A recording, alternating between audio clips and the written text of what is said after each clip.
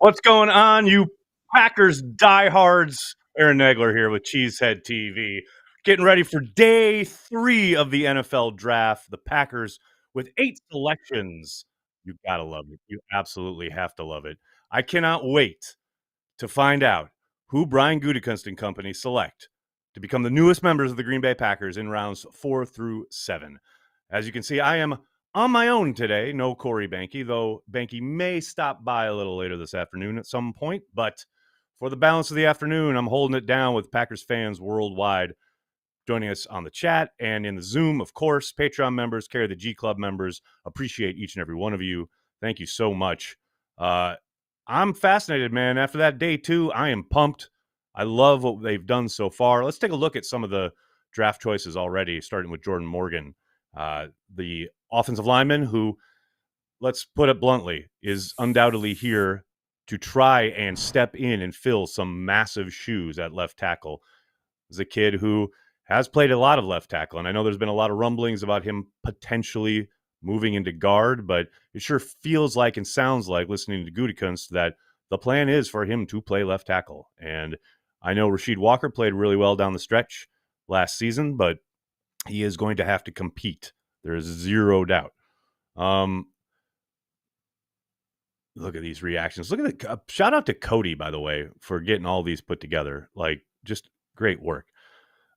Speaking of Cody, I just got an email from Cody. What's up, man? Hold on. I'm going to send you the information in a little bit. Just give me 2 minutes.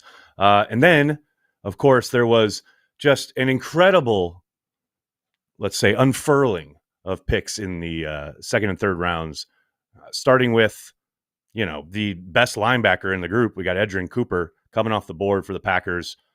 Going to step in, probably going to play the mic right away, pairing up with Quay Walker. And I've seen a lot of kind of already consternation on the old Twitter machine about, how similar he is to Quay. And I don't think he's that similar. I do understand like some of the trait stuff and kind of comparing their games that way. But I do think this guy is a heat-seeking missile and ready to step in and man the middle of Jeff Hafley's defense. And not just in the traditional ways we think of a Mike linebacker, but he is going to be involved when it comes to rushing the passer as well. A lot of interesting ways that Hafley can utilize his skill set on third downs, obvious passing downs, etc. It's going to be a lot of fun. That's right. Look at that. And then, of course, I mean, come on. Who's not excited about their new running back? I mean, Lloyd is a powerhouse. He is fast as hell. He apparently is very, very confident in his pass protection, and he's ready to step in and contribute right away. Echoing what Daniel Jeremiah said on the NFL Network broadcast last night, he said, yeah, I'm the best running back in this draft. And, man, it's hard to quibble with him. The one question mark I think really sticking out looking at everything he did in college is a few fumbles, more than you'd probably like. But hell, the all-time leading rusher in the history of the Green Bay Packers had a fumbling issue. So, as long as he's that productive, all I need is for him to come in and set records. How about that? you gotta love that. Look at these crossing the goal line touchdowns. You just gotta love it. And then just for Joey, let's get Hopper up in here because I don't know a whole lot about this kid. I looked at a little bit of his cut-ups this morning. Still not very familiar with his game. I do find it interesting that I've seen one or two people suggest that looking at his 2022 tape will probably get you a little bit more excited than his 2023 tape. A linebacker, again, who's, would seem to fit this mold. Nicholas, what was that you're telling me? Oh, well, that's upsetting. You should. It should be uploaded there. Oh, no, you don't. All right. Very good. Well, then let's get to Javon Bullard, shall we? Let's get to Bullard. And the number one safety in the CHTV draft guide out of Georgia, another dog for Brian Gutekunst and the Green Bay Packers defense. You talk about a physical specimen. I love that. This play right there, where he just like pile drives a dude into the ground. Now, of course, in the NFL, that might be a penalty, but we'll see. Look at that. See ball, get ball from the middle of the field. Big hit over the middle. And that's the thing I really like when I look at this kid's tape is his recognition, his ability to diagnose right almost from the snap of the football to whatever concept they're trying to run on the offensive side of the ball. He knows ball. He knows what they're trying to do to take advantage of him, and his athleticism really just erases it. So exciting picks, no doubt about it. We'll see what transpires here on day 3. Let's say hello to everybody in the Zoom. I believe we have a handful of diehards coming up in here on day 3. Look at this. Jerry's here. Jerry, are you joining us from across the pond, or are you back on this side of the world? I am. I'm in Italy. All right. I was with you last night. I was with you all last night till 5 a.m. You're insane. I love it. I love it. Well, welcome to day 3. You are truly a diehard.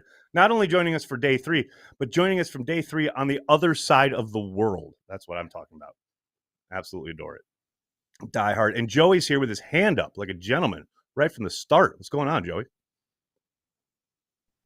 So I just wanted to talk about Tyron Hopper, of course. Good. What a shock. I I'm can't imagine not why. I'm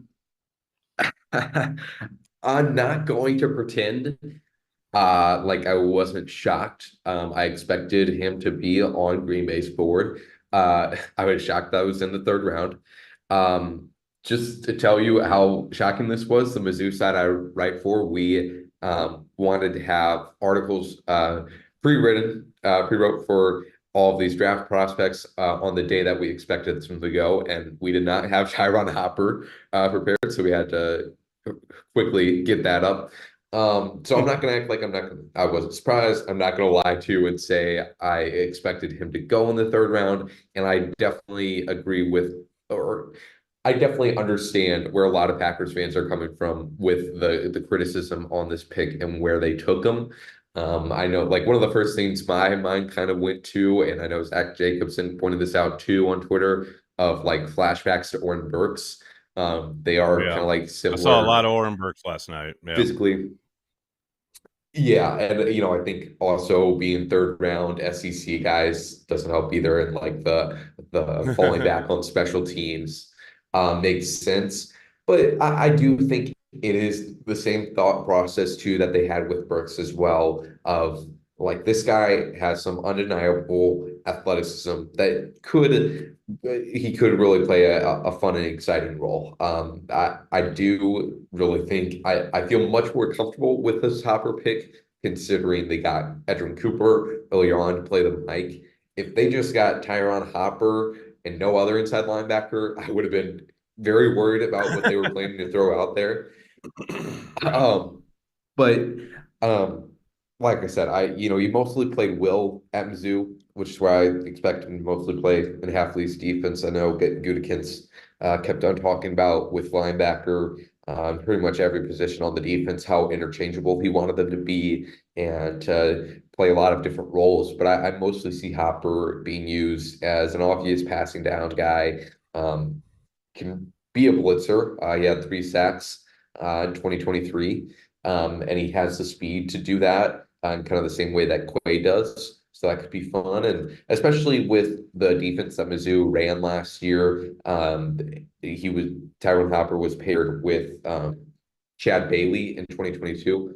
I'm trying to organize my thoughts here and trying to get too disheveled here. But especially the defense Mizzou ran. And I think this also plays into why, like what you were saying, the 2022 film for Hopper is a lot more intriguing and exciting than the 2023.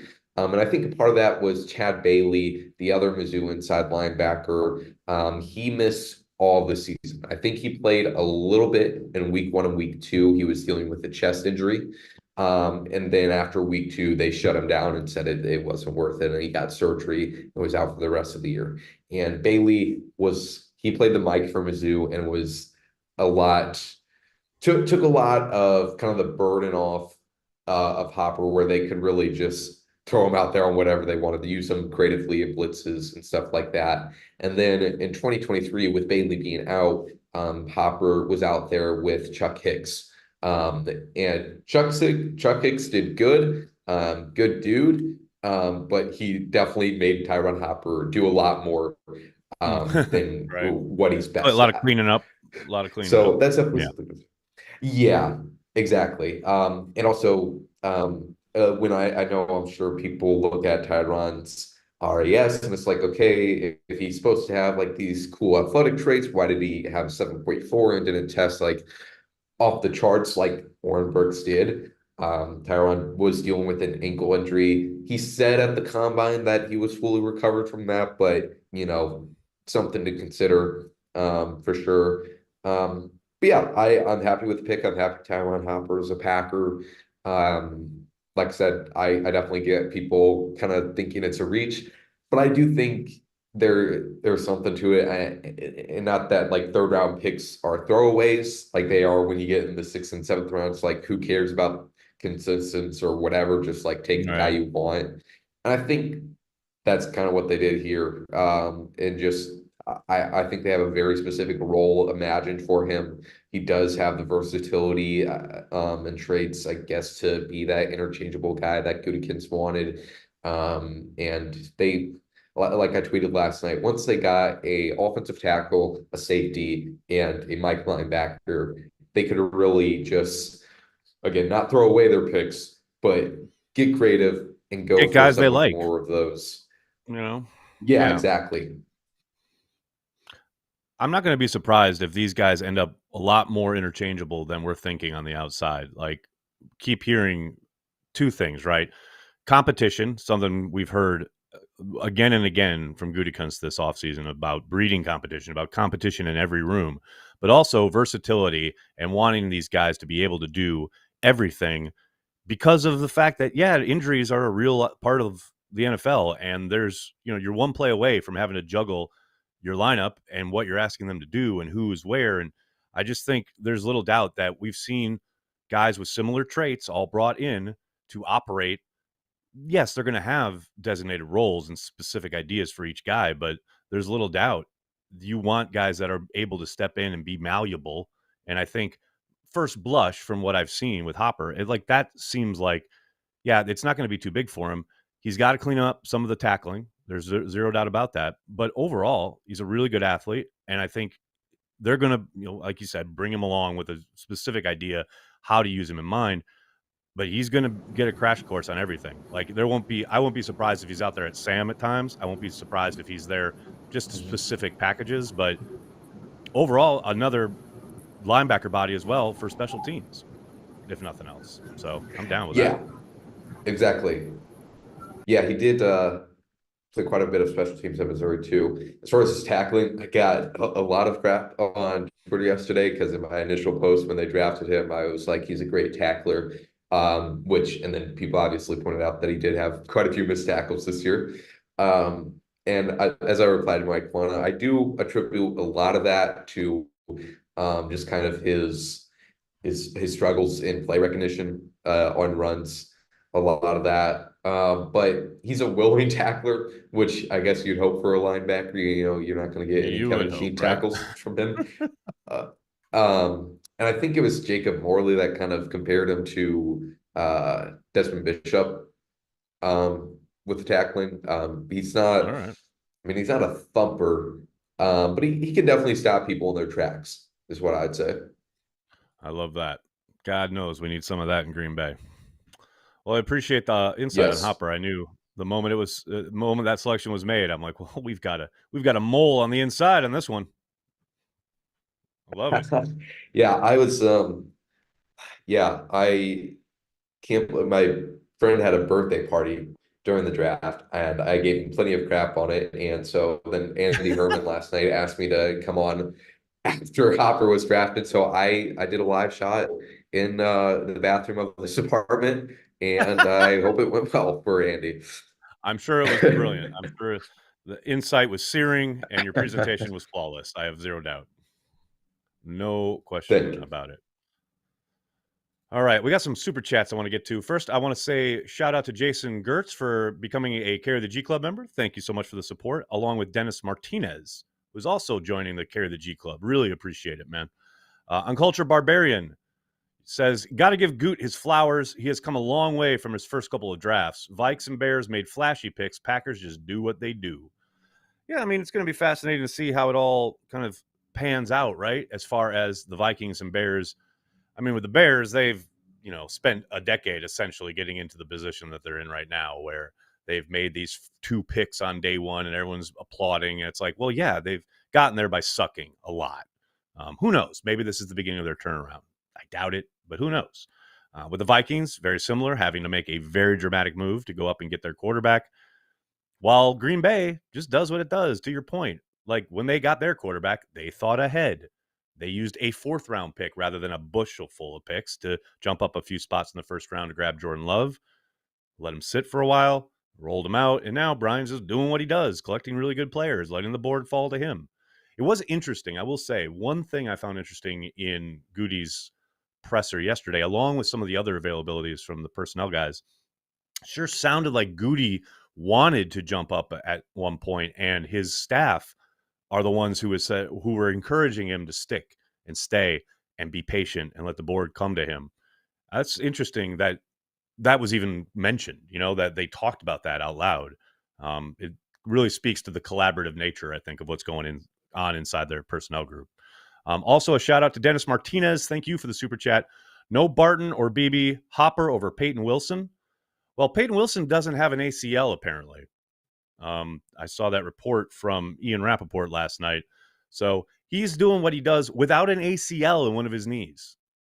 So I would suspect he's probably not even on the Packers board. That would indicate to me that there's a medical thing that the Packers would be thinking, no. And by the way, no Barton. Yeah, but they got Jordan Morgan.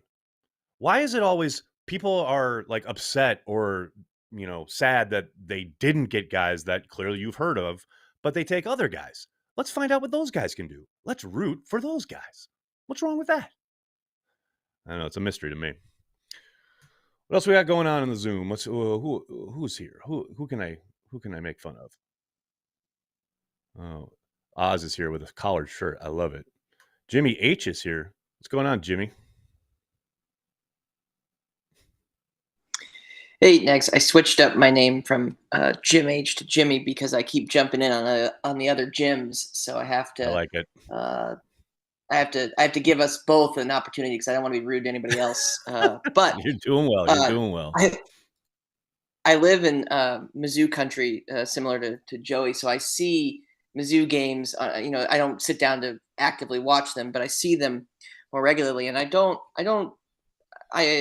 of want to push back on the Oren Burks comparison a little bit because I think he's a much more willing tackler. I agree with a lot of what Joey said, and I think last year he was in different positions and they asked him to do different things, and his 22 tape is significantly better. And one thing that he is he's kind of a see ball, get ball kind of guy, and he is at least gonna if someone needs to fill a gap and hit somebody, he will do it. And I think that is something that separates him a little bit from Oren. And I think this is a more positive. I have a little more positive opinion on the pick than I think some of Packers Twitter. And I think Hopper has an opportunity with the Packers to display more of the 22 tape. And I think it's important to remember too that, everybody was crabbing about Jordan Love's poor tape the year he came out. I was literally that was exactly the point I was going to make. Yes, exactly. 1,000%. I mean, and then the prior year when he had a different system and different players, it looked, I don't remember if it was 18 or 19, whichever was the better year for Love, it looked so much better than his 20 tape. And so, as you say in this chat, progression isn't linear and improvement necessarily isn't linear. And if you ask somebody to do something different than what they're really good at, who knows? I think he's a little more versatile than Oren Burks, and I think he'll at least plug those gaps and hit somebody. And I don't see Oren Burks the comparison as much. I'm sure people will appreciate that. The first time he shoots a gap and hits a running back, and helmets go flying, and that's what I'm looking forward to because he does seem like a physical presence. And shouldn't we want guys who want to tackle? I mean, hasn't that been kind of the problem with the Packers defense for quite some time? Brother, you are preaching to the choir. Yes, sir. Yes, sir. Yeah, give me guys who want to hit. I mean, I'm all for it. I mean, it's been a while. It's been a long while. Well, but, here's the thing. Like, I understand, like, it's not as easy as, okay, yes, they're a willing tackler. That's great. a lot of guys are willing, but they're not good at it. Like Yeah. Apparently the raw tools are there, and I'm excited to see them get refined. Yeah. That's where I'm at. Yeah, I think he's above average in the tackling for sure. Better 22 tape than 23. And look, my comment about Jordan Love's tape is not to suggest that suddenly Hopper is going to become the next Brian Urlacher or Ray Lewis or something. But right. Yeah. But he has an opportunity to show more than I think Oren Burks did. Absolutely love it. You know what I don't love is that my man Mark Oldacres is just sitting there getting ready to watch Villa pound Chelsea later today, and now is just here to supposedly just join in, talk some draft, whatever. But really, I know you're sitting here like a cat get ready to eat the canary and like watch Villa win like 7-0. So I get it. I understand. Enjoy. We suck. I understand. Thank you. Yeah, looking forward to it. I'm actually going to the game, which will be nice. I haven't been able to get down to a game for a while because of work and things like that. But yeah, I'm excited. But that means because I haven't been able to go to the games and they've been winning, I know exactly what's going to happen when I show up there today. So there you go. Yeah. So I wouldn't. I wouldn't say it's a foregone conclusion that this is going to go our way today. So what are you thinking here, day 3 for the Packers? Are you? Where do you think they're headed? Where would you head? Do you have a dream scenario or a dream pick or two guys that you really hope are getting their names called when Green Bay is on the clock? Yeah, I think the only guy that I'd like in this round. There's still guys that I like that I kind of have. That I probably would have been happy if they'd taken yesterday. Obviously, those will start to go as we go down. But I mean, your boy Oladapo, the safety, I love him too. So that would be keeping hope alive. It's yeah. I mean, he's one of the. He's like, what is he? Only 2 crushes left on the list. So he's 2. Him and Garendo. That's it. Yeah. So I love Oladapo, and I think he'd be that kind of like what they picked up with Bullard yesterday. They could probably still do with like a bigger safety. And Oladapo is certainly big. And then I'd love them to get in before they all go. I have like 4 receivers left that I like, and then after that, there's none. So I'd love if they got one of them today, like in round 4 even. Brendan Rice, Javon Baker, Johnny Wilson, Tez Walker. They're all kind of like Packers types, and I like those guys. So it's like totally selfish because they absolutely don't need a receiver, but I just like them. So I'm like, let's have some fun. Right. Like, let's have fun today.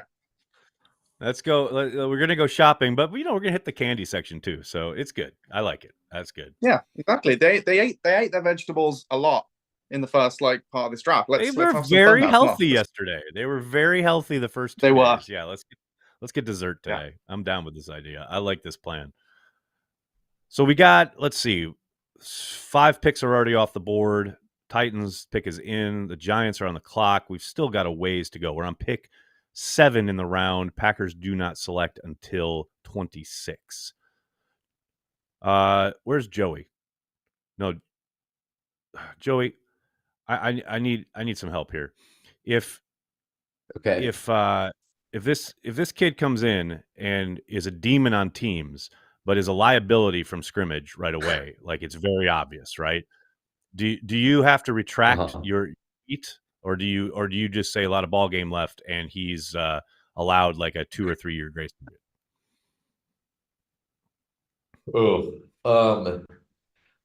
If he ends up being Oren Burks 2.0, it would be hypocritical of me to be a massive Oren Burks disliker. Yeah. So yeah, we'll see. Yeah. Exactly. No, yeah, it would be difficult for me to criticize him, but I mean, there's definitely that's not out of the realm of possibility that he ends up being like that. I love it. Let's go to. Can you fill me in? What? On what?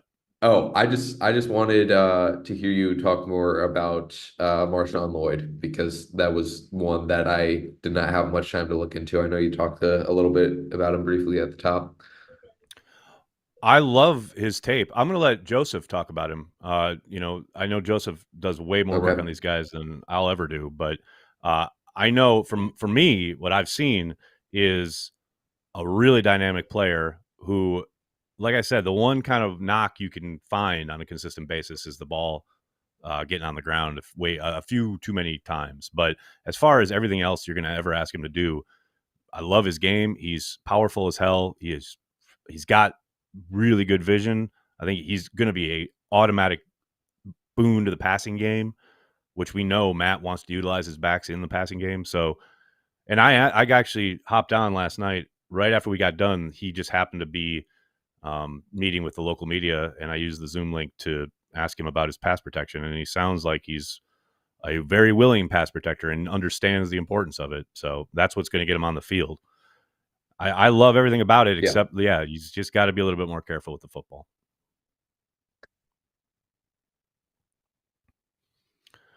All right, let's get Joseph Randolph on here. I want to ask Joseph about his article today. He's got a whole bevy of dudes that I guess he likes on day 3 here. Day 3 targets, Joseph. What are we thinking? Yeah, I think I had 31 total players. I mean, there's 8 picks, you know, maybe, you know, a wide net, maybe we'll get somebody. I was really surprised that there wasn't, and probably because it's day 3, you know, the day 3 tradition, you know, the Packers like to find offensive linemen to develop on day 3. So, my favorites, McCormick and Mahogany, have slid. Tanner Bortolini, the Badger, has slid. Well, it's probably 4th round is probably more his Do you think value. Bortolini, Matt Lee is Bortolini gonna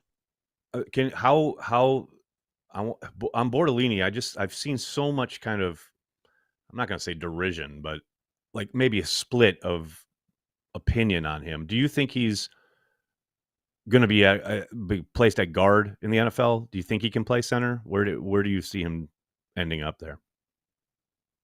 I think they try him at center. There were some snapping issues. That's what they're referring to. There are some snapping issues. Right. But if it doesn't work out, you simplify the game for him and you make him a guard. So the thing is, I don't know if he's the competition we want. I'm looking at him more as a center, that he pans out as a center. But if not, then you're like, okay, well, we simplify. You don't have to snap the ball anymore. You play him at guard. He's hyper athletic. He gets to the second level repeatedly. So, you know, on the inside outside zone stuff that we love to run, he fits that build. So that's kind of the logic with him. But more McCormick, more Mahogany. Javion Cohen is still there. Walter Rouse is still there, which is he was actually a tackle for Oklahoma. So you know, Goot loves his tackle conversion to guard prospects. I have him listed as a guard. So, and then Jalen Sundell from North Dakota State, who was a tackle at North Dakota State, which is more suited to be a center. He might be the better competition if we were looking for somebody to maybe push Myers for time. And I know a couple people talked about Bo Limmer, Andrew Rain, who were at the Senior Bowl. They could maybe be in the mix as well. And at the bottom of my list is Drake Nugent from Michigan. But yeah, somewhere I think another offensive lineman for the interior is going to come into play. I just don't know when. For the linebacker position, I do think we're in, you know, the mix for a third linebacker, that 3-piece, you know, three swings at bat. And Nathaniel Watson from Mississippi State, who was a standout at the Senior Bowl. Not necessarily he's not a poor athlete. He's maybe a stone's throw away from Hopper. So, but he's probably got maybe the better instincts than Hopper day 1, in my opinion. So I know a bunch of people dropped him down into the 7th. I don't think he's in the 7th. I think he's more of a 5th round guy. So he could possibly be in the mix there as well. Cedric Gray just went off the board, which a lot of people cried about Cedric Gray. Cedric Gray missed way more tackles than Tyron Hopper. And can we stop with the Tyron Hopper, Oren Burks, comparison. People are just being over dramatic. Oren Burks was on the internet, on Al Gore's internet, people are being dramatic. The hell you say? Yeah, like Oren Burks was a safety who got moved to linebacker, and for some reason, somebody on the website was saying he was a cornerback, and he's never been a cornerback. He was the 11th ranked outside linebacker in the country for high school. He committed to Florida. Florida went downhill. He moved over to Mizzou. He's been a linebacker, as far as I know, every day in his life. So I don't know why people are trying to compare a linebacker from day one to Oren Burks. It's just the whole third round, and they hate him because they wanted Peyton Wilson. But again, Peyton Wilson has 2 surgically repaired Peyton knees Wilson and stuff a surgically repaired shoulder. Yes. Yeah, and I'm like, everybody learned from the Packers. People like to, the Falcons talked about, maybe we sit a quarterback for 4 years. Well, maybe people were like, you know what? Maybe we shouldn't draft a defensive player with 2 surgically repaired knees, because when the Packers did it with Justin Harrell, who had 2 surgically repaired biceps, it didn't look too good. So, maybe people are being smart about a guy who's got a knee and a half and then a shoulder, which he has to use with every single tackle that he makes. So I don't understand and he's a little thin too. He's a little thin. He may need to be a safety, honestly. I mean, we'll see how they utilize him. Want to give a shout out to Uncultured Barbarian with the super chat here. I love this. This is great. My sci-fi reference for this weekend is Favre the Packers Kiss West Hitterack. I butchered that. But anytime you can get a Dune reference in here, and I'm not so sure I'm in total agreement with the comparison, but you're not far off. You're not far off. That's for the nerds out there. Shout out to the nerds. What else we got here, folks? We're down to pick 9. The Falcons are on the clock. Vikings have taken Kyrie Jackson. The corners starting to go. I'm interested to see if we get a corner today. I know coming into the draft, we had discussed a lot on Twitter and on Packers Daily about the cornerback position and lining up Jair. You're set there. Opposite him, are we counting on Stokes? Is Carrington Valentine getting first crack at the gig? We've re-signed Keyshawn Nixon, but you got to think Nixon and probably some kind of combination of the safeties, whoever they end up being, are probably going to be playing a lot of the slot stuff. But man, I don't know. Heading into this season with just Stokes and Valentine as your main 2 options opposite Jair, I would love to get at least one more perimeter guy in the mix. We'll see if that materializes today. What else we got? David says, I wouldn't count on Stokes. Yeah, I'm with you, man. It's hard. Look, I'm rooting for the guy. There's no doubt about it. But A, he hasn't been able to stay on the field. And B, basically since his rookie year, when he has been on the field, it hasn't been good. It has not been good enough. There's zero doubt about that. So we'll see. I don't know, man. Just makes me a little, that spot opposite Jair, that makes me a little nervous. What do you think, Old Acres? If we're going to, look at corners, is there a corner that you there's just not a ton like? Of guys. That's the problem, there's right? There's just not a ton of guys left, really. Yeah. There's not a ton of guys left today. And it is a tricky spot. And I think this is the thing I've come back to with the Stokes thing in particular is like, it's totally fine for us on the outside to say, well, you can't go into 20, you can't expect Eric Stokes to give you anything going forward based on what we've had. Like, you can't assume he's going to do anything for you. You have to assume he's not going to. But the Packers have way more information than we do. So like, we can say that. Yeah. But at the end of the day, this is still a guy they took in the first round. He had a good rookie year, and it's all gone to shit pretty much since then. But it's like, in terms of pure talent, you're not going to get anyone today that's better than Eric Stokes. So, and Valentine, did have a good rookie year, and it's a 7th round pick. It's not someone you're going to totally rely on to just continue that progression. It's not always linear, but yeah, I mean, I would definitely pick one up today just to add somebody to the room. But there's just not really those guys there that you think there's not a guy that's kind of fell into this round that you're thinking, wow, I hope he's there. for us at 126 or something like that. That's really going to come in and have a big impact. I wouldn't have thought. So I'm sure they'll add somebody, but it's just going to be a camp battle. Like just do the thing with the Joker. You drop you break the pull cue in half. You throw it on the floor and just hope somebody Ladies and steps up gentlemen, to the plate across. The Packers have traded up. The Packers have traded up. Ooh. They are on the clock. Here's your move. We were wondering, would Gutekunst make a move? He has jumped up pretty much, over 10 spots, 12 spots. Packers are on the clock. Who do we think? Who will they be targeting? What are they trying to do here? Very exciting stuff here on day 3 of the NFL draft. Goody has traded away all his picks. He's going to make this one pick, and he's going to be like, see you in New Orleans. Maybe not. Okay. But they have traded up. They are on the clock. Very exciting stuff. We shall see. All right. Now we just refresh Twitter incessantly and see. All right. What do you think, Joseph? I think it's got to be Cam Hart because Kyrie Jackson just went. They're the 6'3" corner duo.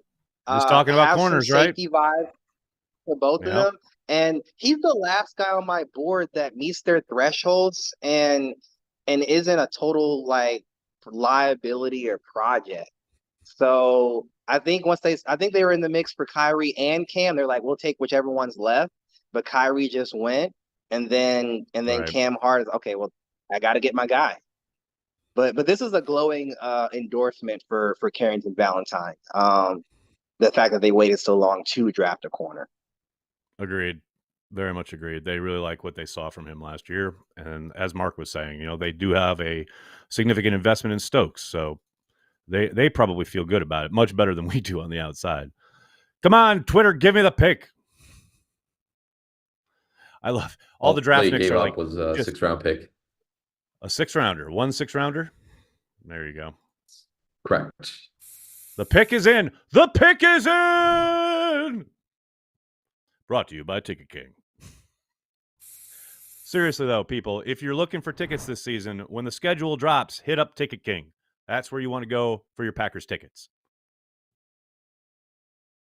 Look at this. Green Bay making moves. All right, who we got? Click, click, click. That's right. I love that he traded with Joe Douglas. He's like, you remember that trade we did last year? Well, how about you use the 6th round? Could you use their 6th-round pick? Okay, here you go. Oh, come on now. Just a quiver of anticipation. The pick is in. Who is it? Honestly, only giving up 1 6th-round pick to move up that many spots is that many spots, awesome. Exactly. I mean, it is the 4th round. It's not like they're moving up on day 2 or yeah, one, but it is nice. Only giving up the 1st round. Seriously. Number 111. Come on now. Who is it? Give me the information.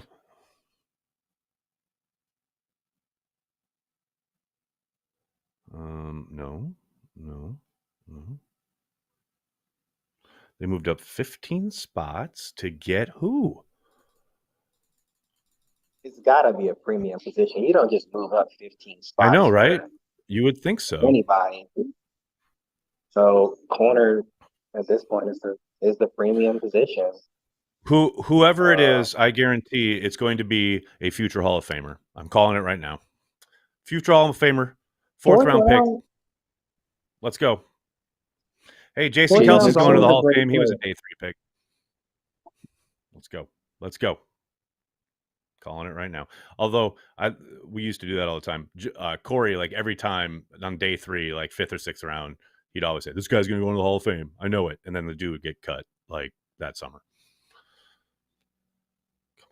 Come on. What do we got? NFL, you're killing me. Nothing yet. Nothing. Isn't it like 5 minutes per pick? The pick's already in. TJ Tampa? Is TJ Tampa the pick? We talked about him yesterday. They did it. I hope Oh my not, goodness. Shadow Green? People just guessing. People just guessing. Oh my goodness. Coach is out of that sling, but you can tell his left arm ain't right though. But he's out of that I know, sling. right? Someone said rotator cuff surgery. I can believe that. Well, like he had the Achilles a couple of summers ago, and now he's got busted up shoulder. I love My it. man, he looked like Peyton Wilson out there, man. He all busted up. I love it. You had one? I know. Where is it? I still have not seen anything official on this. It looks like it. Yeah, I've just seen PFF say they took TJ Tampa, PFF but has it. no greater source than that. Yeah. I just want to make sure I see it. I don't even see them like putting out picks. What the hell? I mean, corner is what we were talking about, so that would make sense. See, here we go. Wes Hodkiewicz. Now there's someone I trust. Oregon safety, Evan Williams. Evan Williams, not TJ Tampa. Oh, let's go. Evan Williams is the pick at 111. Not Oladapo. As I told you, he is a crush. So no way he was going to be a Green Bay Packer. It is Oregon safety Evan Williams at 111, who the Packers clearly. Shout out to Fresno State right there. Joseph, what do you think about Evan Williams? You know, he was kind of like a tweener for my board. I was hoping for somebody with a little bit more heft. He's probably definitely going to be a box safety, as you see, 4.5 sacks. So I'm a little. This is probably the only pick that I'm a little kind of like, but I trust I trust the front office. They made the choice that they wanted to make. So go Pat, go. Absolutely love it. Where's Old Acres there? Is Old Acres there, or did he jet? Is he going to the game? He's probably out. I'm gonna see what his reaction was, but he gone. I think we got a hand up. Who do we got there? Oh, there you are. Hold on a second, Mark. Hold on. We have a gentleman with his hand up. I don't know the name. Jason with his hand up. What's up, Jason?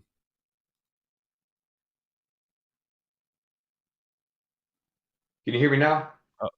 Gotcha, buddy. All right. Hey, man, I've been wanting to say, long-time listener, first-time subscriber, you saved my life back in the day. I had a massive rotator cuff surgery, and it made me miserable, and I was hurting bad. And then as soon as I got out of my sling, COVID hit, and I everybody in California, I'm in Orange County, California, but I was born and raised in Green Bay. And but I went to Fresno State. So this guy right here, I love this guy. This new guy we got. Nice. But like, man, I used to walk miles listening to your podcast every day. Everybody in this network.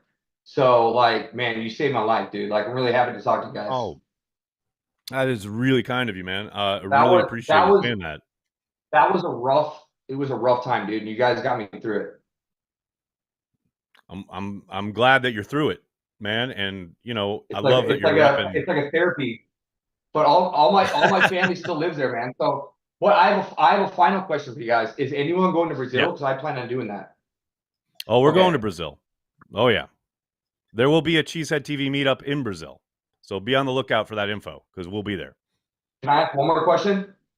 Yeah, of course. So I like all content, and so you guys compete with all these other people, or are you guys friendly? You know, they all seem like nice dudes. You know what I mean?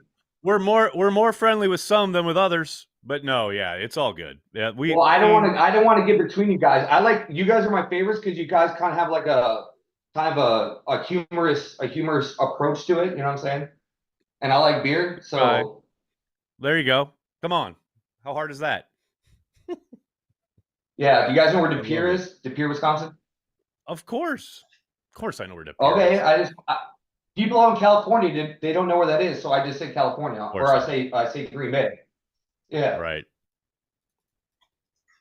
Love it. Anyways, dude, I've been listening to your stuff for like years, many years. So I just wanted to give you, I should have subscribed many years ago, but I was just doing the podcast. I didn't know about the YouTube. Oh, dude. I appreciate it, man. Thank you so much. No, thank you, man. It's very therapeutic, man. I was in a dark place, bro. You have no idea. Well, I'm glad we're through it, dude. Go Pack, go. We got Amar up in here. What's up, Amar? I was gonna say, I know Justice is probably happy about that pick. I'm big duck. Big duck. What are you thinking about that pick? I liked Evan Williams. I thought maybe we could have gone next round, but Goody's gonna get his guy. He pulled that Ted Thompson. It's not about he goes, I don't care what it takes. I want the guy, right? Kind of how you want to claim Matthews. Yes, so I feel like he probably made that move there. I'm telling you, I'm a Jaden Hicks guy. I love Jaden Hicks, and I don't think that's gonna happen now. But that's who I really wanted. But hey, I liked Evan Williams too. He was a Senior Bowl standout. So, and Justice just posted something on Twitter saying that from an Oregon staffer saying congrats on getting the best player on our defense. So hey, I'll take it. There you go. There you go. Yep. Like that. Absolutely love it. I mean, yeah, they look. We all know how bare the cupboard was at safety last year. I literally did a video early, like about 2 months ago, saying it's time to start over at safety again. And they certainly are. Like, there's zero doubt. This is 100%. We are completely 100%. Changing our safety room, which they needed to do. So it's not my guy Oladapo, but it's all right. We'll be all right. He can still get him later, though, I think. But Perry said, I know, right?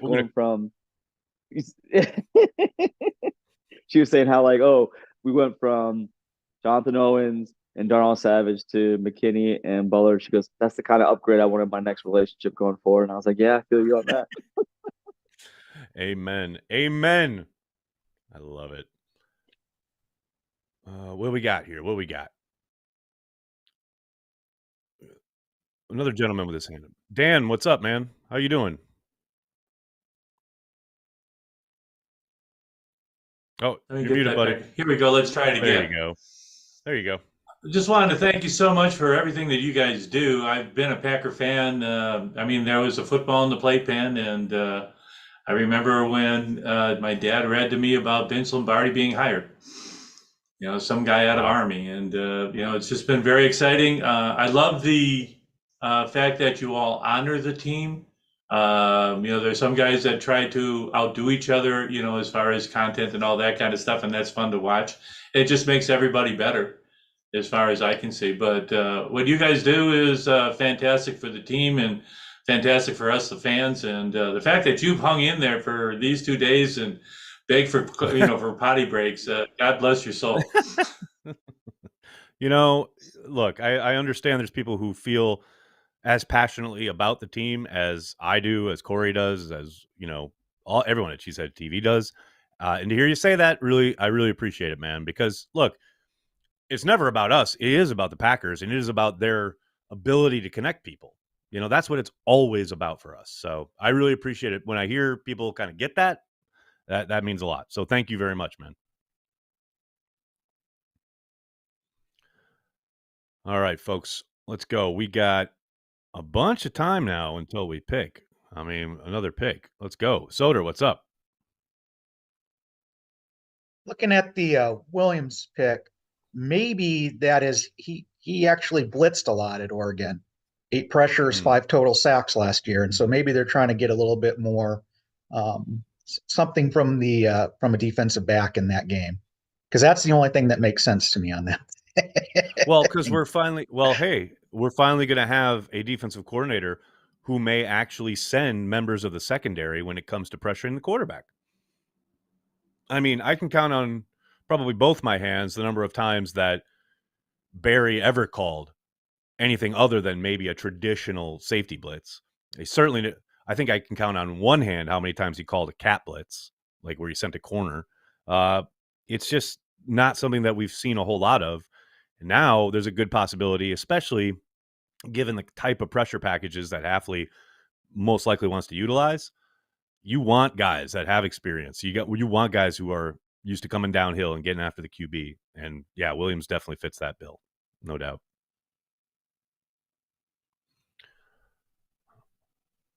We got a whole new safety group. Absolutely phenomenal. What's up, Nick? How you doing, man? Hey, what's up, man? I just wanted to say I had surgery the other day, so I was bummed that I missed the first 2 nights of the draft here, but I finally healed up on the nose a little bit enough to talk to y'all. Just wanted to say what's up. Good to see you, brother. Yeah, that is some unfortunate timing on the surgery there. Yeah, it's all right. I mean, I was pretty laid up on Percocet watching night 1, so it was all right. But other than that, no, we're feeling pretty good. Dude, well, how are you feeling about the draft? We got Bullard, so I was super stoked on that. I called that a couple months ago that I liked that guy. Cooper, of course, was awesome. I was definitely in the camp of being confused about night 1 a little bit with DeJean still on the board, but I forgave him because of Bullard. So far, I think they're doing great, man. I think it's great. I've been super stoked with it the whole time. Yeah, I think I got to do an interesting draft. No, yeah, for sure. I was definitely not surprised to see him just sit. I didn't think he was going to move. That's why I wrote that article a few weeks ago, man. I think he was just really happy with what he had. But I'm doing, I think, picks 201 and 206, 265 today. I'm doing the article for. Nice. Trying to stay lucid enough and for it. We appreciate it. Yeah. Exactly. Man. Well, thanks for hanging out with us, man. Appreciate you. Yeah, no. I appreciate you guys doing this stuff, man. Keeps me sane during all this stuff. That's what I want to do. Oh, Charlene is here. Well, hello, Charlene. Thanks for joining us. I saw you pop in very briefly the other night, but I haven't seen a whole lot of you this weekend. What's going on over there on the other side of the world? Been busy. Yeah, busy. Typical. When we get the schedule, we're going to have to, hopefully, we're going to have to get our heads together and figure out the CHTV meetup this year. I think there's definitely a consensus. We want it to be a little earlier. Okay. Earlier, like just warmer, like warmer. I think people were hoping, because we keep having it like in December and it's freezing, and I think people just want to like be able to hang out and grill out. That's the way I like it. I know, you and me both. I know, and Charlene, let's be honest, it really is about you, and so they can have their input, but ultimately I get to decide. No. So we'll talk about it. Appreciate you, Charlene. Absolutely. Thank you so much for being here. I'm glitching a little because that's what I do. Man, Aaron, we just have to do the December meeting in a southern city. Brazil. Sir, yeah. Why the hell? We're going to have a Brazil meetup. There's no doubt about that. But why the hell will we have a meetup in a southern city for the Green Bay Packers, man, when Lambeau Field exists? What? We did the meetup in what did we do the meetup in right Chicago? Now? The last one in Chicago? I wasn't at no meetup in Chicago, except for the NFC Championship game in 2010. Maybe I had that. Maybe Man, I had. Are you making up meetups without me? Is that what's going on? Are there Cheesehead TV meetups I'm not invited to? Is that what's up? Maybe what the hell? I thought man? when I looked at the end, but I was like, why are we doing the meetup at the Bears? I was like, okay, well, whatever. But I was like, it's out of my schedule. It was the Bears game. It was the Bears game at Lambeau. That was the first one, actually. Okay, I had my schedule. I was like, why are we? I mean, I was like, okay, fine. It's cheaper to fly into Chicago than it is Green Bay. I was like, okay, no problem. Having no damn meetup down south. What? Lord. We got Dan's hand up. What's up, Dan? Just real quick, I just wanted to compliment Gutekunst on the last 2 drafts that he's had. One thing that I've really noticed about the Packers is how much faster they have gotten over the last 3-4 drafts. Yeah. And you just see the team speed increasing, especially on defense. And the other thing that is really exciting to me, and this is after watching the Bucs again last night, how much younger they're doing. And they look, and how much quicker their twitch is. You watch, so many teams that are, ourselves included, we're chasing that championship. We have a tremendous, talent in a quarterback, and we think that we can just go and get that one piece, that one guy, and all of a sudden you've got, 6, 8, 10 guys over 30 years old on the team, and it shows on the field. It's a rough game, and you've got to have guys who can recover by, the next week or at least by the end of the season. You're just not going to have that with older guys. Totally agree. I remember the NFC Championship game against the Giants when Favre just looked so old and cold. And that was the kind of moment for me where I was like, oh, it really is a young man's game. And you think about it, a buddy of mine, I remember, made the comparison where if you're at like a family gathering, whatever, and like whether it's Thanksgiving or maybe a wedding or whatever, and a bunch of guys usually get together and maybe have a flag football game or a 2-hand touch game while, they're outside or whatever, man, the young guys are the ones who are always sprightly, running around no matter how cold it is. The old guys are the ones going, oh man, yeah, I only got a few in me and I got to get back inside and get to the bar or whatever. It's like, that's just nature. So you look at the kind of evolution of the roster when they cut the fat, so to speak, with all those vets last year. And there was so much hand wringing, even from the media, which was always weird to me. It was like Gutekunst was, God bless him for not just going, guys, I'm getting rid of the old guys. I'm bringing in the young guys. And you don't have to look much further than the dope sheet that came out a couple days ago where they have the how they are built section, which is always one of my favorite bits. You look like the bulk now of this team is basically assembled through the last 2 years of the draft.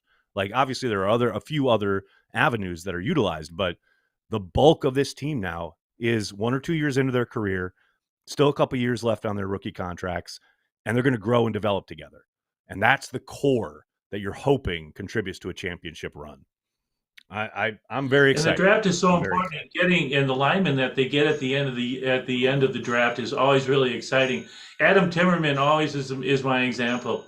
Here's a guy who was drafted in the 6th round. He was 2-time a Pro Bowl player. Ron Wolf, for all the beauty that he had and brought to this team and the brilliant mind that he had. He let him go because he was a 6th round draft choice. Well, what did he do? He became for the St. Louis Cardinals. I know it's a long time ago, but he was an all-pro Pro Bowl player down there 2 times again. So, you just got, the Packers develop, their players and make it work. They don't just simply draft and move on, which I think you see a lot in teams like Dallas Cowboys who are just looking for stars. And that's one of the reasons that I love the Packers. Very much agreed. They have a program. They're not talent collectors. They have, a team building philosophy and a development philosophy. I very much agree. It looks like the Colts took Bortolini. So there you go. The Colts taking the Wisconsin product that we were talking about earlier. Can't say I'm surprised. That's a very Colts pick. We got some more hands up. What's going on? Who do we got there?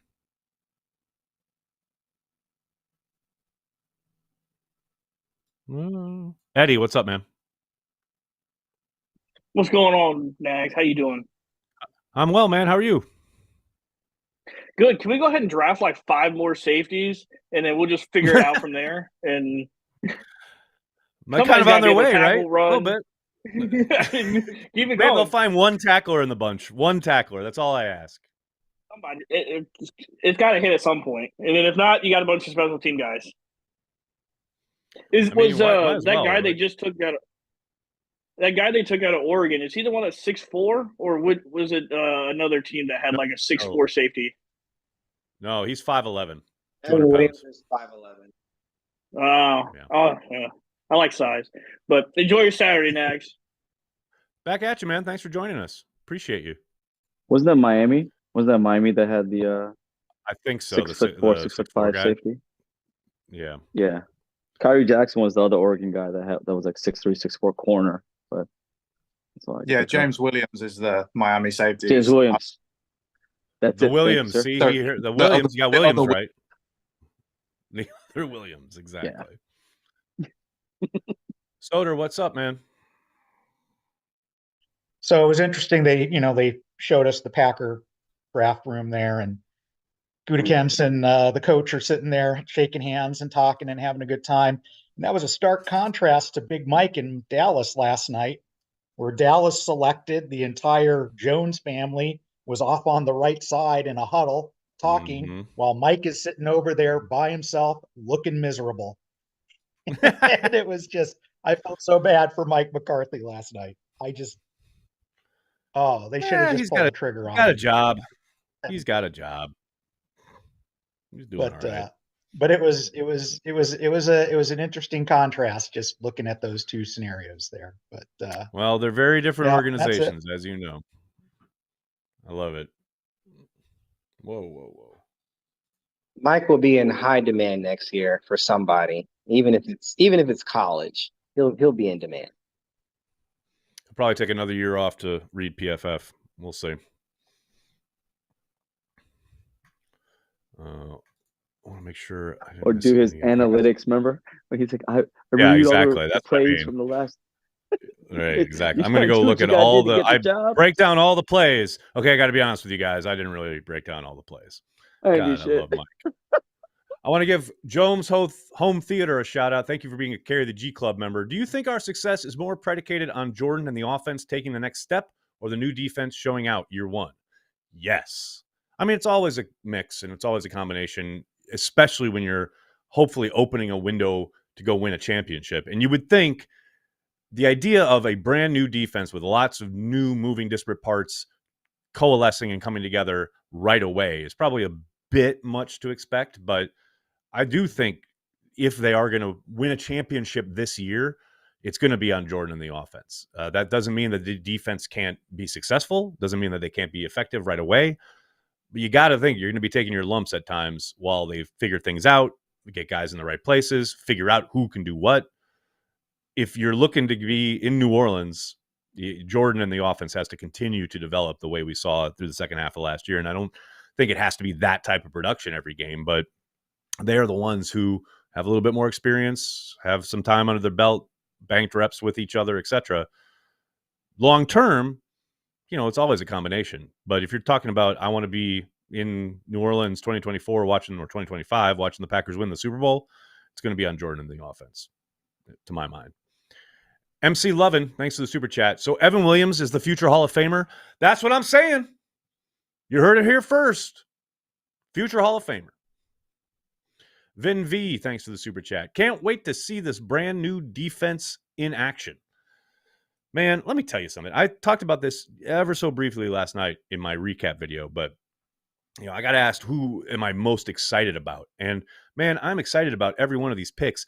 It's hard for me to get too excited about anybody on the defensive side of the ball in Green Bay, Wisconsin, until I see it on the field. I have been burned so many times. There are so many years where we have gone into the season, hell, coming out of training camp. This defense looks legit. They look so improved. Oh, they're going to be, quote, more aggressive. They're going to be cleaning things up. They're going to simplify things. They're going to do all this stuff. And then you get in the first game, it's 3rd and 10. You give up a huge 20-yard chunk, and we're on our way. I know Hafley is instituting all sorts of new stuff. It's a scheme change. It's going to look very different. And I am very excited about all of that. But whoo, baby, fool me once. Fool me 4 billion times. Shame on me. That's what I'm saying. So I'm excited, but I got to see it on the field. Definitely got to see it on the field. All right. I think we had some more hands up. I'm not sure. Jason with his hand up. What's up, Jason?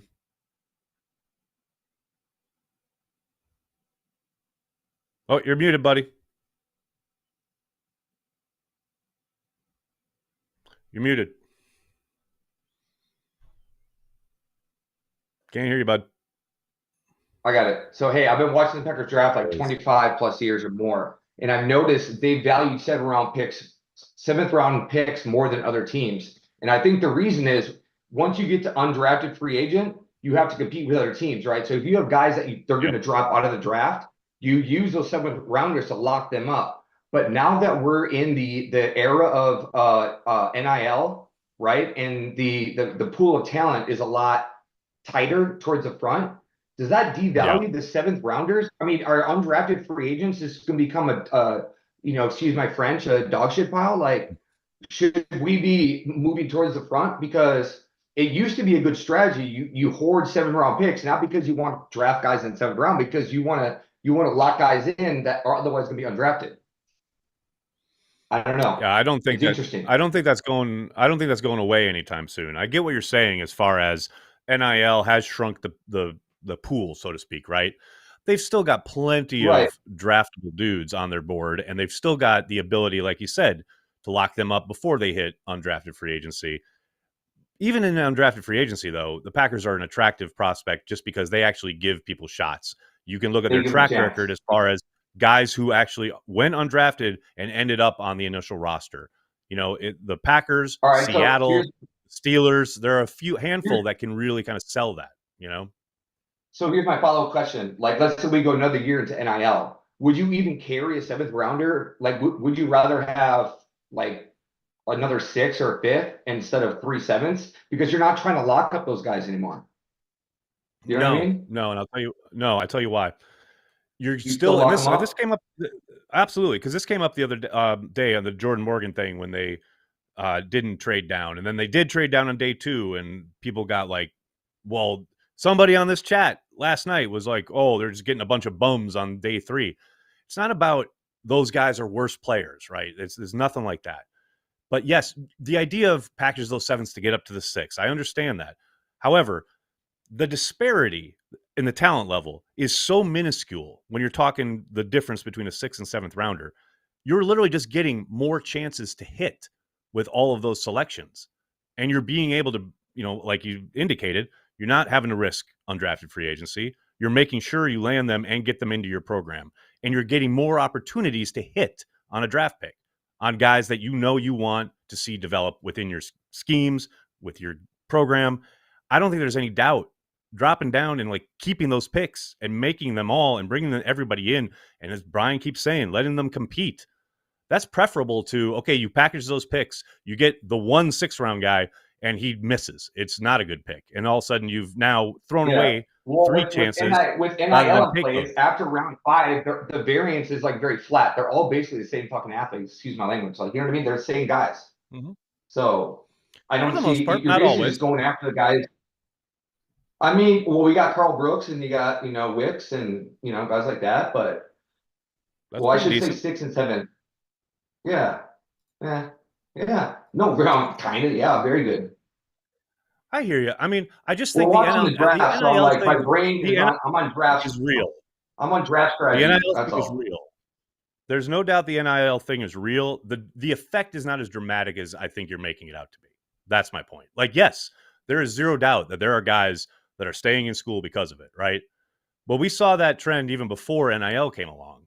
There's zero doubt that way more underclassmen were committed or, trying to get drafted 5 years ago, right? Comparative to today. But that doesn't mean that there aren't still hundreds of prospects. I mean, in a room where you're trying to get the best 3 or 4 guys, say, at the bottom of your roster to be helping you on special teams, take as many chances as you can to hit on those guys rather than throw those picks away because you, like you said, it's all very similar as far as their. What if you're an NIL and your agent says, hey, you're going to be undrafted or a 7th round guy, right? Would you stay in college and get that NIL money, right? Or would you roll the dice and go into the draft? That's such a context. That's such a context specific question, though, right? If you're a local hero, right, and you can really put your name on anything, that's very get all that money, my friend. You know what I mean? Like, of course, you're probably going to stick around. But if you're the backup lineman at Penn State and, this is your one shot and you're getting no traction as far as NIL goes in your college days, well, yeah, you want to go to the NFL draft. You know, I just think like if I there's was a too many scrub and I specifics was a there. hometown hero, I would stay in college as long as I could and be surrounded by beautiful college Live women the and be glory hero. days, baby. Live the glory days. But I just think the draft is going to be very topic, man. All the studs are going to come over for the big money. That's all. Yeah, probably. You never know. Well, like I said, it's We'll going to see. be It's gonna very be case by interesting, case, NFL. I would think. No doubt. Very, very true. I mean, the NIL thing is not going away. It is very much something that is going to have to be dealt with both by the colleges and with the NFL. I don't think for a moment, though, that, it's going to drastically affect how teams operate, especially like the Packers. I do think it shrinks the pool slightly. That's about it. The Bears took a Right, punter. the Bears took a No punter. way. Oh my God. Torrey They're Taylor, definitely Iowa. winning the draft. There you go. Eddie, what's up, man? Do you have any quarterbacks that are remaining that you think Goody might take a swing on? Like, I see the guy from Tennessee and watching him all year. I mean, he was fun to watch. And with the guy that has that kind of arm strength and that zip on the ball, I mean, Tom Clements can figure him out to dial him in a little bit. And if anything, have it just be like a broken house, you fix it and flip it. And or he could be good down the road. But I mean, I think he has a lot of intangibles that could grade out to be like a 5th round pick, to where it's like, I believe you're talking it's about worth it because you're talking about remember Joe his name. Milton, right? Joe Milton, I think. Yeah, I Yeah. got him and Right. the Bama quarterback mixed up because I think they both have similar last names. Well, what's funny? he's a big dude. This is true. This is true. Is Cody here? I don't know if Cody's on with us at the moment. I sent him the info, but I don't know if he's joined us. Cody, are you there, buddy? There he is. Okay, so Cody can confirm this. When I made my draft crushes video, the very first set that I sent to Cody included Joe Milton, but then I took Milton out so I could include Renardo Green. So and I just want Cody to confirm this. I'm not telling tales out of school here. No, you 100% did. And I even responded, thank you. I like Joe Milton. So definitely wanted to keep him. So hopefully we can get him So when later. the Packers take Joe Milton, you can thank me for not putting him on the draft crushes video. Hell yeah. I mean, Now- he'll at least make preseason fun to watch. I mean, big watch the time. guy run around Big and time. throw the ball 80 yards off his back foot. I mean, I'll watch the preseason game for that. I'm down with that. But I wanted to That's like stir the pot with Joe you a Callahan. little bit. All right, what's up? Yeah. So you know how in the free agency, in past years, how any player that was linked to the Packers, it was rumored that it was just to do that, just to get the market up or the value up. Do you think that Right. kind of took place the same way in the draft of teams jumping ahead because they thought, oh, the Packers might take this guy because there's been so many ties around him, just for us to not be involved at all and make other team or the more competitive teams now just pay more for somebody we weren't even going to take? Right. The Packers will tell you yes, but there's no real way to know. That's I would an unending thing. I would suspect there's a little bit of that, because I talk about this all the time, where staffs talk to each other in the way that, like, if I worked for I don't know, Meta, right, and Corey worked for Twitter or X, right, and our companies compete, but we're still friends. And I'm not supposed to talk about stuff, but I'm still going to talk about some stuff. And there's zero doubt. And I know this for a fact. That goes on, right? So there's some information there that staffs will try to glean. Well, so-and-so at that shop, what are they thinking about XYZ? Now, this is how deep it can go. Like, Brian may tell one of his guys, I know so-and-so, tell him we like this guy. Now they have to go back and say, okay, is that my buddy talking? Is that a message from Brian trying to throw out subterfuge? And there's all those levels, right? So I do think some of that goes on, and possibly, and I think the most obvious example here is the Eagles jumping right in front of the Packers for DeJean. Assholes. Brian, Brian says that his drop down was in place prior to that occurring. Now, is that true? I don't know. Is it true that they wouldn't have taken DeJean anyway? I don't know.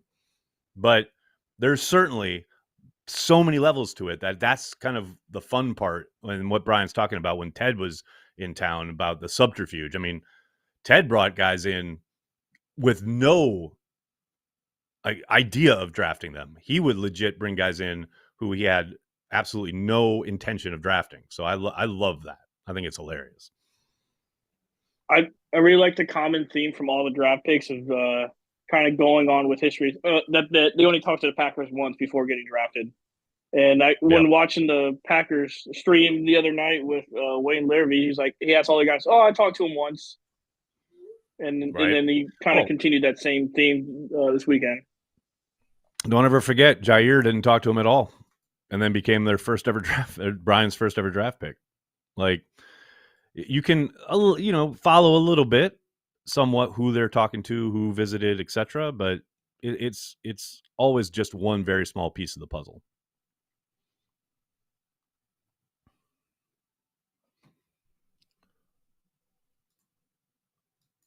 Okay, where are we at, man?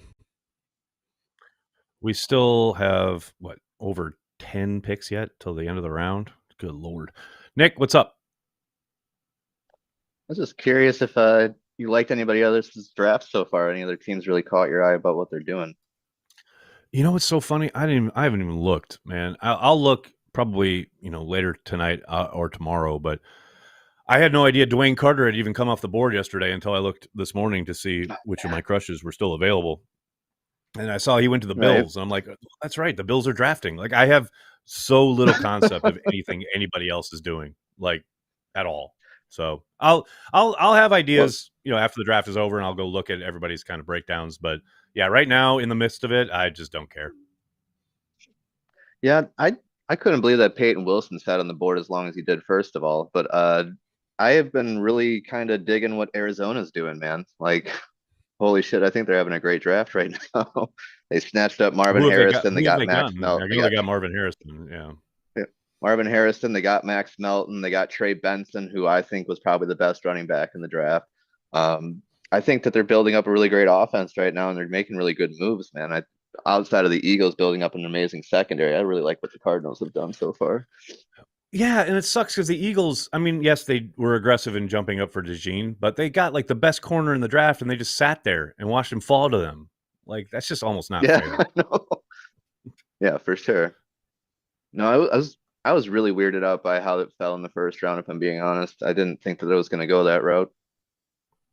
That was very wrong. Well, when you have 6 quarterbacks go in the first 12 picks, man, it changes the whole dynamic of the thing, For sure. I'll give a shout out to Nick D. Thanks for the super chat, man. Saw the stat today that day 3 picks and undrafted free agents accounted for 43% of all snaps in the NFL last year. These picks count. Keep up the great work. Go Pack, go. Yeah, I mean, it's two things. Like, it's youth, like we were talking about earlier with Dan. Like, you want as many young guys to make up the bulk of your team as possible. But B, when it comes to roster construction, it's cheap labor. You're locking up guys into 4-year deals on the cheap, especially down there in the 6th, 7th round. So yeah, it's a question of making sure you've got, the churn on the bottom of your roster, and the competition there is going to end up on the field, whether it is on special teams or even from scrimmage. Those players are not nothing, no doubt about it. So what do we got here? We got the Texans have taken Stover, the tight end out of Ohio State. I liked him. Knew that wasn't going to be a Packers pick, though. Joseph, what are we thinking? How's the board sitting? Where are the Packers going to go in the 5th round?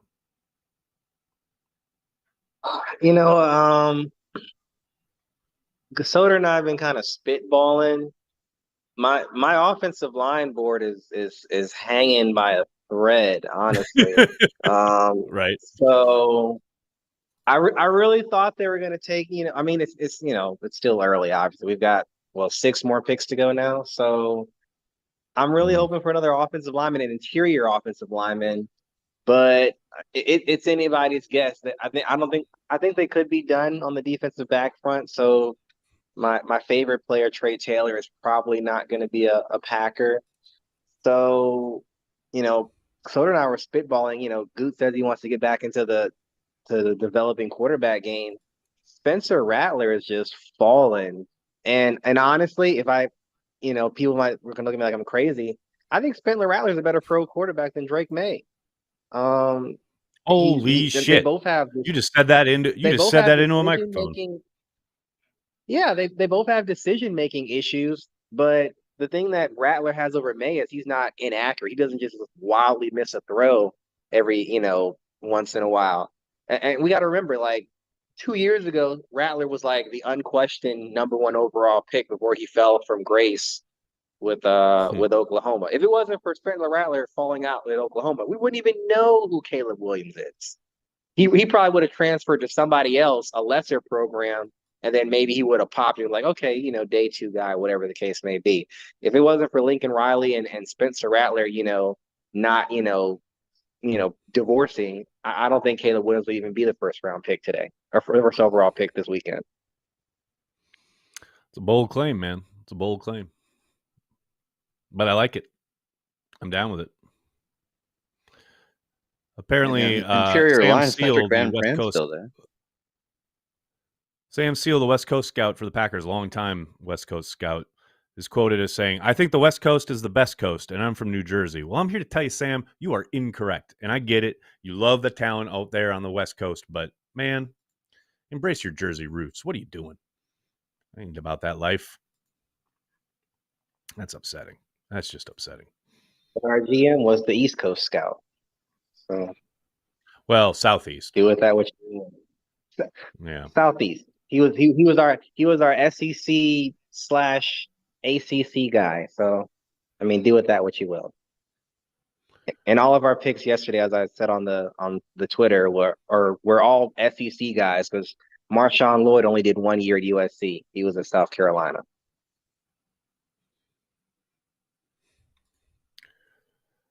So who we got?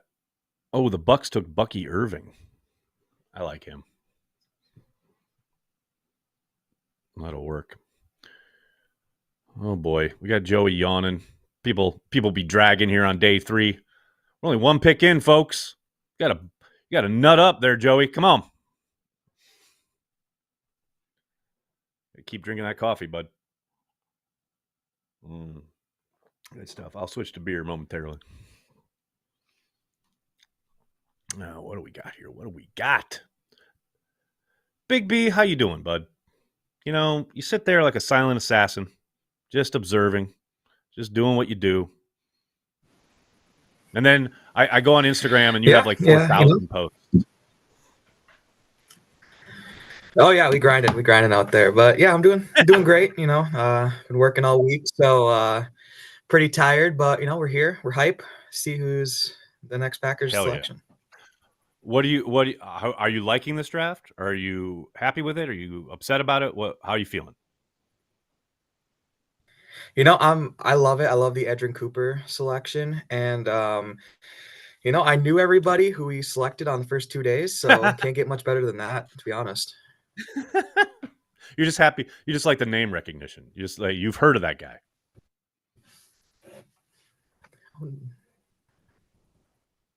Love it. Very, very good. Good to have you with us, as always.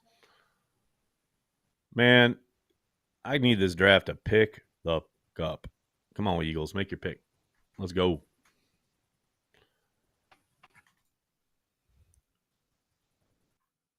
I love that there are people in the chat just talking about their draft crushes going to other teams. Yeah, but by the time you get to this, you get to this draft, this point of the draft, like, man, all the dudes you spent all these months like studying and learning about, they eventually end up on other teams. That's the sad part. Yeah, Ying Vang, you heard me. You got a problem? Welcome to the grown-ups table. It's going to be okay. I promise. It's going to be all right. Take a breath. Peace out. Kamikaze says, Edrin Cooper is so overrated. There you go. There's the negativity I live for. That's the internet I know and love. I'm going to love it when Edrin Cooper is wrecking fools and you're cheering for him. What's up, Eddie? Is there any edge rushers still out there that are worth taking a flyer on?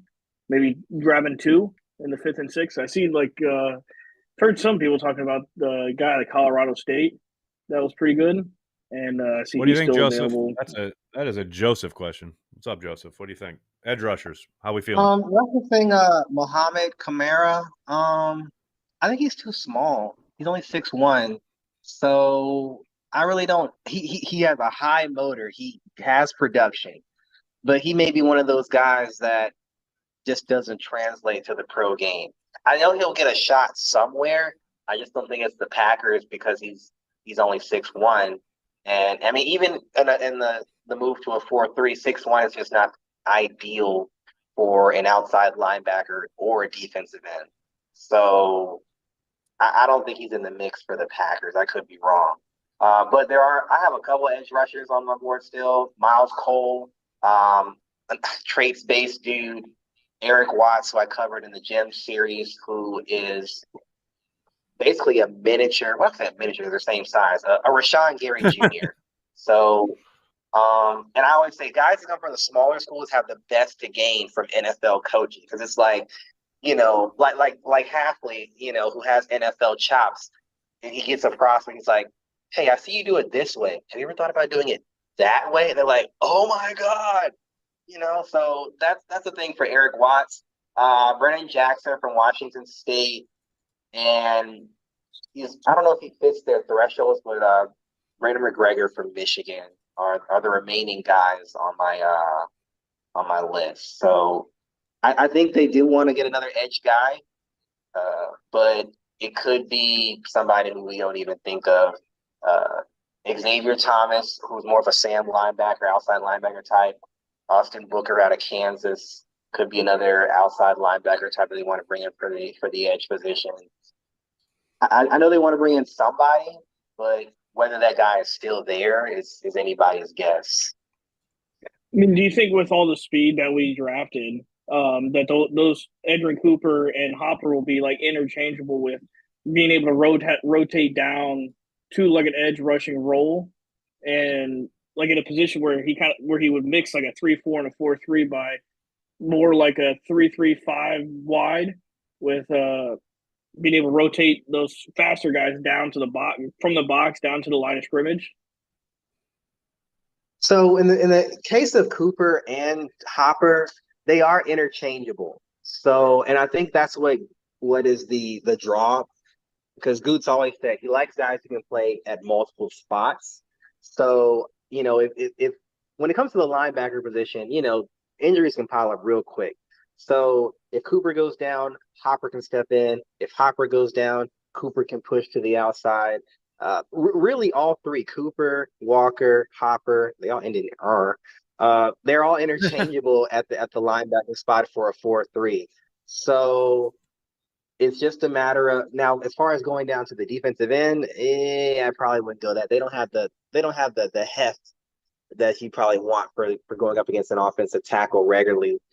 But as far as like within the linebacking, the second level of the front seven, absolutely.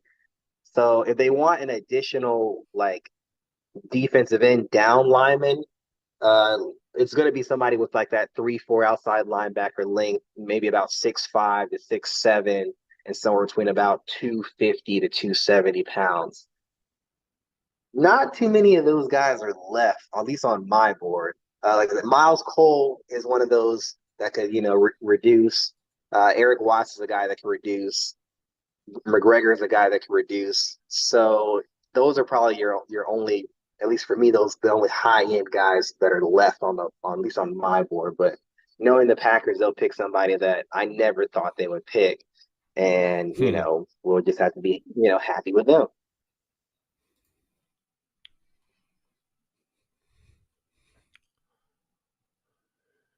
Reading the chat here, someone asked if wasn't it reported that Peyton Wilson doesn't have an ACL in one of his knees. Yes, Ian Rappaport put that out there last night. Good Lord. Let's go. Jason with his hand up. What's up, man?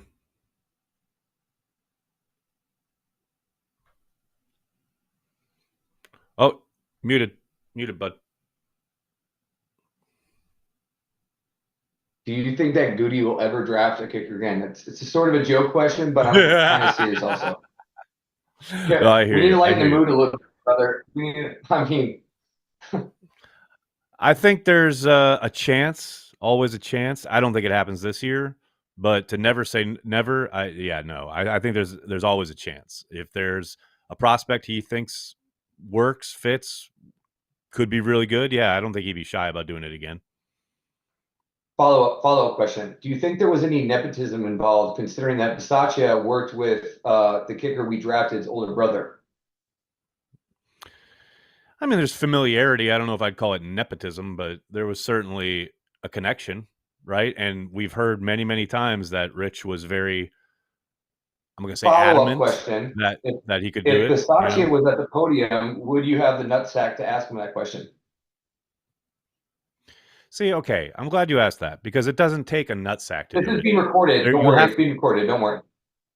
I understand, but it doesn't. A lot of the public thinks like when you're in the room there, you're supposed to be like a talk radio DJ. No, you don't want to be. You don't want to be a gotcha guy. It doesn't take courage to ask that question. It takes zero courage to ask that question. That's not the job. Right. It's just not the you don't job. ask it that way. You just say, hey, was his older brother's performance have any influence over that fact that we drafted him? Don't say it the way I said it. I said it like an asshole. No, but actually, that question, in so many words, was asked. Is that a fair question, or is it not? Yeah, absolutely. The connection is a fair question. Absolutely. And it was asked. Okay. That's my point. Now, it may not have been asked as aggressively as you wanted it to be, but it was asked. Yeah, the way I said the first time, that was a dick way to say it. I would not ask it that. I would say it the way, like a soft way. A soft way. That's a good idea. That's a good idea. That's how you make sure you stick in the room. I've always get me in that room, man. Give me that room. I'll take the arrows for you. Just give me a tag. Yeah, no, that's I think we're good. I think we're good with where we're at as far as our relationship with the Green Bay Packers. I don't want to sully the brand. Yeah. I don't want to get you in trouble, man. Okay, you guys do a great job, man. I love you guys. Like I said, you saved my life, dude. Back at you, man. Thanks so much for being here. Yeah. I appreciate you. I'll see you in Brazil. That's right. You damn right you will. Yeah. Who's the POC here for that, where we all coordinate together? Who's got logistics on that stuff? We'll get it up and out probably within the next month or so. Like it's going to take some time. Post draft though, the next month before kind of the end of the offseason program, we'll probably have something public for you guys can kind of dive into as far as where we're gonna be, when the meetup's gonna be, and things like that. Can I throw a quick warning? When I found out about it, I went right away to try to get tickets because I didn't want to do late and then we get really expensive. There was already like shady ass websites out there that are very shady. So be careful. Like we should all go through this because there are some shady ass websites that are trying to just take Americans' money right now. I'm just, that's a tale as old as time, my friend. That's life in the internet. I know, age. man. You are correct. You are correct. You never know, man. People get tricked into that stuff, man. No doubt. No doubt. I'm looking up for the. I'm going down by boat. That's a beautiful way to go. I'm like Mr. T in the 80s. I won't fly. I get seasick, man. I can't go. Wait, Tyler Herrick is here. What have we done to deserve this? My goodness. The great Tyler Herrick hanging out with us on a Saturday? Listen. What? Am I still muted? No, you're not muted, but you should mute yourself. I will. I just want to say, Tyler, you're great on Twitter, man. I follow all your stuff, bro. Hey, appreciate you, man. Wait. Oh, Jason. Jason, what a guy. Love the shades, man. Those are great. Congrats. Yeah. No, dude, I love everything you put out there on Twitter, man. I've been following you for years, all these guys, but I actually owe all you guys lots of money, man, because I didn't know I could be a part of this like this. That's awesome, man. Do you want my Venmo or PayPal? No, I'm joking. That's great, though. Thank you. That's great, man. I appreciate you. A lot of kind words from Jason today. Shout out to Jason. We need to know what's going on. So where are we at right now? I should probably know this, seeing as though I work here, Nagler. What's going on today? Where are we at? We got 2 more picks in the 5th, I think. Is that what's next? We got 2 picks in the 5th, 2 picks in the 6th, 2 picks in the 7th. I'm praying Brian trades all of them for 2025 draft capital. That's what I'm about. But I know they won't. I am so ready for this to be over. It's not going to happen. I should be careful, though, because I'm going to get an email like I did last year from some guy saying I'm being disrespectful to these gentlemen who are obtaining their lifelong dream, and they're being drafted by the Packers in the 7th round, and you want it to be over. Yeah.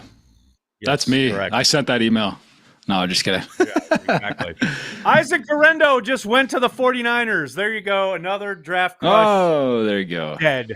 Nagler, I was trying to stop you from looking at the TV. You know. Hey, did you guys see Dan? Did you guys see Dan Hanbridge, the International Fan of the Year, do his little pick? That was pretty cool.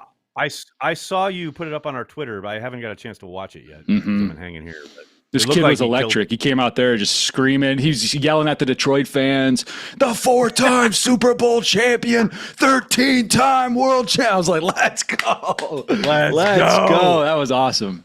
That was incredible. Right to the Detroit fans, right in their face. I love it. Yeah. Hell yes. His wife or girlfriend, sorry if I misspoke on his relationship status there, but his wife or girlfriend or companion is TikTok famous. So that's pretty cool. It's pretty interesting. But she was, she's repping the Packers brand. So I went over there and tried to leverage our CHTV thing and followed her, trying to, get some pubs. So there you go. always working the angles. That's what I like to hear. Trying to do something. We'll see how it goes. Oh, there we go. TJ Tampa finally goes. Tampa to the Ravens. Oh, there he goes. Yeah, what was up with that? PFF had him to the Packers or something? I saw that earlier. People were crying about it. Someone was saying that. I don't know. I never saw it, but that doesn't mean it. Hold on. Happen, but we definitely. Let me do some digging here. Yeah. Right. Yeah. Oh, I see what happened. It's fairly obvious. PFF Packers put a picture of him with his grade up while the Packers were on the clock, but they did not say he was taken by them. So I think, so I think everybody just went with that. We're like, oh, here we go. Yep. That was dumb of them to tweet that. Uncultured Barbarian. Thank you for the super chat, Uncultured. Can Tyler announce a Green Bay draft pick next year representing Cheesehead TV? What would that take? Probably $1 billion. But that would be great, Tyler, if you could do that. That we'll work on that. That would be funny, but we got to get Tommy out there. I think he's, don't quote me on that, but I think he might be doing it next year. We'll see. But we got to get Grassi up there first. Hell yeah. He's next. Yeah, absolutely. Man. Oh my gosh. Eagles traded again. Lions on the clock. Here we go. Yep, there they go. It's gonna get faster. I know. We're 4 picks away from the 5th round. Let's do it.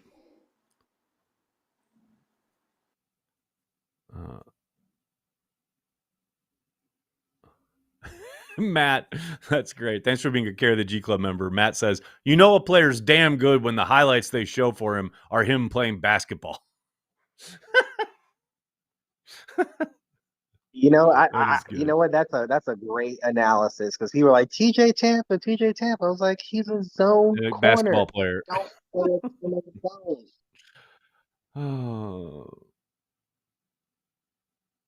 Oh no. There's so much going on here. My goodness. Lil Mick, sorry.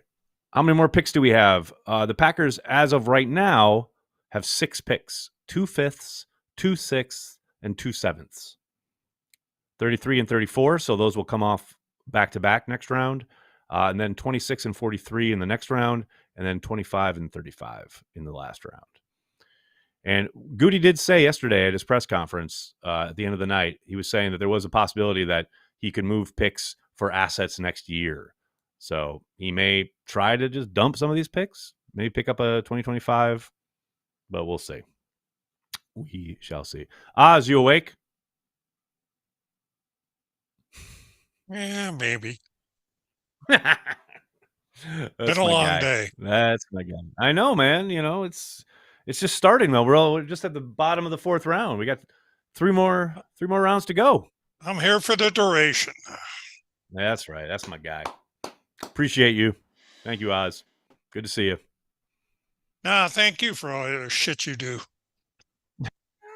We do it for you, Oz. And I appreciate your wearing a collared shirt. That's the most important part. And I deserve it. Exactly. Love it. All right. What do we got here? I got folks? 2 collared shirts on. Wait, 2 collared shirts? What, are you starting a fashion trend here? What the hell? It's cold and rainy out here. You know what? I wish it was cold and rainy out here, but I'm looking outside and it is a fucking gorgeous day in New York City. And I'm here inside all day. Love it. All right. What do we got here, folks? It is also gorgeous in Green Bay, Hey, is that Wisconsin, the says Badger Nicholas. kid? Has that Badger kid been taken yet? Braylon Allen? No, not yet. Not yet. The lineman went. Tortellini, Oh, or okay. whatever the hell his name was. I know that's not his name, but Tortellini. It sounds like that. It sounds like that. He got to be hungry went. now. Hey, Tyler, he's I got a with question the for you. Colts. I'm dying to ask. How What's much up, man? validity is there behind the rumor that AJ Dillon might get H-back reps? Is that just Twitter BS, or I like the idea. He's basically 250 pounds, same size as DeGuara. I think everything's in play, right? I mean, Nagler, you would know better than I would, right? I mean, Matt listen, I literally think they're said Matt literally offered it up into a microphone at the owners meeting, Yeah. so I think they're at least thinking about it. I mean, how do you feel about it? I would love it. I think, listen, this team is, they're all about versatility, every position. That's what Gutekunst was saying at all of his. Herman pointed out this morning that Brian basically telegraphed every pick they were going to make and their philosophy when it comes to building a roster. And they want guys who could be Swiss Army knives all over the field. Doesn't matter what position you play. So if they think that that's where AJ's value is at this point in his career, then go for it. You know, How I think heavy that'd be cool. is Jusek on the Niners? What's that? Jusek on the Niners. Oh yeah, he wanted to be like Oh, Juszczyk. That'd be cool. Yeah, we'll see if he. I mean, I don't know if that position is, since I know Shanahan's offense obviously is whatever, but Matt, I think it was Bankert who pointed out that LaFleur's offense is more so like McVay's version of the Shanahan offense than it is actual Shanahan. So I don't know how much they value that position. We haven't really seen anything like that since that juiced up guy that was what was his name? Oh my God. Danny Vitale? Come Vito, on now. not Vitale. I almost said DeVito. I wanted to say DeVito. It was Vitale. Yeah. That guy. Yeah, I haven't seen anything like that since him. Hero. So I love that guy. Can I tell you? yeah, he was electric. Can I tell you a dirty secret? Sure. Yeah. I bought a bunch of AJ Dillon rookie cards because I used to watch Boston College and I was like, man, this guy is, and his measurables coming out of the combine, he was like, the next the Titan running back, King, whatever, what's his name? Big boy. And dude, just didn't work out. So Derrick Henry. Yes, King Henry. Yeah, Derrick Henry. Yep. I brain farted. So, dude, if he could excel as an H-back, we get some value out of him for that contract. I would love that. Yeah, I mean, a lot of people don't want to talk about it, but I think our picture of what we picture AJ Dillon as was painted in the beginning part of that season. He wasn't very good, right? He was slow. He was tripping over himself. It was all that kind of stuff. But at the end of the year, he was starting to come on. So I'll take whatever juice they can squeeze out of him, coming up this year. So I'm happy that he's back. It sounds like, he wanted to be back, obviously, with his family and his wife and stuff being from the area. So yeah, that's hopefully he can become more than just a community guy, and we can get more out of him, and he can try and reach a little bit of that potential that we all thought he would have. So, and that he kind of had his rookie year, to be honest. It's going to be amazing when they pick like 2 running backs in the 5th round. Yeah, and then they cut him. They cut AJ right now. Imagine. They cut him right coming out of the draft. Don't say that. We just gave him all this praise. I mean, they're like, yeah, bye. He is on a contract that makes it really easy to cut him. You know, I think they like him. Yep. But we'll see. I do think they'll at least take him to camp. They might not use it. They barely used it at the end of last year. Well, you always say on offense. Yeah, you always say that, you can do that whole thing where if you're a free agent, they don't really care, go out and test the market. If not, we'll offer you vet minimum. Like, this is actually, it feels like the first time they've actually done it. You know what I mean? Like, so, and nobody else wanted him, and he's like, I guess I'll stay home. It's the first time they've done it really since James Jones. Don't forget, like James Jones tested the market and then came back, and that wasn't on a vet minimum deal, but it was like a team friendly deal. There's no doubt that is exactly what occurred, because there was like, what was there? There were reports that the Cowboys and the Colts had some interest, but that lasted for like 24 hours, and then he was back with the Packers. So that could have just been I want to give his agent too. He didn't go counting. Yes, exactly. Shout out to Lewis. Thanks for the super chat. Patreon member here with you all 3 days, just not a camera guy. Thanks for all you do, Nags. We love you. Lewis, that is incredibly kind. Thank you so much.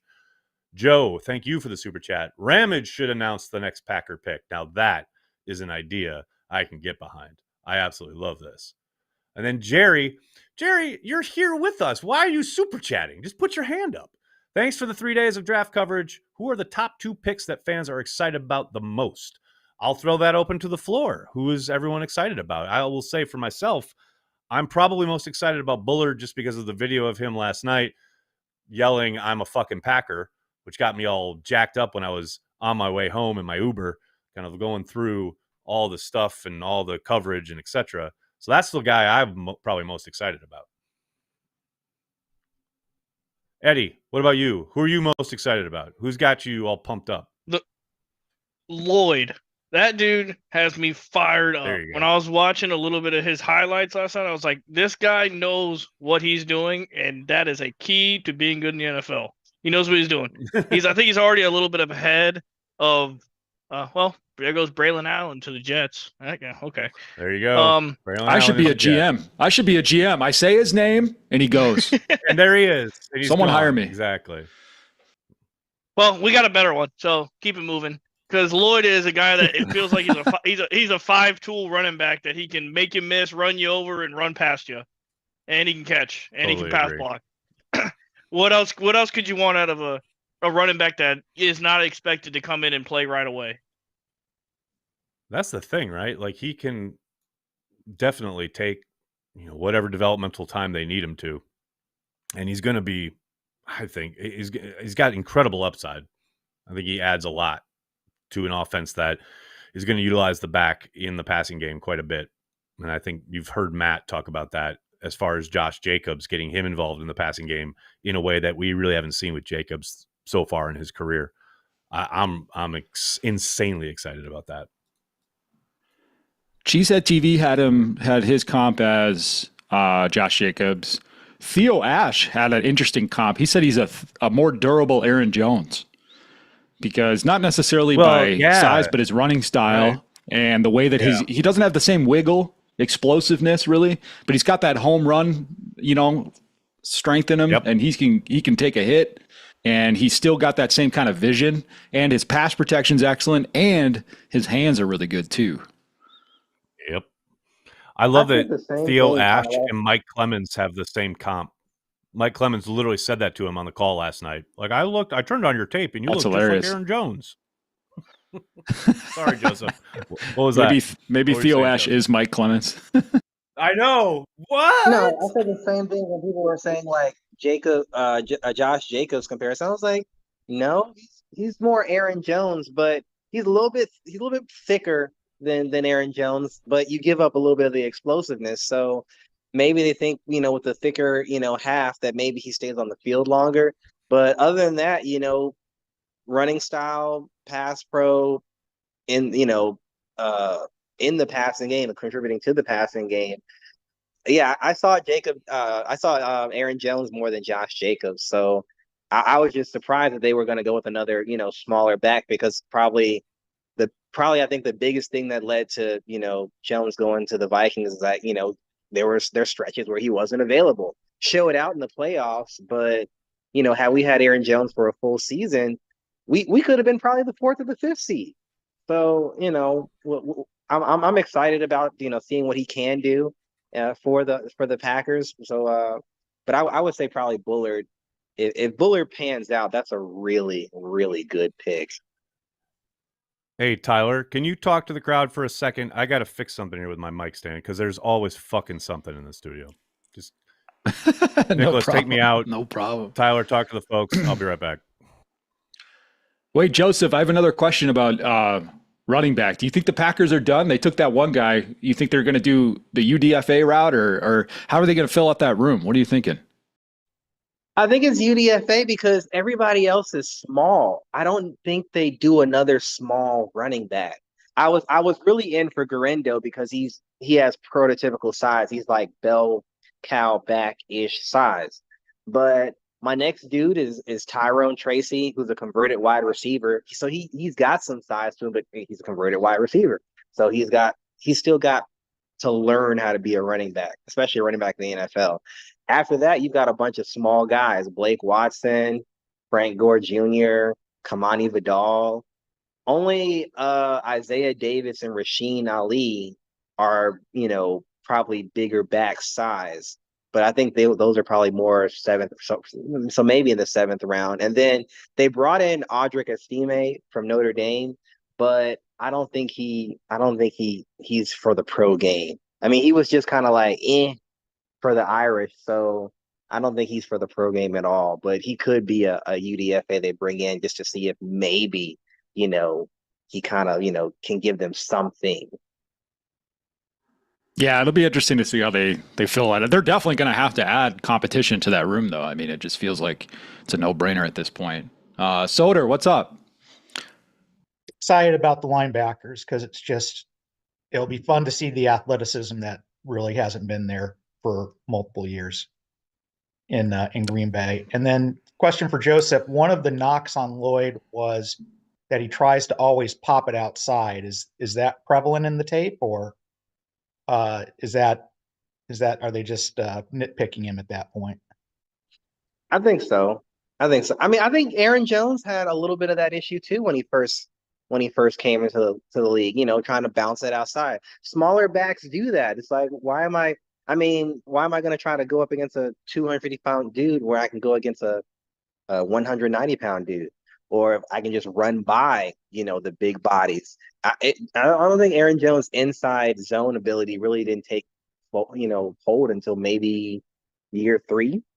So I could see it, I could see it in the tape as well. It's gonna take some time. I don't think it's like a really, really big issue, but it's a slight issue.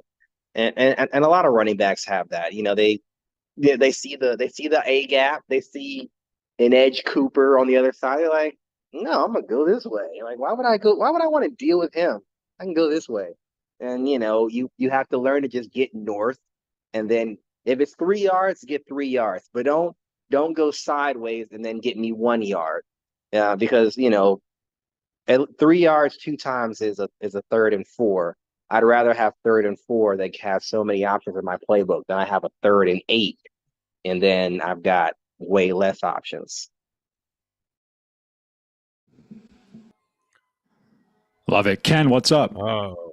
So, Joseph, you keep saying Marshawn Lynch is small, and I know he's short, but they list him at 220, which, if you're short, seems like actually kind of a pretty bulky guy. I haven't seen him at all, so I have no idea. So what's going on there? Yeah, he's got bulk. When I say short, he's 5'9" is 5'9". 5'9" is 5'9". So, but yeah, he's gonna be I mean, I don't know if we'll ever see him stand next to Aaron Jones, but we do see Aaron, twice a year. So maybe if they stand next to each other, you can probably see like, oh, like this is what 5'9", and I think Aaron's what 189 versus Lloyd being 200. 5'9" and 220. You're gonna see that extra, bulk. And typically thicker running backs are a little bit smaller, can be a little bit more durable. So we'll see how that pans out as far as him staying on the field for the duration of the season. Okay. And the other thing I was going to say is my favorite pick is the one coming up, the punter in the 5th round. Especially when Corey goes crazy. No, they won't do that. Man. I hope not this year. But why you got to put that into the air, man? Why you got to go there? Yeah, sorry. No, my favorite pick so far is Edgerrin Cooper, and it's more because they really had a need there, and it seems kind of cool to have two guys that are pretty slick athletes there and see what they can do. So I'm really curious to see how that works in the new defense and everything. So that's where I am. I'm down with that, and I'm right there with you. I think it's going to be fun watching him go sideline to sideline. Carter with a good observation here in the chat. When you point out a prospect's weaknesses, obviously the Packers think they can coach them up. Packers look for things they can't coach. That's a really good point, man. It is about development. It is about getting your hands on them. It's what I'm always talking about as far as projecting. Like, there's zero doubt everybody's got a weakness. Everybody's got things they got to work on. It's about getting them in your building, getting them work with your guys, where you think they can go. Nagler, the conversation on social right now is the battle between those who are surprised there's only been one offensive lineman taken thus far, and those who are surprised there hasn't been any corners taken thus far. So what are your thoughts on that conversation? Well, I hate the corner thing because it means Justice gets to say, see, I was right when it comes to corner not being a need. I'm all about like winning internet battles, and this gives Justice ammunition, so I hate it. I'm in the camp of they better draft some fucking corners today, or I'm going to have to like eat crow with fucking Justice, and I'm not about that life. So the offensive line thing, I mean, we're about to hit the money spot, according to Packers fans, right? Come on, man. We're day 3. Yeah. We're all about getting those offensive linemen in the 5th round and turning them into future Hall of Famers. Let's do it. Although I will say, Royce Newman is still on the roster. So please, for the love of God, please, God, add some interior. We need competition. Bring him, please. I need competition for Royce Newman, please. That's all I need in my life at this point. I can't handle another game where Royce Newman gets actual snaps. If Sean Ryan goes down, we will be drinking whatever. We'll be drinking military special. Nah, it'll be fine because they'll just they'll kick Morgan inside. They'll have Walker play left tackle. We'll be okay. Or Josh Myers. Exactly. Because Zach Tom's going to be at center. But we got pieces. I just want depth so that Royce is gone. That's it. That's all I want in life. I need that. I can't handle it. Shout out to Royce. Good dude. Thank you for your service. My heart cannot take it. Not for another day. No, sir. Like, just the idea of like, so-and-so has gone down. Royce Newman is entering. Like, no, I'll collapse. I can't. Nope. Can't be done. Well, I'm sure it's been talked about before, but the Packers love their Senior Bowl guys. Javon Bullard, according to Paul Brettel, was voted the defensive specialist player of the week at the Senior Bowl. And Evan Williams was the defensive specialist player of the week for the America team at the Senior Bowl. So each of the specialists on both teams, top award winners at the Senior Bowl. They love their Senior Bowl guys. This is how I know you don't pay attention to my social, because I put that out last night, son. Well, listen. No, I don't get paid to read your tweets. I'm just kidding. I literally do. You literally are. Jim Nagy put that out when, right after the Senior Bowl. He said that the American wide receivers voted Bullard the defensive back of the week, and he had a standout week. And it's like, yeah, Goody, just like Ted. They love Senior Bowl guys. If you play well at the Senior Bowl, you practice well at the Senior Bowl, you are definitely on the Packers' radar. Not necessarily automatically going to get picked, but you are on the radar, no doubt. Jason, what's up, man?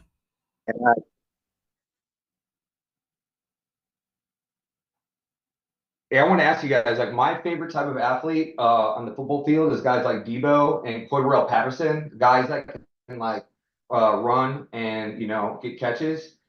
Because they're not like small, man. They're not like skittish. They're big dudes. Do you think there's any guys this late in the draft, or we could maybe make them sort of a guy like that? Because I would love that, man.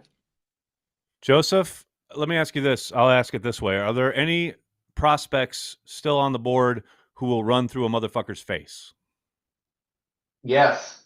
Over and over and over and over. I don't know if you guys get that reference, but yes. I think most people do. Not it's a classic really. Marshawn. Yeah, I mean, Lloyd will run through. That South Carolina athlete, the wide receiver, the guy that got drafted by the Panthers, he's like the next Debo. That guy is jacked out of his mind. He's huge. Xavier Legette. Yes. I was like, man, I hope, dude. Here's the thing. I love Now, that this stuff. is something to remember, something to consider. Now, this is a play style thing, right? Like, what you're talking about is absolutely true, 100%. I love that style of play, and I love that type of player. But then you do deal with injuries at a higher rate. I mean, you talk about Patterson and Debo Samuel, two guys who are dynamic and certainly do run through people, but they have spent a significant amount of time on the sideline because of it. Ted used to talk about this all the time. You make them like your fourth wide receiver. You don't make them, you give them gadget shit. You know what I mean? So that every time they step on the field, everyone knows what they're going to do? No, not like that.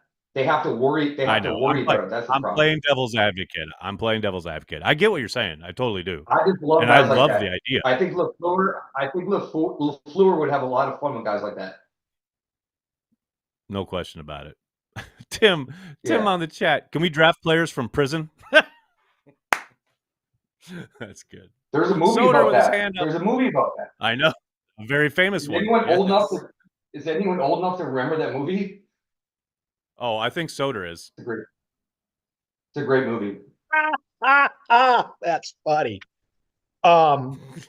Remember the second half of the season with Royce Newman in that first year when he actually started to get kind of okayish, and then it just all went to hell. Fell apart. Oh, yes. It was like there were like 5 weeks of like, hey, maybe Royce isn't that bad, and I have never seen that again. No, it's so sad. And then they had to put him out there like in Minnesota or something, and he just got absolutely fucking dog walked all afternoon. Yeah, exactly. Is there any Joseph? Are there any speedsters, wide receivers on the board still, or is that kind of gone? I have one. Technically two.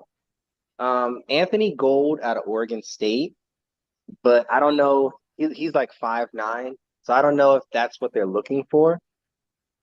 But Goot said he wanted a vertical threat. He said he had to be a long vertical threat. So Anthony Gold is still there. I don't know if I want to call him a vertical threat. Probably not. Cornelius Johnson is still there out of Michigan. And then he tested really fast. Bub Means out of Pittsburgh, but you don't see that speed on the tape at all. Anthony Gold, the speed is the first thing you see. Like, they snap the ball and he's literally 0 to 60 in like 2 seconds. Cornelius Johnson, he's a smooth operator. So he's not slow by any means, but his movement is so smooth that he will separate once he gets into his intermediate and deeper routes. So, man, we're talking about day 3 deep threats. It is time for beer. I'll be right back. You guys keep talking about that's where we're at, though. So I don't know. I think that the deep threat thing maybe be punted to 2025. It was a luxury thing. As long as Christian Watson's out there on the field, then we're good. If he's not out there on the field, then we'll get the ball to the other 5 or 6 guys who are on the roster.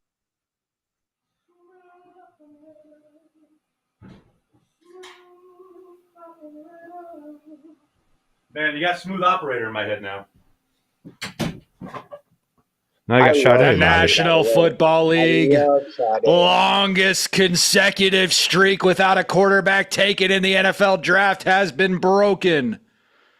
Say what? 129 picks in the National Football League NFL draft without a quarterback, and the streak isn't even over yet. My God, that's These crazy. guys must stink. They took them all. They took 6 of them in the first 12, and they were like, "See ya, we done." Which quarterback? Spencer Rattler. Which quarterback has the best aura? That's who we should take. It's got to be Rattler then. It's got to be. Gotta be. No, it's Milton. Come on. I'm doing vibe check picks from here on out. That's the only ones I want. Vibe check. That's it. That's all I want in life. Like Spencer Rattler could be that guy that we get day 3 and then somebody goes down in like 2026 and we flip him for a third. If he puts it together like I think he will on we're talking, Joseph. On the pro stage. Like this, preseason week 3, Michael Penix Jr. goes down. The Falcons are a Super Bowl or bust team. Like, hey, I got Spencer Rattler over here, Are you willing to give up a second? Maybe. Okay. Here we go. This is gonna be years down the line. Worth it. Eddie, what's up? Worth it. Well, Nags, you beat me to it. I was getting ready to ask you when Beer 30 was. So cheers to you. It is Beer 30, my friend. Salut. Yep. And secondly, Joseph, when you're down on military special, it's not that bad. It's okay. There's worse things than the military special alcohol we got going on. This is worse things. Not a bad deal. There's only one thing worse than military special, and that's Montezuma tequila. Outside of that, I haven't had military special since probably 2010. But I wouldn't give that or Montezuma to my worst enemy. I would.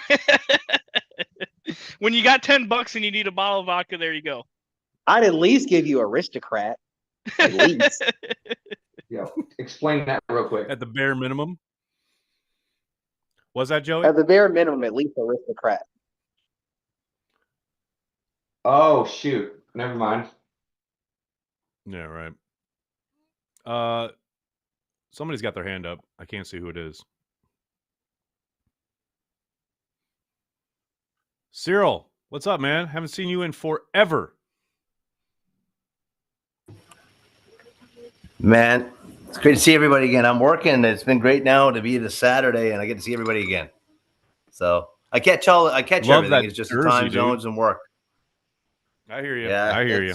Life intrudes. The first world problems. Yeah, right. I had a question for Joseph. Joseph, if Jordan Morgan is the most Packer to ever Packer, I love that Friday night. Who have we picked so far that is kind of outside our typical metrics for Green Bay? Like, anybody that kind of, that's a surprise. I mean, I know a bit shorter. That safety's a bit shorter, but anything like that? Edge Cooper is in their metrics, but as I think we're seeing, Goot evolve a little bit because me and Brian, we did the draft lead up show. We were trying to stay within Goot's metrics, and we're like, you know what? Draft day is going to come, and he's going to go outside that, and we're going to be like, well, we liked him, but we didn't think you liked him, and that was the case with Bullard. We were like, Bullard's probably too small, but everything else is there.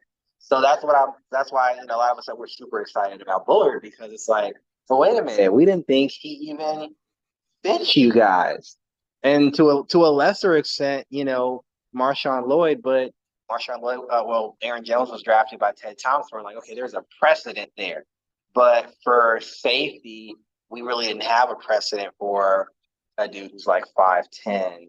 And then I don't know if Bullard was listed at even over 195. I think he's closer to maybe 189. So there was that, like, okay, like he's a Packer guy. I certainly believe he's a Packer guy coming from Georgia. But outside of that, he had a couple of things where, like, I don't know if he fits Goose threshold. So he's probably the next best thing between Morgan and Edge as far as being a Packer pick, if that makes sense. Thanks, Cyril. Thanks for hanging out with us, man. Always appreciate you. I want to give a shout out to Mark Gordon. Thanks for the super chat. Royce Newman had half a season where he basically catfished us into thinking he was a long-term starter. Mark, that is 100% correct. And exactly what Soder was talking about. And also shout out to Carter Hawkins. Thank you for the super chat, man. We will have Rattler Truthers in preseason. They'll join the Magoo Truthers, and along with the Truthers that just can't handle the fact that Jordan Love is good. Absolutely love it. Nagler, who were your top 3 Packer catfish athletes that played well? I'm okay. Here are the rules. All right, here are the rules. All right. Here are the rules. They had to actually play regular season games. Okay, because there was a ton of shorts players, ton of preseason guys. Had to actually play regular season games. Okay, and had to actually put up good numbers, good stats, good. They had to look good. Okay, couldn't just be like, oh, you liked them. They had to actually be good in the eyes of the general public. All right, top 3 guys. They did catfish. Yeah. Well, the most obvious one, the one that really jumps top of mind when you ask that question, is Josh Jones. Was that his name? The safety? He looked so good, not just in shorts, but he looked good in certain situations. And it just all fell apart so quickly. But I thought that he was going to be a decent player. I thought, hey, yeah, he's made a few mistakes, but you can really see why they liked him. He certainly kind of looked the part, and then it just got worse and worse. I've never seen a guy hit the ground running the way he did and then just legit fall apart. That was a hard one.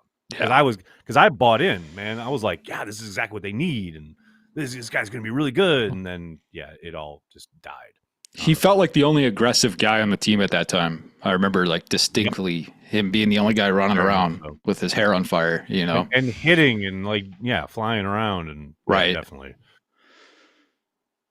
I don't know, other than he's the one that when you say that, that's because it's rare when guys get on the field and flash enough to the point where I get excited about it, right? Because you know me, I'm Mr. A lot of ball game left. You gotta let it play out. So, I mean, I think Peter's got one here in the chat. Haha, Clinton Dix. He certainly flashed early and got people excited, And then by the end, man, it was 50-50 whether he was going to remember how to play football on certain plays.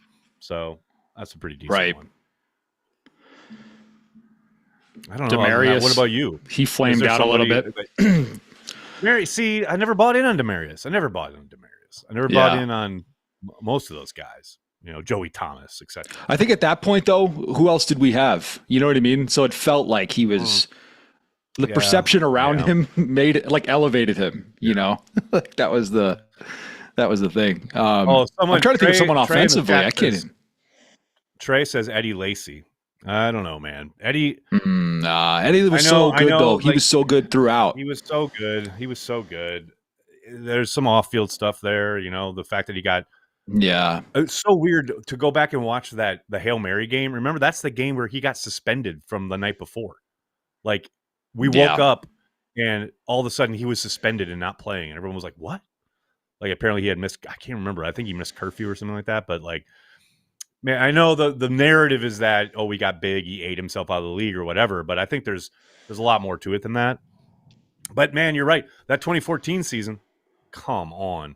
He was a dominant force. He was too good. I think and that's more longer term too. I'm thinking more short term, guys that were maybe had a good half a season where you're like, this is it. This is the guy. Yeah, or a game. Yeah, you know what I mean? This is the guy. But yeah, there can't be too many. I think the Packers are too good at bringing in guys. Roster construction. But yeah, no, Royce Newman, obviously. Who else do we say? Randall. Who else?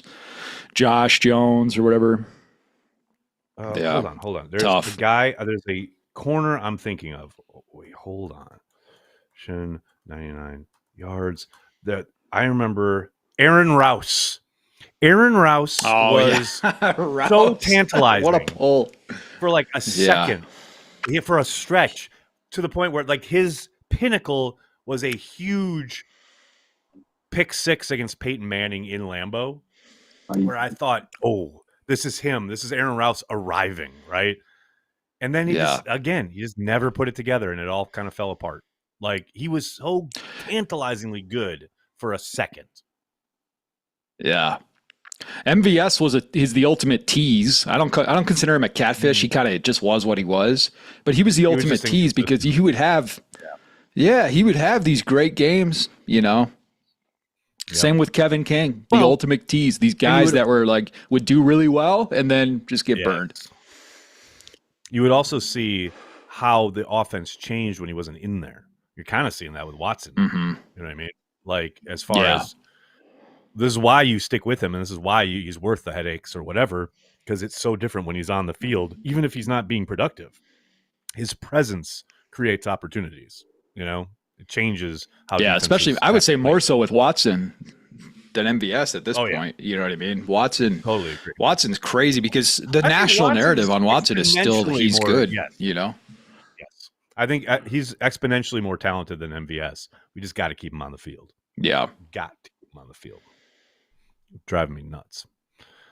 Got to get those hammies worked out. Ooh, Jack, that's a good one. Corey Bradford. I will say, Corey Bradford's huge catch up the left sideline in that 49ers playoff game, that got me excited. I remember I was thinking about naming my first kid Corey, not because of Banky, because of Bradford. That's awesome. And then they lost that game, so that all went out the window. Brandy Lewis out here. Get out of here with Jason Spriggs. Come on now. There was no point in time Spriggs was where just anyone bad. thought Jason Spriggs was good. Come on. That never happened. You are misremembering. I thought Ty Montgomery was going to be better than he ended up being. Ooh, I mean, he's still in the league, though. Yeah, he's still in the league, so which is crazy to me. Is he still with New England? I thought they. I think so. Let me. Yeah. All right. Let me see. Ty Montgomery. Yeah. Probably won't still be in the for league. long though. There you go. Yeah. Carter Hawkins. That's Devontae crazy, though. Parker. Before That's Debo a good was one. Debo. He was. Oh, he's a Debo free before agent Debo. now. He's a free agent now. See, Ty's thank a free you. I agent thought now. so. He was. Thoughts. But yeah, he was. That's crazy. He played all these years afterwards. I mean, What about he was Kentrell still. Bryce? Ooh, Bryce. Bryce was a Kentrell hard He was Bryce, hot hitter. for like. He was a hard moments, hitter. right? He was hot for like. He had moments. He was hot for like 2 drives. Like 2 drives, he looked good, incompetent, and then it The was Dallas Rudy game. Ford. The Dallas Rudy game. Ford in the Dallas game. What happened to Rudy Ford? He's gone. Dallas 2 interceptions. Well, here's what's crazy: Rudy Ford has those 2 picks in the Dallas game, right? And then you go to this past year, and he has that great pick against the Raiders. So, like, he has these moments. But then, God, I was watching. There was a game from this past season I was watching the other day, and he looked like such garbage. He looked so bad. And I'm like, it's amazing that this guy has lasted as long as he has playing from scrimmage, looking this bad. But then you're like, I see the big plays. So there's like this kind of weird dichotomy there. I don't know. Yeah. All right, I think we got a bunch of folks. I'm with their looking at hands these up. We need rosters to get- too. Yeah, go for it. Not hand Nick. people. Nick Perry was good for a stretch. That's fine. I know. We got who? Jason, what's up?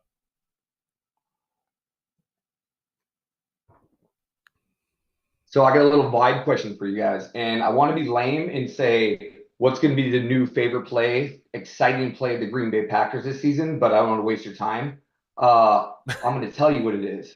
It's going to be kick return. How stoked are you about kick return this season? Do you guys look at the new rules and the guys that we have on this team? It's going to be exciting. Like I'm not going to go to the bathroom on kickoff. Like I'm going to watch. It's going to be nuts. Like I don't know, man. I'm intrigued. That's for sure. I don't think there are going to be a lot of big returns. I think there are going to be exciting hits. But I'm fascinated to see how teams approach it. Right? They have to. They have two choices: return it or get fucked. Is there like a language thing? Essentially. Yeah, like it's going to be exciting. Essentially. And we got a very aggressive guy named Keyshawn Nixon. And you know what he's going to do. He's going to go. Oh yeah, he's going to take it. He's going to go, no doubt. I don't know. I'm excited. I'm afraid it's going to be a ref show. Yeah. That's the other component, right? What do you mean, like a shit show, or like it's gonna be bad, like ugly, or what do you think? Yeah, I think there's gonna be a lot of penalties. I think people are not gonna know what to do. I think the coaches are even gonna be confused. Not to be a jaded old guy, but I just feel like I've seen enough NFL in my life to know they don't know what they're doing. Right away, especially. How many penalties were there in the XFL? Because those are all college guys. They had to learn the rules, right? Yeah, but the XFL started with that. Like, so they took their time with it. The NFL guys are going to think that had learned. Yeah. Right? I just think the NFL is too. Well, we know better. You know what I mean? Like they're going to try and players don't give an F. You know, yeah. If they want to make money and they don't want to get flagged. I hear you, but don't want to get. Well, hey, whoa! You have more faith than me. The players aren't the issue. Whoa! The players aren't the issue. Yeah. It's the over officious jerks who have stripes on their chests. I'm not worried about the players. The refs, it's a brand new concept. They've never had to ref it before. They're going to go overboard. You're going to be fucking flag happy, which they already are anyway. Man, I'm not worried about the players. That's the nightmare scenario. That's the nightmare scenario. If it turns out that way, then it's going to be my worst hated play. I'm going to go take a piss. Yeah. But if it's the other where they are forced to return the ball every time, I'm going to love. It could be cool. I'm going to love this play. Yes. It could be I'm super excited, man. And it's safe. You know, like they're not going to be. They got that line right there. Like, I think it's safer. It's safer. There's no doubt. Comparative to like running down and trying to bust up a wedge. Yeah, I know. Yeah, but it's not like old days where they would literally wedge from 30 yards, down the field, and you had a fullback crushing people. Lorenzo Neal got type guys, Exactly. Safer, definitely. No question. All right, who else we got here? Eddie, what's up? I'm going to have to agree 100% with Tyler here. There's not been a rule instituted by the NFL that ever worked out in the first year. It's always a clusterfuck of nobody knowing what's going on. So it's going to be the same thing. It's just people aren't going to know the rules. They're not going to care to look. I mean, Buffalo didn't care to look at, or the Niners didn't care to look at what the overtime rules were in the playoffs. You think they're going to sit here and look at the kickoff rules? I mean, it's going to be a clusterfuck. Listen, I am the most optimistic player or fan, of all time. You could ask Nagler. I'm always Mr. Glass half full, right? But this new rule change, it's going to be a cluster. It's going to be a cluster. It's not good. Does it make it safer? Maybe, but these guys are running at like 20, still at like 15 miles per hour. Each other, still hitting each other. I mean, if you're gonna try and manipulate it to take it out of the game, just take it out of the game and just keep it moving. But I mean, it's already hard enough not to get a penalty on a punt or a field goal. Every special teams has a penalty, it feels like, and this is just going to make it worse. So if you want me to start at the 10-yard line, just go ahead and put me there. Still worth it. It's better than them kicking out of the end zone every time, and it's just kick it out of the end zone. Then I don't have to worry about fumbling. Kick it out of the end zone. Just give me the ball. If I'm the guy kicking off, I want them to F up and drop the ball somewhere. I want to see that action. Otherwise, it's like a throwaway play, It's a stale play. It had become a stale play. Here's the thing. Put it in the trash. It was either make this kind of drastic change to the play or get rid of it. Like, because they were headed towards we're getting rid of it. And so this is their attempt to save the kickoff, which I appreciate. Because to your point, man, I appreciate the action. I appreciate another chance to watch these guys A, compete, and B, hopefully maybe break one or two. It is hopefully adding excitement back into it. My reservation, and this is what Tyler's talking about, is like the NFL will fuck up a piss up in a brewery, man, and they have no doubt going to have officials who are already really inconsistent going to be all over the map with this shit.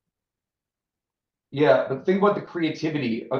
on a play like that now, right? And we can't allow officials to stop innovation, right? Because if we did that, the game would never evolve. You know what I mean? Oh, no, like I said, I man. appreciate it. Like I said, I appreciate the idea behind it. I'm just practical with how it's going to be applied and how the NFL has traditionally fucked up every single attempt when they've tried to move forward. So they're terrible stewards for the game of football, but I love the game of football, and I'm fascinated to see how it plays out. Well, the onside kick rule is completely broken, stupid. What they put in, I hate that. Agreed. Because you can't fake onside kick anymore. Yeah, I mean, nope. No surprise on sides. Yep. No surprise on sides. You just took away Coach Campbell's, secret sauce. Yeah. Exactly. What are they going to do next? Are they going to take away biting kneecaps? I don't know how the Detroit it's a Lions double are sword survive. to me. Yeah. It's a double-edged sword for me because we've seen Keyshawn get great returns, even touchdowns. But then, I mean, I just remember getting burned by Ty Montgomery against the Rams at the Coliseum.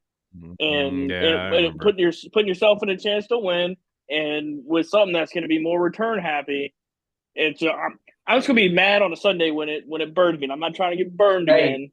Hey, but you're going to be happy when we're the ones putting it for a touchdown, right? I mean, yeah, obviously. Obviously, I would be, but I want to get the ball in the guy that I'm paying the most money to go win the game. I want the ball in 10's hand when it's down by 70 to go get something. Just secure the ball security, put it in 10's hand, and let him go. If it's coming down to getting a kick return for a touchdown, we've already done enough things wrong up to that point. Look at it this way. Look at it this way. The guys that are in kick return now, they're so much more valuable. They're going to get bigger contracts to make that play so much more interesting, right? Whereas before, they get bigger contracts. We don't get to spend more money. They just kicked it over their heads, and they never got a chance to return it. Keyshawn would return it, 10 yards deep out of the end zone, but for the most part, it was a throwaway play.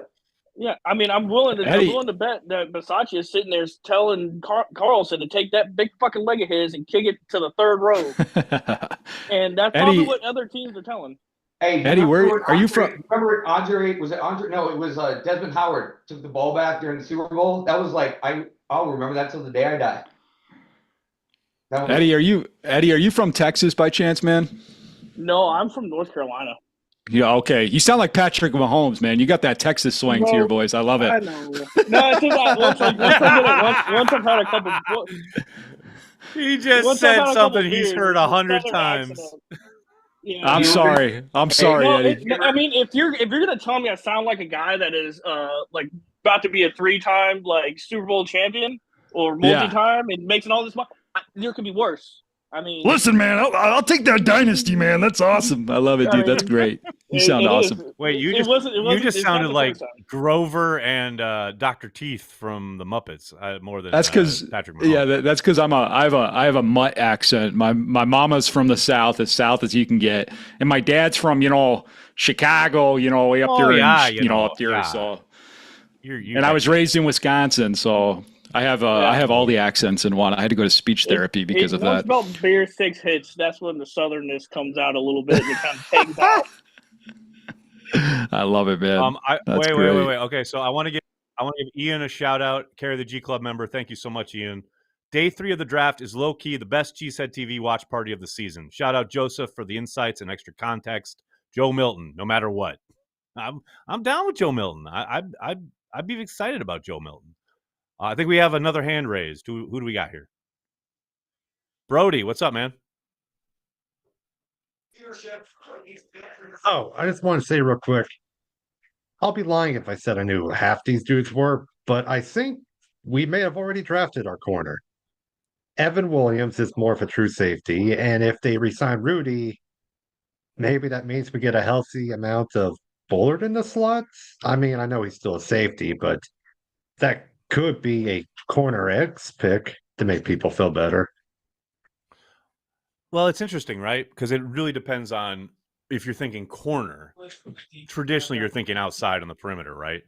But yes, True. I think there's definitely a path where they're going to be mixing and matching inside. I can't imagine there's not a moment where both Bullard and Nixon are, being utilized inside. I'll be very surprised if, Bullard or any of those guys that have been kind of added to the mix, so to speak, are used even in a deep dime situation along the perimeter. Like that's going to be Valentine, that's going to be Stokes, and even Ballantyne, So, but yeah, to your point, the inside, I'm not too worried about. I think it's the perimeter where it's like it seems to be able to get thin real quick still. Yeah, just better hope we get like pressure every play. I mean, that'll solve it. That does solve a lot. It does solve a lot, no doubt. Speaking of which, do you think they're going to resign Rudy, or does any of this have any meaning for him? I mean, he's still a decent player. At this, honestly, honestly, at this point, I'm starting to doubt it. Like, I think the bodies they've added, the positions they've added, doesn't bode well for that possibility. I don't think it's an impossibility, but I think those chances are growing less and less with each passing round. Fair. I just think it's like as your third or fourth safety, you could do a lot worse than Rudy. I mean, he's not a starter, but as far as the depth guy goes, I would resign him, but I'm not the GM. Hey, I always say it, man. Packers fans are lucky I'm not the GM because I'd sign all my favorites and give them huge contracts, and then we get in cap hell, and it'd be all falling apart sooner rather than later. True, unless you're the Broncos and you get to win a Super Bowl being like 20 over the cap. Now, I brought that up yesterday or the other day on Twitter, and I just tried to get it out of my system. Don't remind me. I don't need to get triggered here. I'm live. Sorry. I'm lucky enough. I wasn't even born yet when that happened. You are. You should thank your lucky stars. Good Lord. Oh, somebody asking, how do I get invited on the webcam chat? You got to be a Carry the G Club member here on YouTube, my friend. Sign up. The join button's right there on the homepage of the YouTube channel. David says, should never have let Rasul go. Well, now wait a second. The Rasul, who's approaching 30, who's going to want a new deal pretty soon. Like, we flipped that for one of the guys we got yesterday. Take your pick. I'm just saying. It's about. I think they should have let him go after the season. Forward. After the season, you let him go. So let it play out. Listen, I get it. I get it. You get the pick. I'm fine. You flipped it. You did the thing is it's the house like renovation. Him. That's what always kills me. Is like people are like, well, Brian was so ready to get like the Bills called. They needed a corner, and they said, "How about Rasul?" And he said, "Give me a third." And they were like, "Okay." Like that's how you do business. That's fine. I got no problem. Yeah. And the way it played out was fine. Obviously, we whooped Dallas. We would have whooped them even more with Rasul. But in San Francisco, we had a chance to tie or win the game. Yep. And it was the offense that let us down. So it was Jordan. So it wasn't a big deal, but it could have been a big deal. And it's a missed kick, and they could have got a stop on that final drive, but Joe Barry wants to play his safeties in the parking lot. So, there's a lot of things that go into that. Yeah, you need luck. You need luck to win in the playoffs, unfortunately. So you need some luck. You got to also make you got to make your luck too. I mean, there's a lot of ways that goes. Well, I always say don't put yourself in position for bad luck to happen. Well, yes, or don't put it in the officials' hands. Like, you got to control the narrative, yo. Should have scored earlier. Should have done something better. Should have, you know what I mean? We how many times did we go to the red zone that game? I don't want to talk about it anymore. But yeah, no. Why did you bring it up? You brought it up. I know. Oh my God. Content. Hashtag content. Yeah, hashtag content. Yeah. Are the Packers going to scrape the bottom of the free agency barrel? What's up, Big B? All right. Piggybacking off of talking about Rudy Ford, I will say I talked to Rudy Ford, I think like last week. He said he has not heard from the Packers at all, and he's just looking forward to what's next, basically now. Big B, the insider. Breaking news with Big B. We have our Green Bay on the ground insider, Big B, reporting Rudy Ford looking to move forward. Was he happy when he said it? Did he said, fuck those Packers? How did he talk? What was it like? Yeah, I'm not sure because it was Instagram DM, so I couldn't really gauge the emotion in the message. Got it. You're just like the master of Instagram, man. You're just like owning on Instagram. Love Seriously. it. Oh yeah, that's my app. That is your app. No You can have question it. about it. Now, there's an audience You can have there. it, man. There is an audience there. We're growing. We're growing. No doubt. That's all that matters. What on earth is happening here? Okay. Oh my God, that is not a real quote. That cannot be a real quote. This new Patriots. Oh, the one I put out? Yeah. Yeah, the one you just retweeted. Bring your popcorn. I make people in wheelchairs stand up. Javon Baker, what are you doing in this life? Unbelievable. That's not how that. No, we don't. Okay, buddy. Wow. Just wow. God bless him. And that's why the Packers didn't take him. I mean, maybe. Oh, wow. Let's see here. I got some super chats, I believe. Got Ian. Mike Witt. What's up, man? I respect Goody, but no corners yet in draft. Okay. Well, yeah, we were just talking about it. Like, now here's the question. Where were they rated on their board? And if they were rated poorly at the time when the Packers were on the clock, would you be happy if they had reached for someone? You don't just take a corner because you, quote, need a corner. Like, it's got to make sense on your board. It's got to make sense value-wise. Like, look, we've still got a couple picks here in the 5th, a couple picks in the 6th. Who knows who they add? But, we've gotten good players that will undoubtedly be contributing early and often. Can't fill every hole every offseason. That was safety last year. It's probably going to be corner this year. But ultimately, you want to get the, highest floor you possibly can. I understand everyone looks at it like a shopping list, but that ain't the way it works. All right. What on earth? All right. So we've got how many picks? Jesus, we've still got like a fucking 1,000 picks until the Packers select.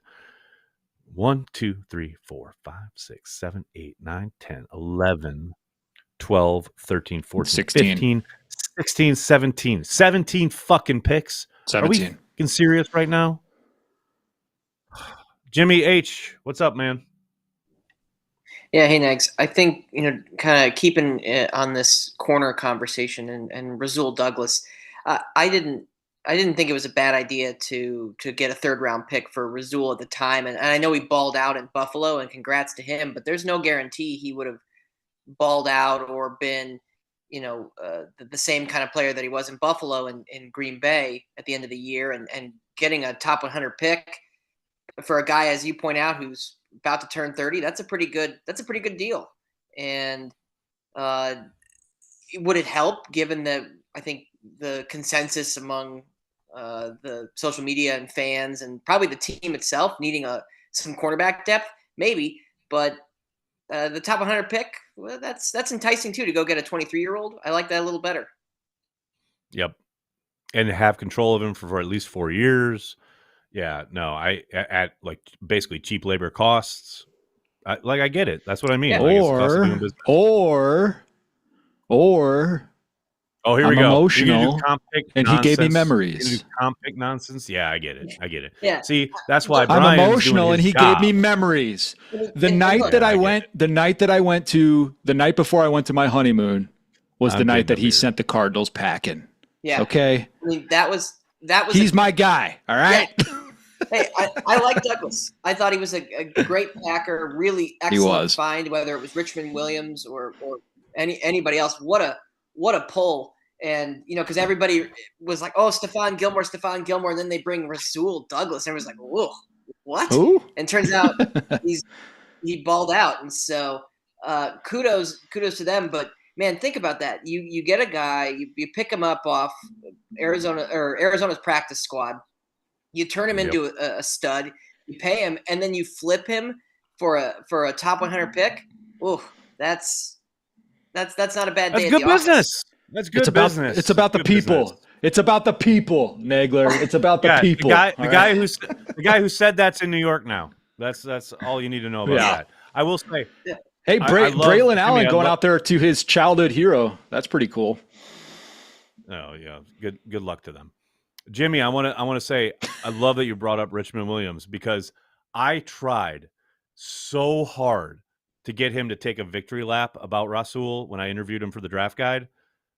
Dude would not take the bait. Like I must have tried 3 different ways, and every time he's like, all the credit goes to Rasul. He's the one who did it. Like we just brought him in to give him an opportunity, blah, blah, blah. And I'm like, man, I'm trying to give you some shine here. I'm trying to help your career, trying to get you a GM job. And he just won't do it. He just would not. So, I mean, he did an incredible job finding. Look, I know that everybody in the league had seen him and probably knew of him, but the fact that Richmond rolled the dice and said, look, why don't we pick up this guy? And I think he could fit in our program is pretty remarkable given just how much he burst onto the scene from that point, right? Rasul was kind of the fact that they're on national television the next week. Yeah, exactly. And then he makes the play. Right. And then like DeAndre Hopkins, saying, oh, throw at Sewell, he's scared or whatever it was. And it's like, I don't think so. Like, that a lot of credit goes to the pro personnel department. Like, big kudos to them, and just unbelievable then to flip him for that top 100 pick. And I know he balled out in Buffalo, and congrats to him because he's going to stay in the league as he should. But he wasn't in the cards at that time, and that was too good of a trade for Brian not to take, in my view. Saints have taken Spencer Rattler. He's off the board. There goes the South Carolina. No more falling. No, the quarterback seal has been broken. Now here we go. It's going to be quarterback run is incoming. Dan, that's a good point. The trade looks so much better after KC traded away Snead for less value. I think that was a Nags tweet. Well, it's not so much that it was, a direct comparison, but it just shows where the market was, Now there's different context there, and there's a bit of a different situation, but it's like Goody got pretty damn good value. That's all that was about. What else we got here, folks? Jason, what's up, man? Like, who's the QB expert here?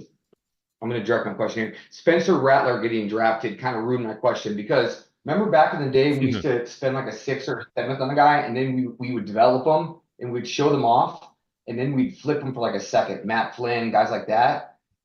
Like, is there any guys like maybe like we could just throw a pick at? And because I heard Goody wants to start bringing that back to the organization, and I think it's smart because if you don't flip them, you always have that guy sitting behind the other guys just in case something bad happens. Yeah, exactly. I mean, it's the game's most important position. I think you want talent in that room, no question. And it is, to your point, Gutekunst was not shy about it. I do think there's a very realistic possibility that one of these 5th rounders becomes a quarterback. I said before, I had Milton in my draft crush video before I took him out at the last minute. I think he'd be perfect in Green Bay. I don't know if that's going to end up materializing. Yeah, I think he's still available. That was Rattler's the first quarterback taken since the 1st round. He's a freak. So that was he's a great athlete. He's got a lot. He's like moldable clay. I love his game. Yeah, 6'5", 235, fast as what? I mean, let's do it. Yep, I'm down with that. Totally down with that.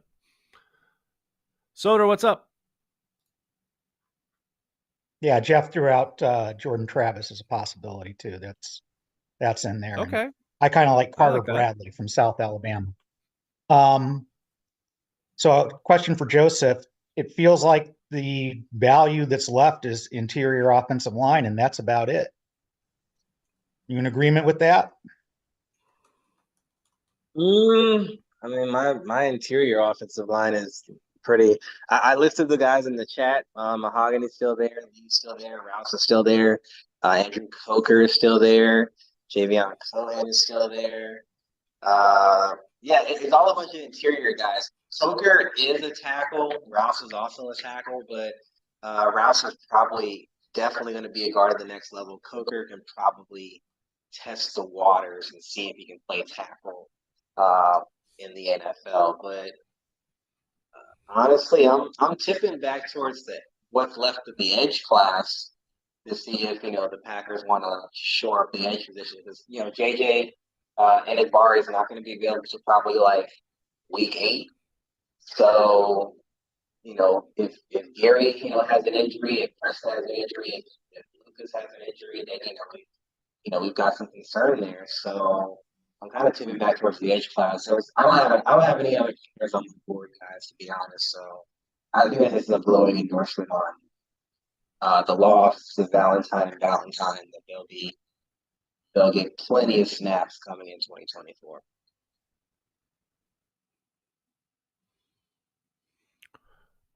Joseph, I got a question for you. Somebody from the chat, Frank, asks thoughts on why Brendan Rice is still there. I mean, same thing. Like people have been, people like to focus on names. Like, people talk about Jeremiah Trotter Jr., and then, Chris Jenkins, who went, obviously yesterday.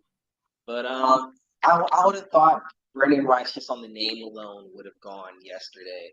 I really don't have an explanation why. I mean, like the son of an Hall of Famer, the Hall of Famer, he has a great IQ. He has great hands. Is he his dad athletically? Probably not. He's not a core athlete.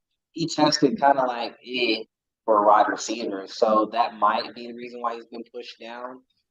But I think there's a role for him in the NFL. It may just be one of those things where he has to prove it. So for a team that has or needs depth at wide receiver, I think he'll make the team, and he'll prove his naysayers wrong. But yeah, why he's still there?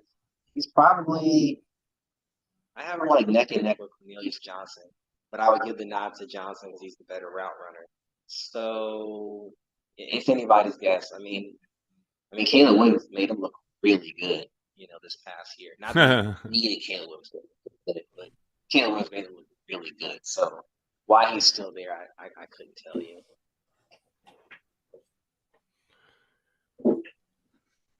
We'll see how it transpires here over the next, 2 rounds. I got to think it's interesting to see Rappaport say that he is on his way to a funeral today and will still be taking the call whenever a team wants to make it, which is kind of insane to me. Like, can't text his agent, maybe call him. That's kind of crazy. But Godspeed, man. The NFL stops for no one. We've only got like 3,000 more picks to go before the Packers select, so that's the good. We have a draftnik in our midst. We have a bona fide Packers draftnik star in our midst. In one Tyler Brook. What the hell is up, Tyler? How you doing, man? What's up, man? Good to see you. I figured after the Rattler pick, it was a fitting time to come in, since it's the most notable name I can remember now left on my board. Because I'm going to be honest with you, I've watched 133 guys. At this point, they're going to start naming out names, and I'm like, I got no idea who this is. I got no clue. Yeah. You do hit that point at some point. I'm usually like, end of day 1, maybe start of day 2. But yeah, no, you draft nerds go way deeper than that. So what are you thinking? What are you thinking about the Packers draft? Are you surprised by anything? Are you happy? Are you sad? Are you pissed? Where are you sitting right now? Listen, after round 2, I was like, you can do whatever you want. My 2 guys on day 2 that I've been like banging the table for the whole process were Edgerrin Cooper and Javon Bullard. So to get both of those guys, my top ranked linebacker and top ranked safety in one day was just like immaculate vibes for real. Morgan, I talked myself into, took me a second. I went through like coping pretty hard, mostly because I kind of like glossed over Morgan, I think. But It then feels like a lot that feels very prevalent. It's weird too, because he does fit a lot of what they like, and it feels like we all just kind of thought, because I'm 100% with you. I really focused on Barton. I focused on a lot of other guys. He was someone I was aware of, and I was just like, I don't think so. I don't think that's going to happen. And it did. Yeah, the Barton not going is what stung a little bit, honestly, because it was like he's right there. You think that's the move, and going so maybe that was literally kind of, a pick later.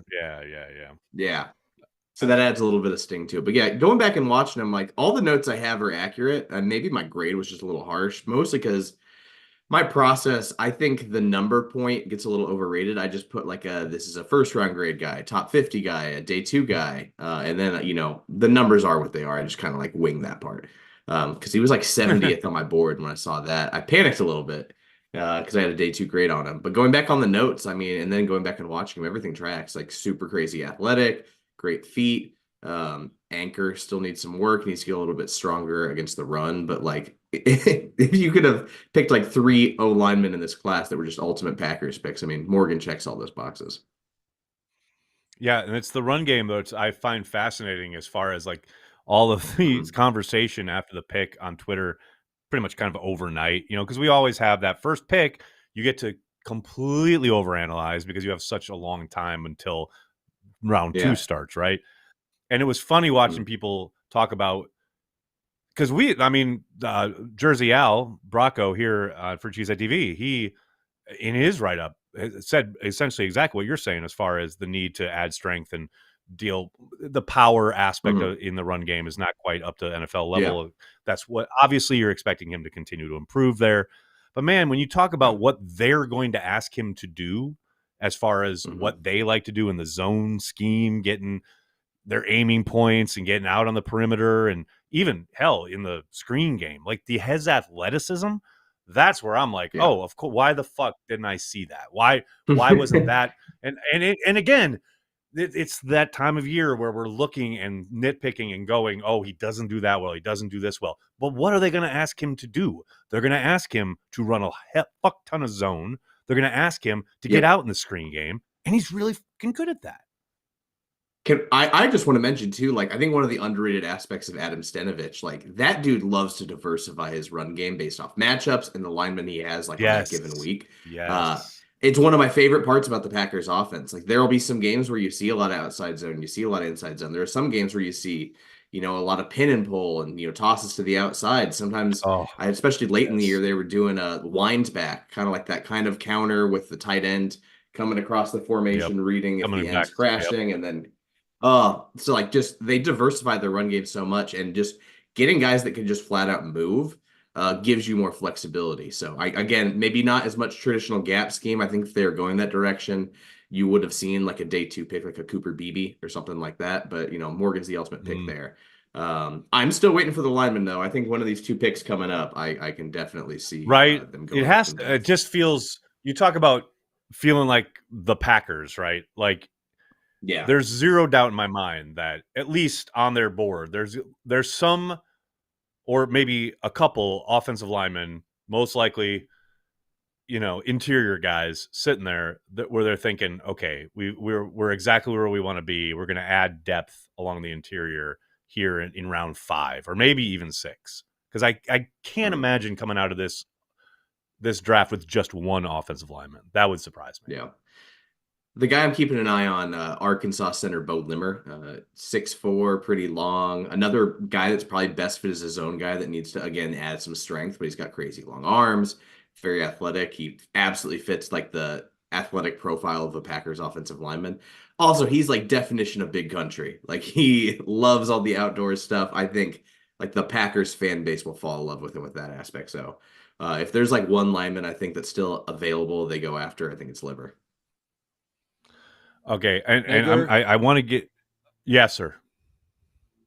Can you get this? First of all, get this Tyler guy off my screen with Pacers Hey, gear. what's up, That's Tyler? extremely Yes, disrespectful. let's go. Let's I go. hate this. This is not okay. I'm extremely triggered right now because both my star players are hurt, and I'm pissed. Get this guy I off feel my bad screen. about that part. Hey, I haven't won a playoff series in 10 years. I was Listen, in injury college. merchant. I was in college. Injury merchant. That's okay though. Enjoy the free Pacers I need first it. round win. Let me have Good for this. you, If buddy. If you guys are hurt, let me have this. Isn't that cool? Just let me have it. I need it. That's fine. I guess wait we'll a just second. go. We'll just have another excuse for the offseason. Weren't you up like 20 points yesterday, and then you had to win it on a last second shot? And then Chris Middleton with both happened. Giannis and Dame out. Like, I don't know how good you're feeling today, buddy. I know you're going to put on a brave face, but I don't know how good you're feeling. They did a he's great feeling job. really good because Dame's Achilles is hurt. So yeah, thanks for Chris bringing Middleton that will up. drop 50 and steal a game, and I'll be sad. Hopefully that'd be nice. I love Chris Bucks in Middleton. 6. I love Chris Middleton. Not right Bucks now. in though. 6. Not right now. Bucks in 6. Hey, also, I hate to say it, Jordan Morgan's a bust, according to the Cheesehead TV Twitter is being inundated with mentions right now about Austin Booker going to the Bears. There are clips of Jordan Morgan getting worked by Austin Booker in the Senior Bowl practices right now. So I like Austin Booker. That's the problem. What are we going to do? So it's over. I know. It's over. Nobody knows. Nobody knows. It's over. Nobody knows.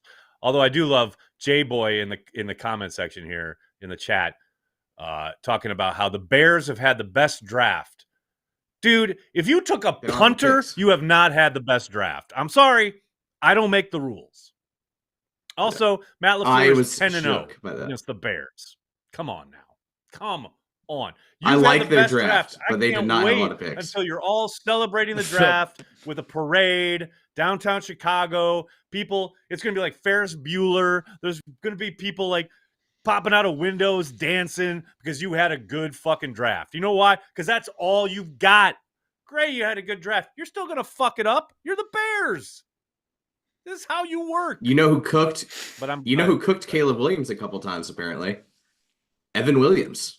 That's right. Evan Williams? Did he like strip sack fumble? Safety? Yep. Strip sack fumble. Yes, he did. Yeah. I'm just going to reply to all those clips with that then. I was just going to say, just reply to every one of those with the clip that Justice put out there. Just do that. Yes. Exactly. I hope you guys also know that the 2 second-round picks they have are Caleb Williams killers. Cooper is the ultimate spy guy at linebacker. So like the Packers have always had trouble with mobile quarterbacks. This dude will not let a guy get out of the pocket. And if he does, it will be a sack. He is just too long, too fast, and too psychotic to let a quarterback get extra yards. And then Bullard with that versatility. I think with Hafley's scheme, being able to adjust what him and McKinney are doing with pre-snap motion is going to terrify young quarterbacks because you can either switch responsibilities or keep responsibilities based off pre-snap motion when you have 2 versatile guys like that. And if you can just decide what you want to do based off motion and the quarterback's just guessing post-snap as a young guy, it becomes that much harder for them to, make a read. And I think that could get kind of interesting. I loved the Bullard pick. And if you have not done so, just listen to Bullard talk like in an interview. Crazy smart kid. Oh, yeah. I love that pick. I'm very excited about it. Yeah. I just want to say this for the record. Can you repeat what you said in the locker room? Or when he got drafted? What was that? Can you repeat what he said when he got drafted to his family? I'm a fucking Packer. I mean, I'm a Hell fucking yeah. Packer. Like, make that a t-shirt, man. Yeah, he said that. Oh, speaking of t-shirts, Nags, I got to talk to you after this because I might need some help with something. I need a That Boy Fast t-shirt. Like no one's ever needed one for Aaron Cooper. I'm in on this. I'll talk to Brent as soon as we're done here. I just want to say this. It's like my hold on a second. And favorite. Let me see if you agree with this. Here's my theory. You know how everyone says Howie in Philly is like so great, this amazing GM, always making He's these a moves bad guy. that gets praised, right? And I do think he is very good. I'm not taking anything away. But it is fascinating to me that he's continuously adding players that have name recognition and or guys we've heard of. Like, case in point, just traded up to get Jeremiah Trotter Jr. went up to get Cooper DeJean yesterday. It's like he collects these names that people know, and then the media goes, "Oh, well, see, he's brilliant. Clearly, He did it again. Because he's collecting all these guys that I've heard of." Like, I'm not saying I think he is good. I do think he's a good general manager. But, like, did anyone watch the Eagles the last half of last year and how fucking out of sorts they were on defense and how simplistic and unable they were to move the ball on offense? Like, it's not like he's collecting amazing godlike players. You've just heard of them. More often than not. I hate Trotter, by the way. Trotter is a nepotism linebacker. He is such a stiff as strong hell. word, He Tyler. can't cover. I know. I do not use it often with prospects because I feel bad because they're children. But he is a nepotism linebacker that the media tried to trick us into thinking was LV1, and he cannot cover mesh to save his life. Sorry, that's my little rant about Trotter. So Do Eagles people got a run mesh in the linebacker, NFL? technically, yes. Do people run mesh in the NFL? I don't know what you're talking Is about. that still going on?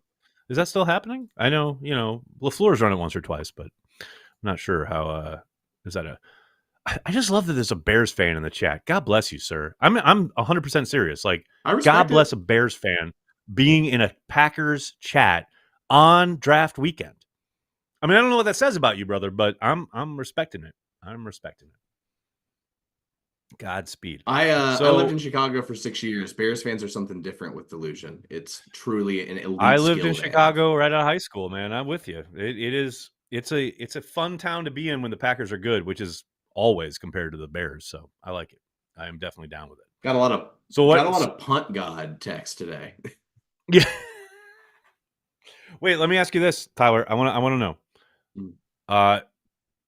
Where do you see things shake, or how do you see things shaking out on the offensive line now that we've got at least another tackle / could slide into guard type player in the mix? I mean, you've got Zach Tom now, you've got Elton Jenkins, and now you're adding Morgan to the mix. It's like you got a lot of guys who can play a lot of different places. How do you think that shakes out? So I kind of have a hot take here, just on all the buzz I'm hearing, and I think Morgan could play left tackle. Like, that really seems to be the vibe I'm getting here.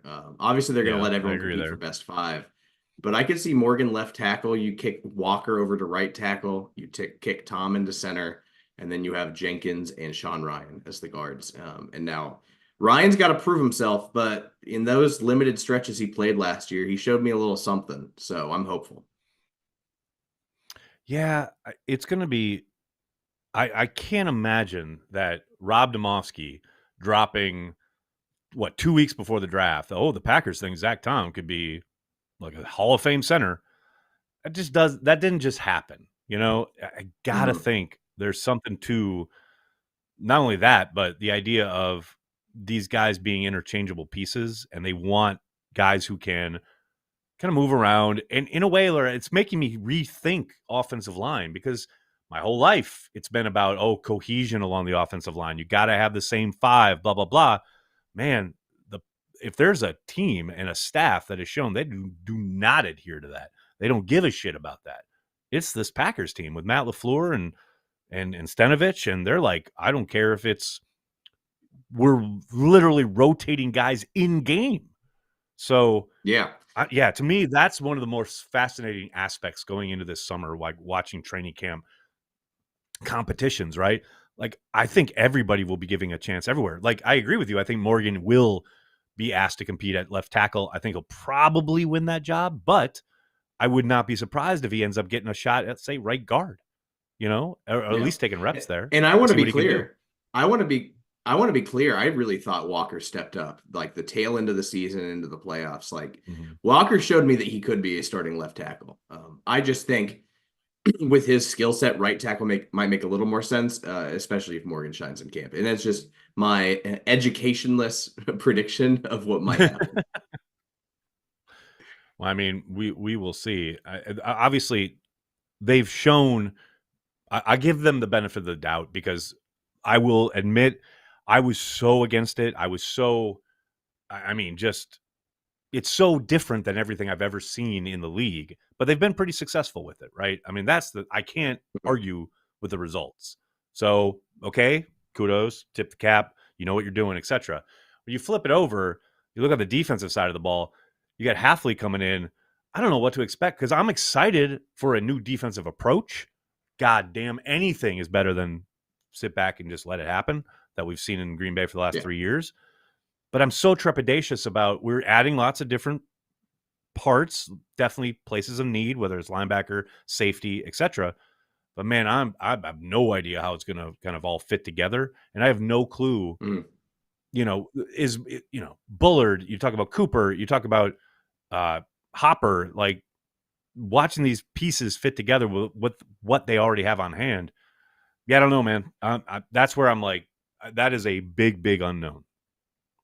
So Andy Herman had the best point about all these draft picks, and the common theme with all of them is that they love to attack downhill. And I think for a defense that we've watched the last few years that just loves to sit back on its heels, oh, it's 3rd and 2, let's play a soft zone and let's put Preston Smith in the slot. Getting to see jump out a window. bunch of yeah. Like they legitimately drafted some sickos, and I need sickos on my defense. And Jeff Hafley looks like a quiet serial killer. So the vibes for me on the defense are tremendous. They're just like they're adding a lot of intensity into that unit, even on the coaching staff. I mean, who's the is it the linebackers coach, the Italian guy? That guy looks insane. It does. See, but here, I'm glad you said that. I'm glad you said the vibes thing, because here's my worry, right? Like, yeah, it's great and the vibes are good, but like, what if it's just vibes? Like, I understand they're going to be technically sound, they're going to have schemes, and like I get all that. But man, I don't know. I've just been burned so many times on the defensive side of the ball in Green Bay that, like, I don't know. I just need to see it. I wish I could be more hopeful. At the end of the day, at this point in the offseason, all we have is vibes. We can think as much as we want about things. All we got is vibes. That's true. I know. You're right. You're right. And when you're right, you're right. And you're always right. So we go in and we get her. But how? The moment we get in there, they're going to see us coming on their radar. Not if we jam it. All right. Had to have a Spaceballs kind of sojourn there. That's a great one. Did you see that Joe Douglas just shipped off John Franklin Myers for a 6th round pick? What? John Franklin Myers. I've been covering a little. I've had to do a little Jets coverage this offseason, and he's been tweeting some stuff. I think it was in result of who did they sign? Oh my gosh, I'm just totally spacing. A left tackle. I could have sworn they signed some edge rusher. Am I crazy? Wow, that shows how much I've been covering the Jets this offseason. The Eagles from the Eagles. Yeah. Yes, Hassan Reddick. There we go. Oh my gosh, that was driving me nuts. Yeah. He started tweeting a bunch of weird stuff after that, so the vibes. Oh, so that's why they shipped him. Okay. Yeah. All the Jets fans are crying, or not Jets, our Broncos fans are like, "We won, we did it." I don't think he's very good, but sure. That was what I was going to say. They're having the battle of mid. See, now that makes sense. That's pretty much what it is. There's a lot of that on day 3 of the NFL draft. The battle of mid. I mean, Bears fans would know all about that. You know, that's why they engage. Are we at Norman Gratz is here? I'm struggling. What's up? Jesus, dude, you have no idea. You have no idea. Bills are on the clock, so we were 1, 2, 3, 4, 5, 6, 7, 8 picks away, and then the Packers have back-to-back picks. That's gonna be fun. Again, they're gonna let him cook. He can do whatever he wants at this point. I don't care. He can do whatever he wants at this point. Hey, well, how about you guys give me free content because I got to use the restroom. So go talk amongst yourselves. And all right, I want to ask a vibe question. I've been dying to ask a Chicago guy because I'm from Green Bay, and there's no way in hell we'd ever put a dome over Lambeau Field. How do you feel about a dome over Soldier Field? Like, how do people in Chicago feel about that? I no longer live in Chicago. Is the Bears fan in here, or is he just in the YouTube chat? Oh, well, you know anyone there at all? Like, I'm like... They're pretty psyched because Soldier Field is ass. It is a gross field. The other thing I had heard, I couldn't see it in the video I watched. They confirmed, I think the biggest thing for them they care more about is the public transit actually going to Soldier Field. I used to go to Chicago Fire games a lot there, and it was just a pain to get there and get out. So I'm hoping for that. The dome, though, that vibe just feels off. Like, there's something wrong about that. Retract, you know what I'm saying? I got no idea. Looks nice. It just seems like blasphemy, man. Yeah. Like, we would never do it in Lambeau. Like, people would be like so mad. Where do you live now then? I'm in Indianapolis. Oh, that's not far. So I'm hanging out. So one of my favorite linebackers just went off the board. I'm sad. Edifuan Ulafosio was kind of hoping for him at some point, but obviously with two linebackers, that wasn't going to happen. Started playing football junior year of high school. Or no, sorry. From Alaska, or from Nigeria, moved to Alaska, started playing football. Transferred high schools to Las Vegas to try and get recruited. Couldn't get recruited anywhere. Walked on to Washington. Became a stud for them, and then obviously, made a pretty deep run this past year. Last name translates to not afraid of war, which is just the most badass possible thing you can have for a linebacker. That's sick. Yeah, I was a huge fan of that. I had heard there were some medical questions that were questioning if he'd even get drafted. So the fact that he actually, landed, I'm happy. It maybe not be a Packer, but he's not in the division, and he got drafted, so I'll take it. Tyler, you look like you're ready to talk more smack about the Pacers-Bucks series, but if you don't want to, it's okay. There's not much to say other than heartbreak at this point, man. I do feel bad for you guys. I have no ill will toward the Bucks. I love that it's becoming a rivalry. Like, I really like that there's something going on there. Yeah. But this is not how I wanted this to go. It's not. It's just sad. Yeah, you want your team to beat teams at full strength. You know Yes, what I mean? 100%. That's the honorable thing. The honorable way. So yeah, we'll see. I don't know. I mean, there's a lot of series left still, so who knows? Yeah. Anything could happen. You guys do not like Tyrese Halliburton. Wow, he's a Wisconsin kid. Yeah, it's the traitor vibes. You know what I mean? It's I'm gonna destroy my hometown team for the fun. That type of Judas. Thing. Yeah, He's a Judas. He is 100%. He might be the corniest person I've ever seen talk trash, but he's my guy, and I'll ride with him. Wait, who's this? Who's corny and talking trash? Tyrese Halliburton, Pacers legend. Oh, geez, are we talking fucking basketball? I leave for fucking 1 minute. He's a Wisconsin guy. Hey, we were talking about he's a Edifuan Wisconsin. Ulafosio. Yeah, come on. And then you weren't there for that. 1 fucking minute, and we're on basketball. I can't fucking believe Help it. us, neighbor. Help us. Please help us. Jason, what's going on, man? Draft content. Yeah. I think Jason had asked a question earlier about he had asked about the retractable or the roof over the dome in the roof Soldier in Chicago. Field, yeah. That's some bullshit is what it is. Correct. A mid safety. Yeah, at this point, a lot of I'm mid. just happy I know some all names. The mid. Give me the names. I just want names. I will say the greatest feat I've ever watched on draft weekend ever. I mean, and this is years ago. I think it was 2013 was when Bleacher Report did our first live draft show. We literally covered every single pick live on the air. Yep. And Matt Miller, we were, I think it was, I want to say 267, and at 238 or something like that, there was a tight end from a Division III school that got taken, and it was the first dude that he didn't have something on. Like, it was the only, it was literally the only guy in the entire draft that he didn't know like that and have instant analysis for. Out of like 200 fucking dude, like almost 300 dudes, he knew every single one of them except for that one D3 tight end. Like, I was in awe. That was amazing. This is back when they had me as the intern doing the draft tracker and everything. Way back. Oh, yeah. Way back in the day. We literally had a hallway full of people on IMAX. Like, it was legit like Das Boot on this hall. And every pick, literally every 250 plus picks, one of the editors would go and clip the clip of us talking about it and with the highlights, and then go put it on social and the whole thing. Like, but it was way before. Now Tyler can do that on his fucking phone now, right? Like, back then it was we were literally in Premiere clipping every single fucking conversation about every single pick, and there were like 10 dudes on IMAX doing that. Like, it was so stupid. That's on. It was amazing. It was amazing, but yeah. What a time! What a time that was. Matt was insane, dude. That was insane. And now he's on ESPN, man. And now he's in ESPN because he kills it. He's so good. Yeah. And we also had Boomer Esiason and Ray Rice as our co-hosts, which what a pair. I mean, good times. Good times. Oh my you God. guys think about going We are, Gabriel Murphy what, 5 next? picks away? Gabriel Murphy. Joseph, what do we think about Gabriel Murphy? Are we in? Are we out? Tell me how to feel. The Murphy twins are interesting. They looked really good in the Shrine Bowl. I can't think of which one's the better one. I don't know if it's Gabriel or Grayson, one of the two.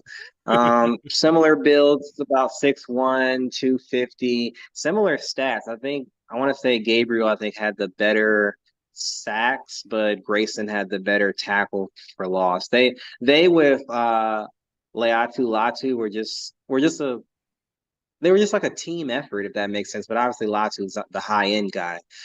I don't know. I'm not against it. I just don't know if they're Packer guys. From a team standpoint, like blue collar, that kind of thing, yeah. But I don't know if they're like from the measurable standpoints, are they Packer dudes? That's the question. Nick, what do you like about him? Or I assume I'm just looking through I'm just looking through the board and what's left. I just saw that he had 16 TFLs last year, and he's run heavy on defense, which we definitely obviously need. I know Cooper's going to do that a lot for us, but looking over, I mean, Gabriel Murphy and then Mahogany is the other guy that I'd be looking at right now for the next pick. There's got to be an explanation for why Mahogany is falling. I just have no idea. Like he was like a top 5 guard a year ago, and now he's trending towards possibly the 6th round. It's weird. Yeah, he's explosive off the snap, but he's pretty dang stiff.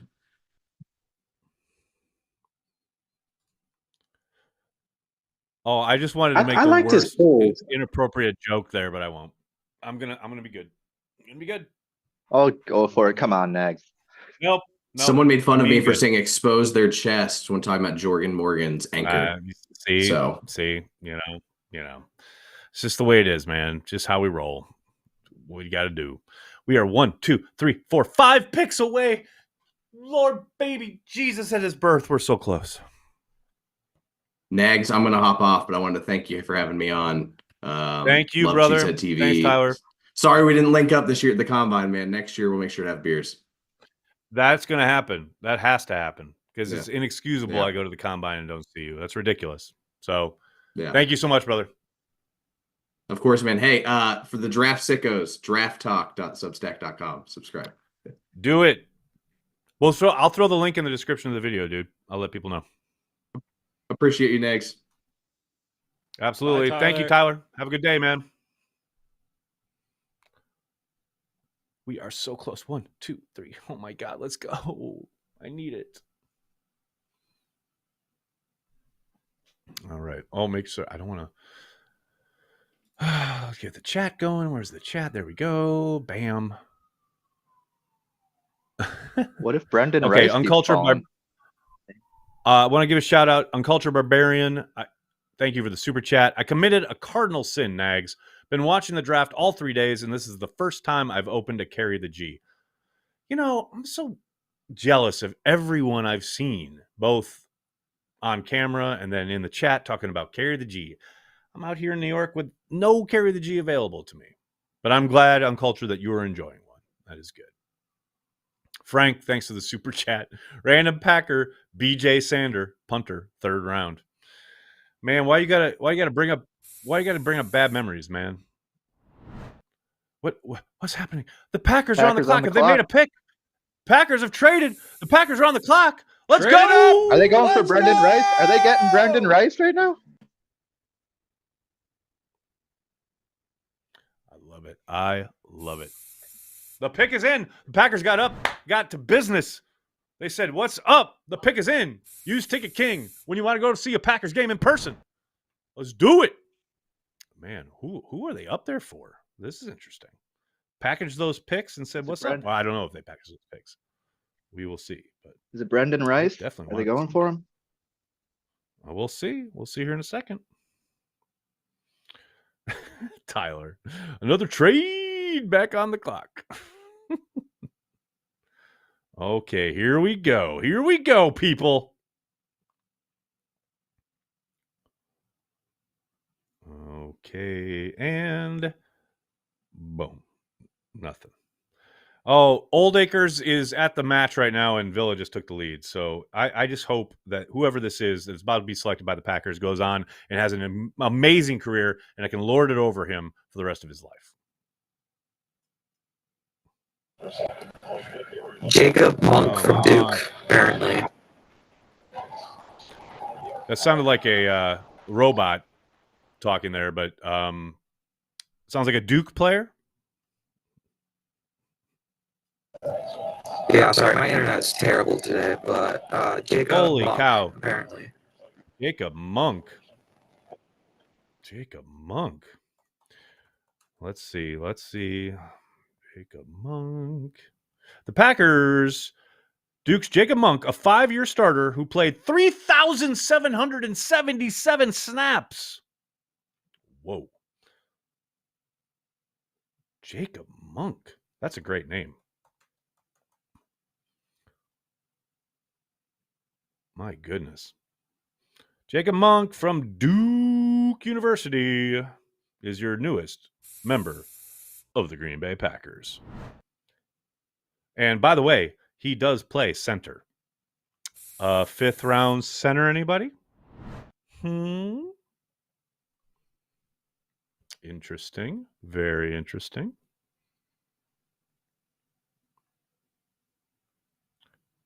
And it looks like the Packers still have their 34. So whatever they gave up, it was probably later in the round or later in the draft. Jacob Monk. What do we think, Joseph? Are we familiar with Mr. Monk?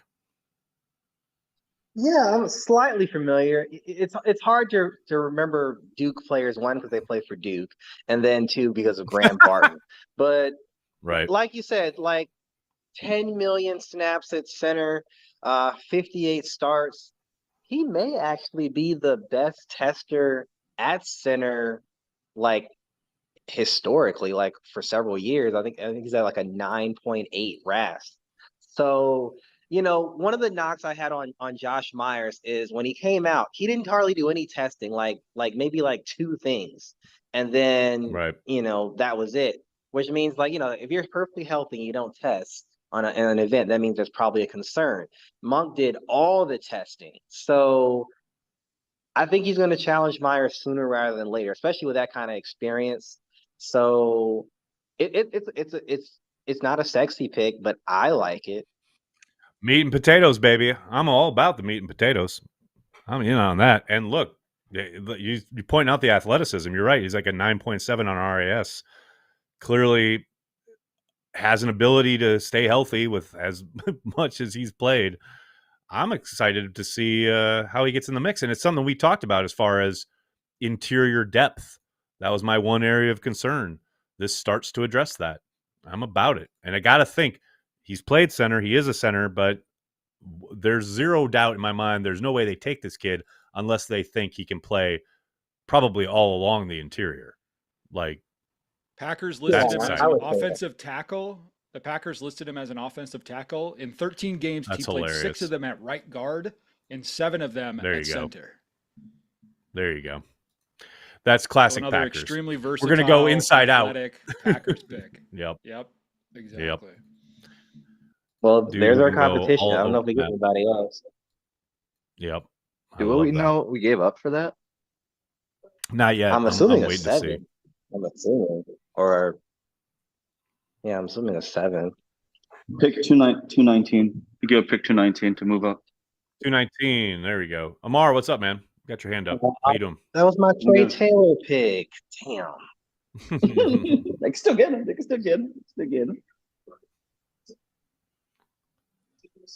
See my competition from Myers, hopefully. So I'm to say I'm happy to see my competition from Myers. I was banking on Bo Lemer out of Arkansas, but hey, man, I'll take this all day.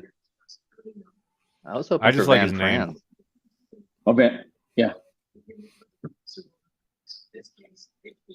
Yeah, well, now you got Monk. You're gonna eat it, and you're gonna like it. There you go.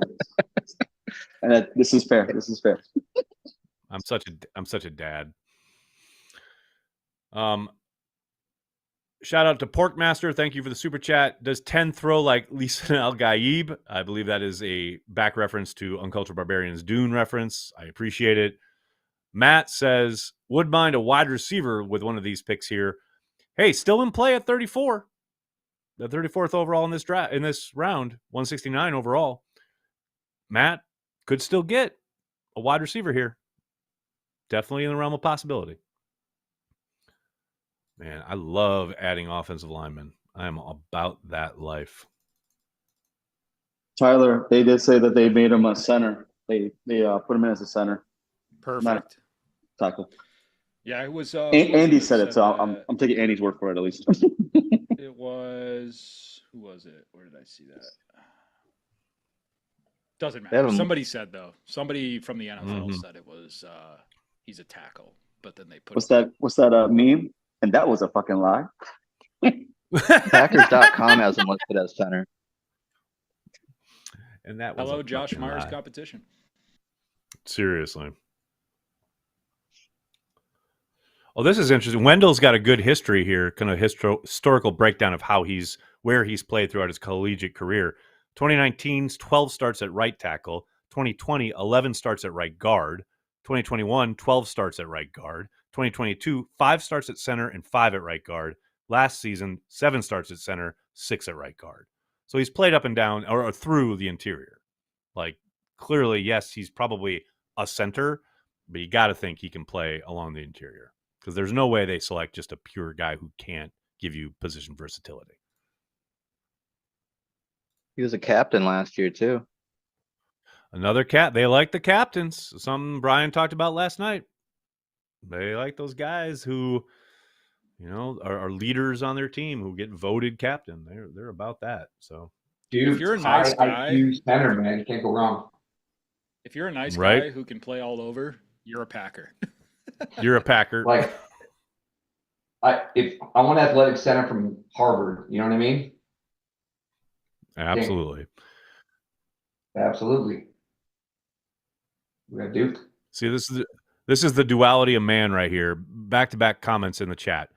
Carter says, trade up to get the guy you want. Don't risk losing him if he is your guy. And then right after him, Pack Daddy says, seems like they traded up twice for guys who would have been there. Trying to shed picks. I mean, I do think there's little doubt that, Brian even said point blank last night, probably going to move around. There's a chance we may give up a few picks.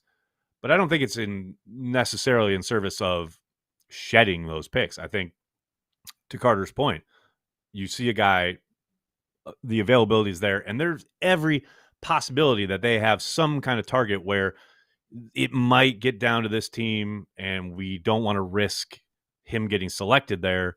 We've got the ammunition. Let's utilize it, move up and get him. I mean, I think, there's context there. David, anyone got the long snap answer from Monk? I love people are already asking if he can long snap. Value seems really great. Very much so. Great value. Very much agreed.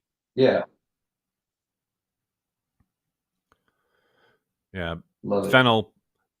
Fennel tweeting out, Monk, 5-year starter. That's the experience, ready to compete type you want on day 3 all day long. Absolutely. Get him, plug him in, let him compete. Let's go. I am down with that.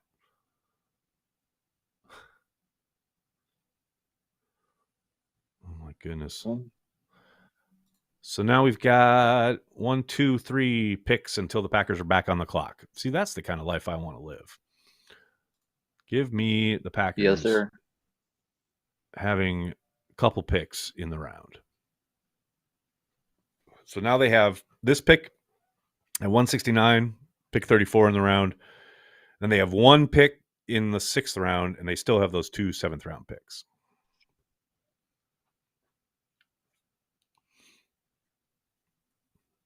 Man, and of course, those 7th round picks are at the bottom of the round, naturally. Goody just be hating me. Just be hating me. Gonna be a quarterback. I'm calling it, guys. If you want to bet me? Yeah, it better be. I'd love it. I'd love it if it's QB. It's probably the best value at this point. Better to do? There's some good ones on there still. Brendan Rice, let's do it. Yeah. Fucking Joe Milton. My dude. Love me some Milton.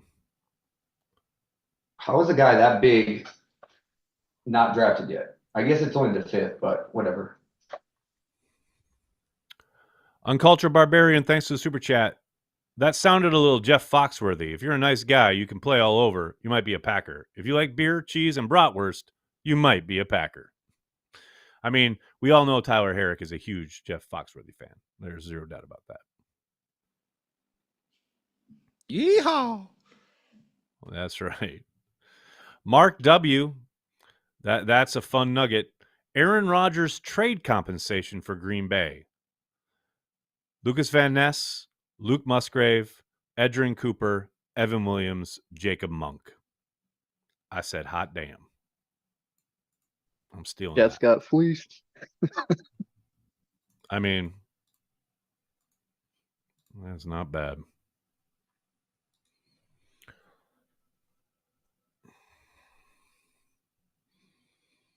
So with Monk off, does that take Mahogany out of the running, you think? I doubt it. I mean, if they, I don't think so. If they want to keep doing the thing about adding competition, I think it's possible. I don't know. Mahogany was in a power gap for BC, so maybe he's not on their board, but he does.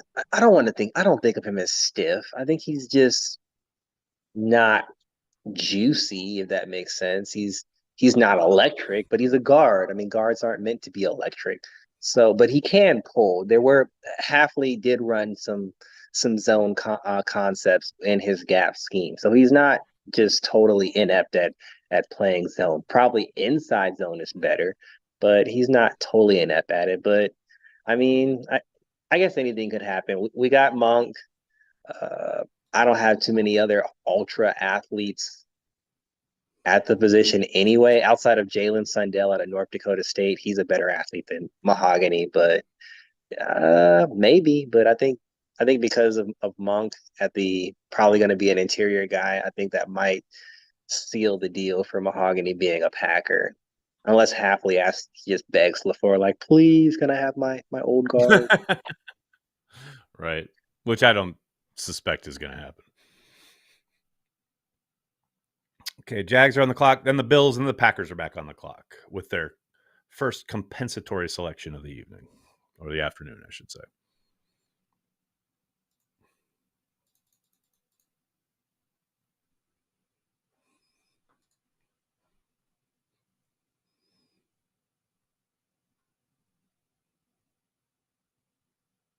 And you guys been to Jag Stadium? I'm curious about that. Which stadium? The Jaguars. Oh, yeah. First game I ever covered on the beat. That weird pool thing. I don't understand the attraction of that. It's probably gross. I don't go to a game just getting a gross public pool. It's nasty. And you got to walk out of the stadium all wet. But it's very Florida. It is very Florida. That is the most Florida thing. They went it's definitely not for me. Definitely not my thing.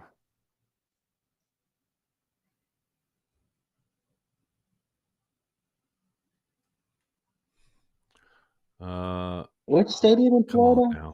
Jaguars. The Jacksonville, the Jaguar Stadium. They got that weird pool with the glass front, so you can sit in the pool and look at the game. Yeah, that's Florida. Weird, though, because when you go to a game, you wear like full on clothes, right? So like do you jump in the pool with your clothes on, or you like fold them up and put them on the side, and then like you have board shorts underneath, or like you're just in your you come in like your trunks. I'd roll up in mosquitoes, you know what I'm saying? Because that would be like underwear, and people like, would that be too aggressive? Like, what do you do? I don't understand the etiquette. It's just a weird. No, it's Florida. You dress for the beach at all times. Trust me, if you've ever been to a game in the Jaguar Stadium, you want to be as close to naked as you possibly can because you are going to melt. Yeah, you are going to. There's no protection from the sun. It's nasty. I was in Okinawa for like a year or two. I know what the humidity is about. It's gross. Yeah, people go to Jags games. All right, Packers are back on the clock. Oh, here Let's we go. Whoa!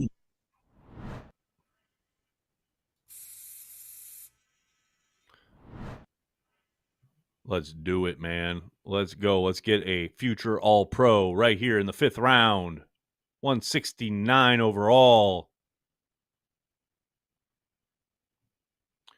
Who are you thinking, Joseph?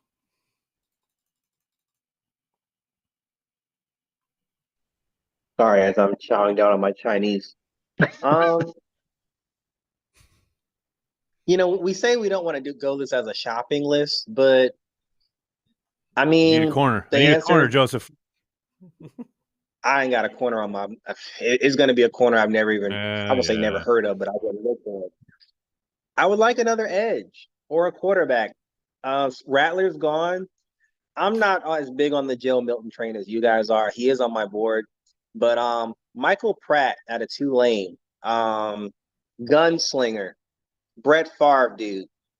If I know we may, maybe not. Those guys are maybe out of style, but I love Michael Pratt. He can command an NFL offense. He's not just a guy who's going to come in and like he's a backup. He's going to like survive.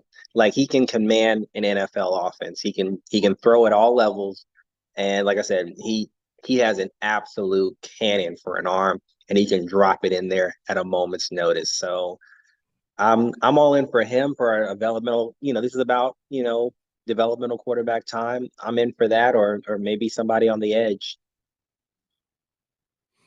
Yeah, I'm down with edge. I think it's so weird because Gabriel it's like Murphy. You think, yeah, they just spent 13th overall pick last year, etc. But man, you got one coming off an ACL, you got one ready to hit the end of his career. Like I just think edge makes a lot of sense, but we'll see. Michael Pratt also outdueled Caleb Williams in the Cotton Bowl this last year, so that's also why I like him. Come on now. Love it. Oh, there we go.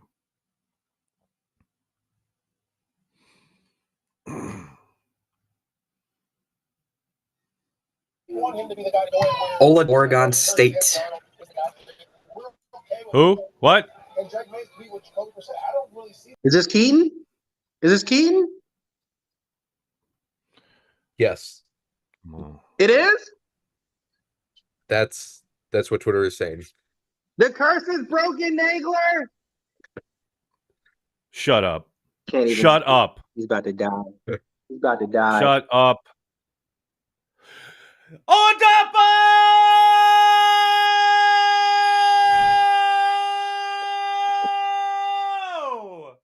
They took a draft crush. Let's go.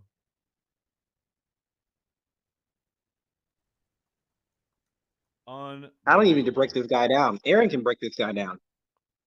I fucking love this kid.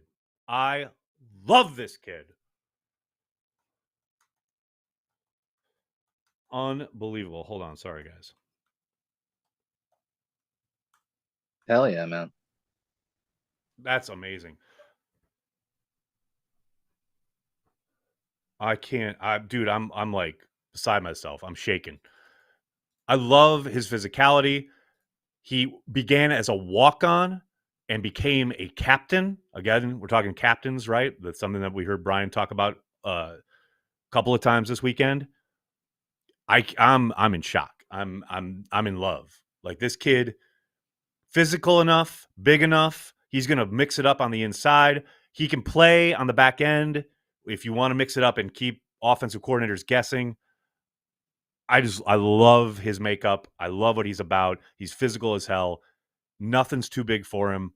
He's going to come in and he's going to fucking compete right away. Oh, God, I love this. Sorry, I know I'm supposed to not I'm not supposed to fall in love, but I fell in love with this kid, and I cannot fucking believe he's going to be a Green Bay Packer. That is awesome. Aaron, and I'm it's gonna so have funny some because tequila for you. There you go. That's my guy right there. Come on now. Yeah, that's a good. I need to go get my whiskey. I like that. Oh my God, I'm so happy. I absolutely adore this guy. I've never seen the Packers draft this many safeties. Do you think Hafferty's like, hey, empty the room? That's my most important position. I want to. I was literally just about to say, it goes back to what I talked about in the video like 2 months ago. It was time for a complete redo in the safety room, regardless of whether they were switching schemes or not. I do think, yes, that has something to do with it. I think Hafley needs a very different type of player on the back end. But man, this is awesome. Soder, your hands up. What's up? Just checking, Joseph, that Montezuma tequila that you're getting into there.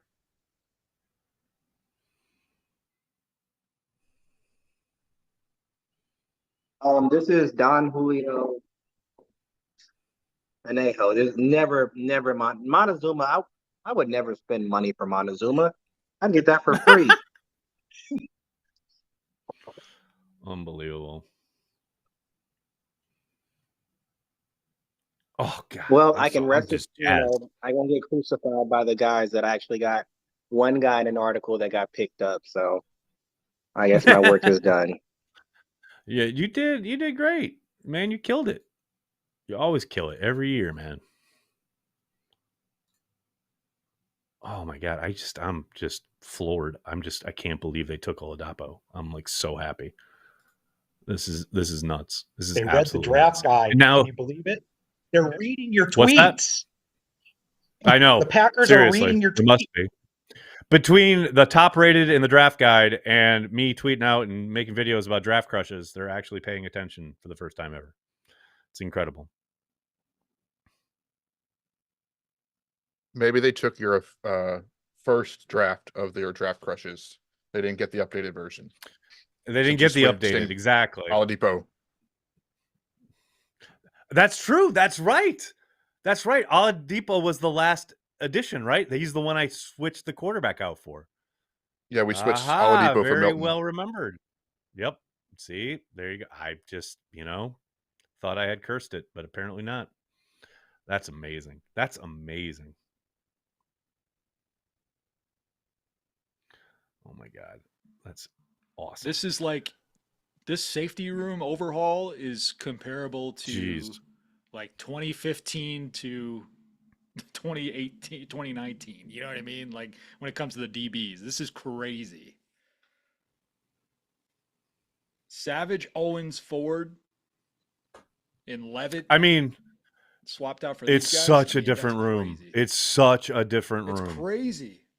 I mean, McKinney, what's fun Bullard, is Williams, the fact that they went Oladapo. and got McKinney, right? They go and get McKinney, and then they get Bullard, Oladapo, like Williams. Like it's so different. It's like that scene in Wizard of Oz when she comes out of the house after the tornado, and it's going from black and white to color. That's the safety room in Green Bay. We are in Oz. Overhaul. We are over the rainbow in the safety room. I can't.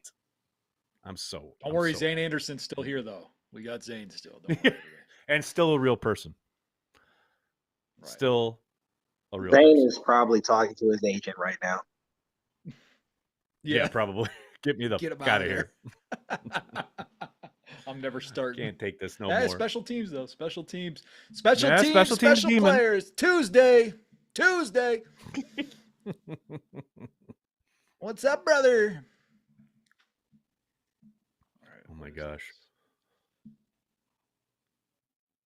Good little nugget from Rob Demoski. Oladapo did not allow a touchdown pass in 421 coverage snaps last season. Kid's pretty good. Kid is pretty good.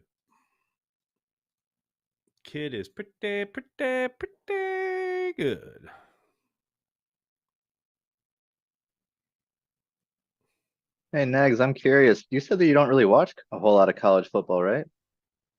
Correct. Okay. So how do you go about finding your draft crushes? Is it just looking around the trades, or? I start going and looking as soon as like the combine is over. you go through that and get familiar with whoever is in attendance there, and then start going and looking who's performing at what pro days. And then I look at the athletic testing that starts coming out as far as, between the combine and the pro days, you get most of what you need. And then I look at Senior Bowl participants. Literally, that's it, because I know there's probably a good chance that if you have a good week in Mobile, you're going to be on the Packers' radar. And then I put that all together and I look at the guys that, essentially feel like they could be potential Packers. And then I just start looking at their tape, start getting cut ups, start reaching out to people saying, what do you think about this guy? What game should I watch? Because that's always the thing. You always want to know, who do you want to watch as far as their best games, but also you want to see their worst games, right? And then I just try and whittle it down. A couple guys that I really, really kind of feel strongly about. That's it. I don't watch a lot of college myself. I was just curious. Yeah, I mean, I don't have the time, man. I just don't have the time. Ken, your hand is up like a gentleman. What's up? I am sorry to take you guys a step backward, but I've had to work today. My wife has me working. And so I've just come in here and there. So I missed the Jacob Monk thing, and I'm wondering what you guys think of him. I love his versatility and the fact that he's played a ton of football. I mean, over 3,000 snaps, 5-year player in college. A lot of right guard, a lot of center. He's even played a little tackle. It's totally in line with what Brian talked about both Thursday night and last night, as far as versatility, ability to do a lot of different things. He'll fit right in that regard. And I do think there's every chance, because of how much experience he's got, he'll be in the mix right away. I mean, they'll probably give him every opportunity to compete with Myers and or whoever, along maybe Ryan at right guard as well. He'll be given opportunities right away. Has he played much center, or is he more of a guard?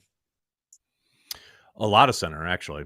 I went through, Wendell had his breakdown as far as he did mostly center early, and then he kind of split between right guard and center the last couple of years. But yeah, he's played a bunch of center. So I am interested to hear, because you always do kind of get an idea of what they're thinking when Goody or one of the scouts takes the podium, which will obviously happen in a little bit here. Because, they may think, well, we want him as a center. They may even say that. I doubt it, but they might. But yeah, I would be very surprised if they don't let him compete all along the interior. Yeah, that's what Goody said, is not just the versatility, but he wants competition in the rooms, and just keeps adding to rooms. And I think that's the deal with the safety too, with kind of overloading that. He wants competition. Totally so agree. Somebody emerges. Yep. Let someone rise to the top. Let someone grab it. 100%. Which, hey, I think that's the other thing. It's a violent sport where guys get hurt and we get thin real quick. Like, let's have the highest floor possible. Sorry, Joseph. Go ahead. No, I was going to say, Ken, think about Zach Tom. Tom did the same thing for Wake. He played center, played guard when needed to, and then they flexed him out to tackle. Except in the case of Monk probably he caught on at Duke a lot quicker. So, 58 starts. I think Tom ended up with like 34, 35, 36 starts.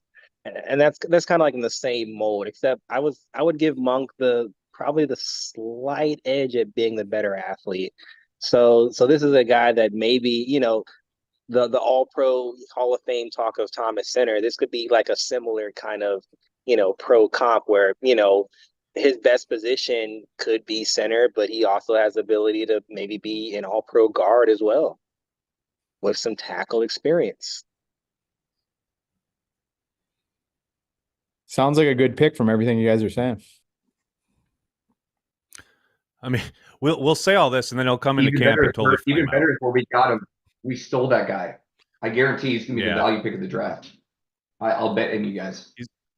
He'll be in the conversation. There's zero doubt about that. Yeah. Considering how much he's played, how much experience he has, and he should be able to step in right away. Yeah. That Ross, and he's from Duke. He's got to be smart. You don't go to Duke if you're a dummy. Yeah, all right. I lived in North Carolina. I met plenty of people who went to Duke who were fucking idiots. So I don't know about all that. Yeah, well, yes, yeah. I don't know. I love the pick. What else we got? So we Love got it. 4 picks. 4 picks until the next round. My God, man. You guys are sickos. Tell me about it. Welcome to our life. Yeah. I think I made a mistake. No, you're in the right spot. Come on now. Wusa. I don't know if you got that reference. I did Bad not. Boys? Anybody? You guys ever see Bad Boys? Man, I haven't seen Bad Boys in like 25 years. I heard they're trying to make a new one. I could be wrong. No, they're making a new oh man, the old Eddie Murphy movies that were so good. What the hell are those?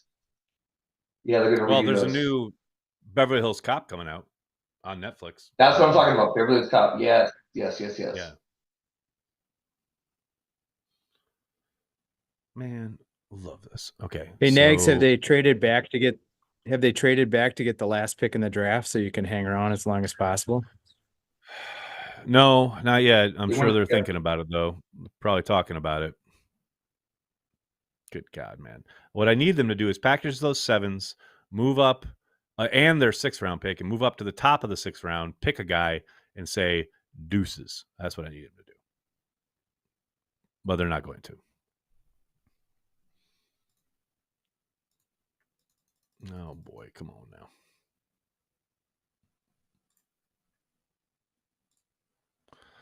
All right.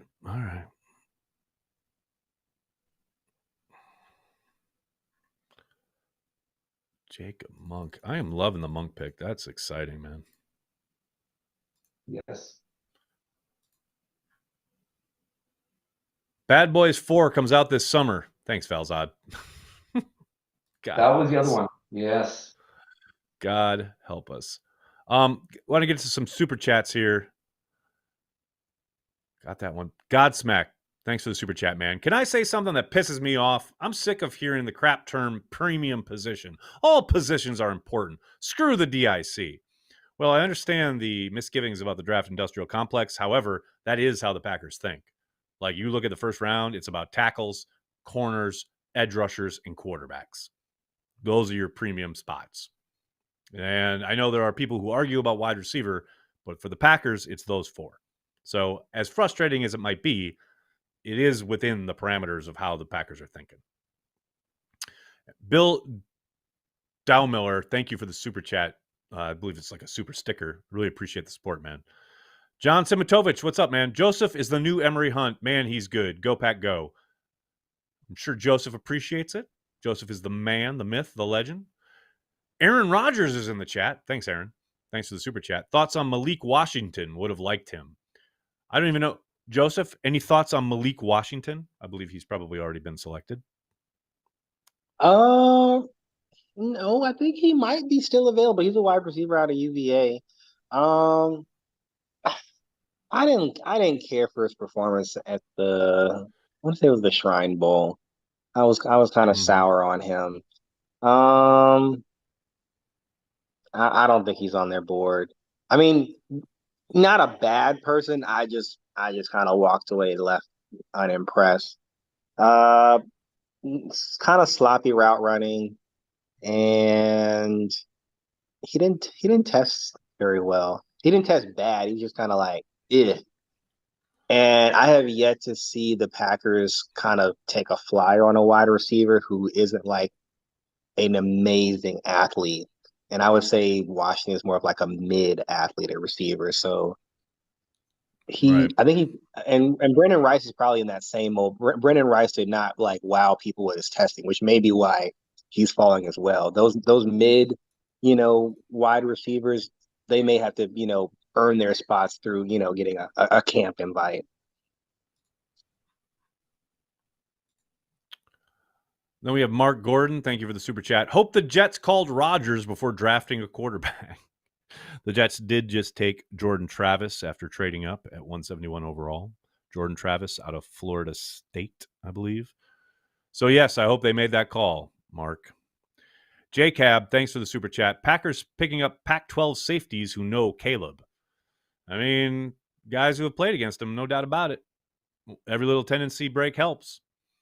Jonathan, thanks for the super chat. Any idea how many of these guys are top 30 visits? First of all, don't call them top 30 visits. They're pre-draft visits. Nothing top about any of them. They're just pre-draft visits.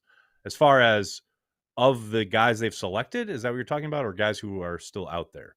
I know what's funny is that Oladapo was a pre-draft visit, and I don't think was Morgan. Yeah, Morgan. I think Morgan was. I can't remember the others though. Cooper was also. Edrin, right? Yes. Good call.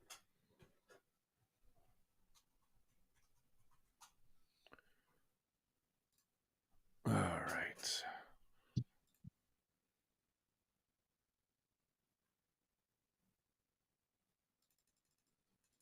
All right. Are we into this? Not quite into the 6th round yet.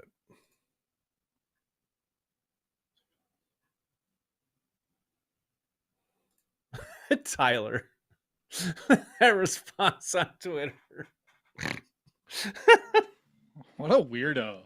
People are so weird I know. on Twitter, man. It's the 5th round. About to be the 6th. Thanks, John. Thank you, Johnny. Hey, I'm trying to hang out with you guys. I need to produce some content. I got a question. Can you guys comment on all the media hate going to the Falcons right now? Is it deserved or not deserved? I don't think it's deserved at all. Nope, not at all. I mean, people love to bash quarterbacks when they get a quarterback, and we watch all these quarterbacks get hurt, and then we're down to like week 15 or 16, and there's like 40 different quarterbacks that started in the NFL, and it's so bad. And people are like, oh, well, there's just no quarterback. Like, okay, so if you're a team and you want to ensure that you're, filled with depth at the game's most important position and bring a young guy along who will hopefully one day develop into a long-term starter for you, and you want to invest, there's nothing wrong. Can we just watch how it plays out? Instead of killing, they could have done this, could have done that. Yes, they could have. Well, they chose not to. If it was 1999, I would get it. But now we have guaranteed rookie contracts, so now I think it's pretty smart, right?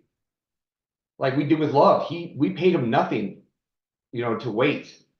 So, I mean, that worked out, man. Well, and then the flip to that is people say, well, that you should take advantage of the rookie contract and utilize that time to have your rookie play, and then you can build up around him because you can go hog wild because you don't have a big quarterback contract. And I understand that is one way to go. The Falcons chose not to go that way. There's more than one way to win. That's what I always think about. That's what I always say. I understand people want instant analysis, but it's clearly a long-term play. So can we let it play out? But no, of course, in the internet, you can't. You have to have an opinion. My only criticism is I wish we'd have kicked Rodgers out 1 year earlier, so we could have got 1 year cheaper out of. And then also, I think Aaron was more healthy too. He had a better year, but I mean, hindsight is 2020. But it's just everyone's bashing Atlanta right now, and I'm like, guys, I think this is a little much. The people bashing Atlanta have no idea about roster construction. Kirk Cousins is entering his age 36 season. So Michael Penix has a 5-year contract. It's the 5th-year injury. Yeah. Right. So it's highly likely that Kirk Cousins they're probably going to either cut him loose or he's going to retire in 3 years. That's 3 years of development. And then boom, in that 4th year, Penix can play, and then he can earn that 5th year, or they can decide, okay, well, we're going to go back to the well again for another quarterback. This is what you're supposed to do. But I guess people see Bajan, they see Drake London, they see Kyle Pitts. They're like, oh no, you should be loading up and trying to push for a Super Bowl run. Raheem Morris is even smarter than that, and I think people just think, but you guys remember the hate we got when we drafted Love? They're like, you should draft wide receiver. They attacked us. It was bad. Oh, I remember. I know.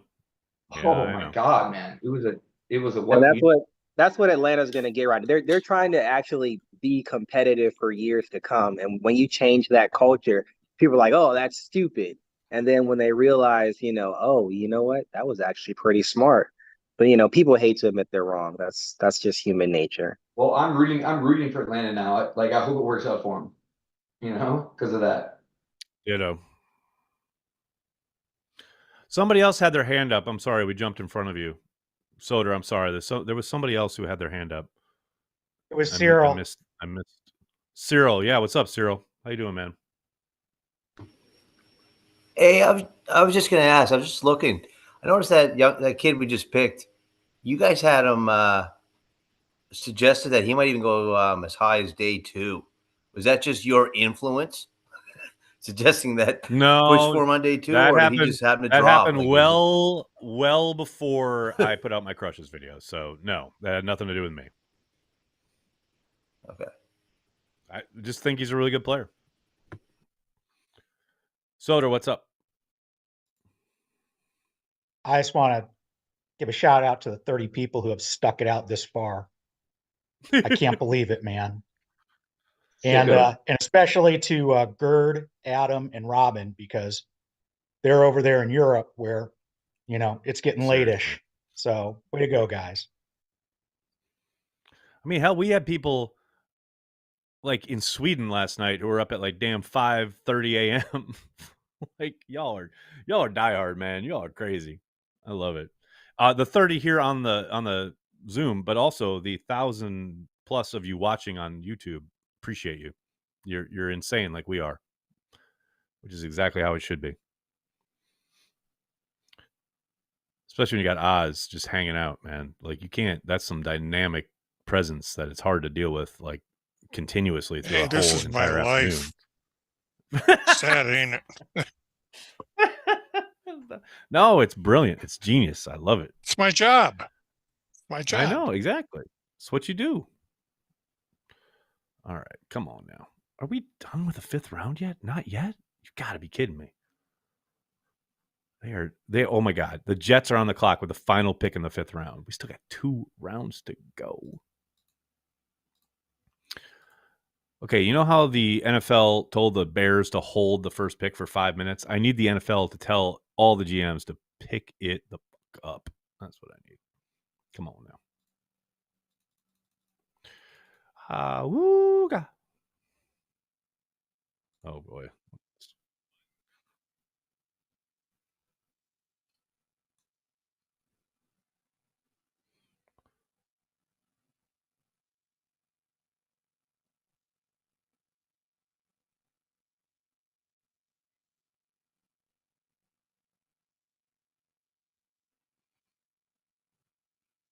I got a question for Joseph if he's around there.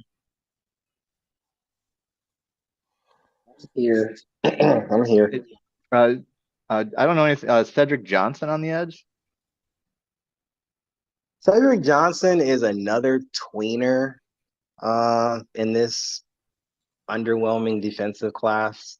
I don't know. I don't know. People, he's kind of like Brandon Dorlus from Oregon, where he was asked to do a lot of different things. Rush from the edge, rush inside, play a little bit of like, I don't want to say outside linebacker, but more of like flat, leak out screen defense as far as like, from a 2-point stance. I don't know if he's on their board, honestly, being a tweener. I mean, he's not uber athletic. He's athletic, but not like high end athletic, because normally when you're a tweener, it's like, okay, you've got amazing athleticism and that'll get you picked. But Sure. Cedric Johnson's just kind of like, he's just an okay, like mid range athlete. So somebody's gonna have to fall in love with the tape. The tape is decent. It's decent to say the least. So it's just somebody's gonna have to really, really like him to pick him. He's probably gonna get like a camp invite and compete and try to earn his way to a roster. Gotcha.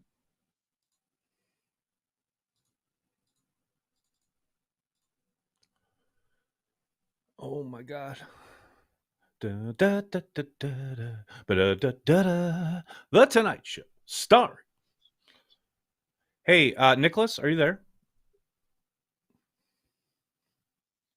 Hi. Can we go back and play the videos from Cody, like all in a row with the sound on? No, I don't. But all the ones that we have that we played already at this top where I talk through them, just let's just play them. So I want to give Cody's work some run here. Cool. And then I'm gonna grab a beer as well. I'll be right back. Yep, back to back. Hit it.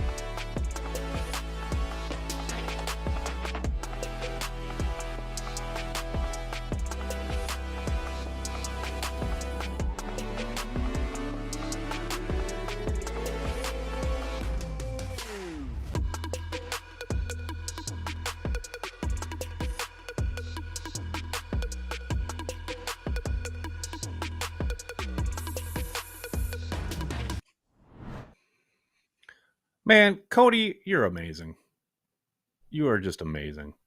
That is just dope work, dude. Appreciate you.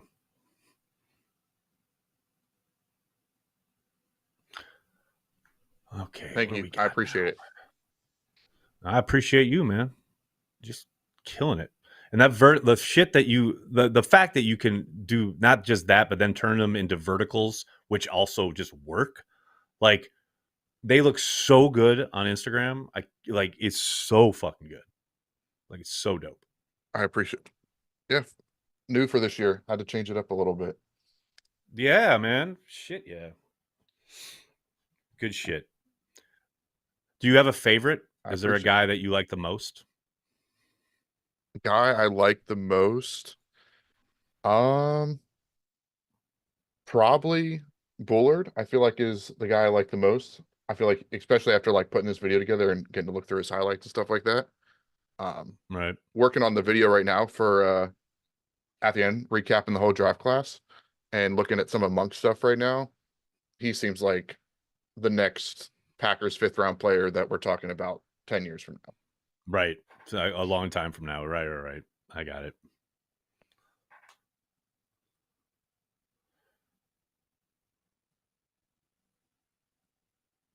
Oh, man.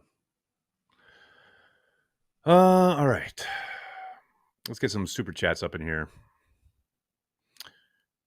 Going back to Steve. What time is today's Cream City Brick segment? Now that's a callback right there. You know, we need Mr. Banky for our Cream City Brick breakdowns. And as per usual, he's just not hanging out here on day 3. You know, I think he doesn't want to get wound up like he did during the great meat debacle all those years ago. So I think there's a good chance we won't see him this afternoon. But we'll see. He said he might stop in late. He's got a couple rounds to surprise us. Scott, I want to thank you for the very generous super chat. Thank you, sir. While it might kill Corey, the Packers could draft punters and kickers in the last 2 rounds, and I'd still be thrilled with our draft haul. Thanks for keeping us informed and entertained for the last 3 days. Nags, go Pack, go. Scott, thank you, man. Really appreciate it. Carl Van Beckham, thanks for the super chat, man. I've been listening to Cheesehead TV all day. Also, I cleaned dust and cat hair off the refrigerator compressor and vacuumed the house. Multitasking. I'm just glad we could be the soundtrack to your home improvement. That's good. Thank you, everybody, for your super chats. Really appreciate it. And I think we have a hand up. Who we got here?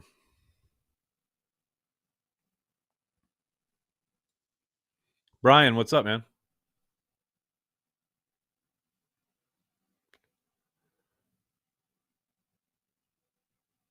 There we go. You're muted.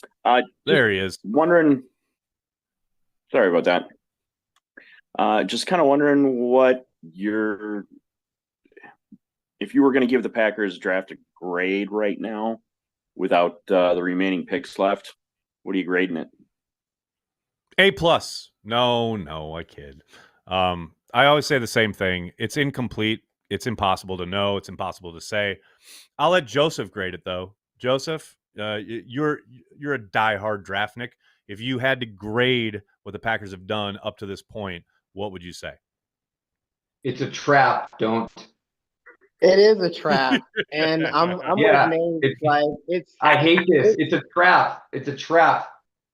It's incomplete until at least they get to camp and get maybe like into camp, and we start getting notes about how these guys are holding up against real deal NFL talent. Because when you're a rookie, you know, even at the Senior Bowl and the Shrine Bowl, you're still only going up against NFL prospects. Now you're going up against guys who've been in the league for 1, 2, you know, on average probably 3 to 4 years, you know, and they've developed. So can you hold up at that point? Can you do your job? Can you show some promise? At that point, then I can start to put a grade together.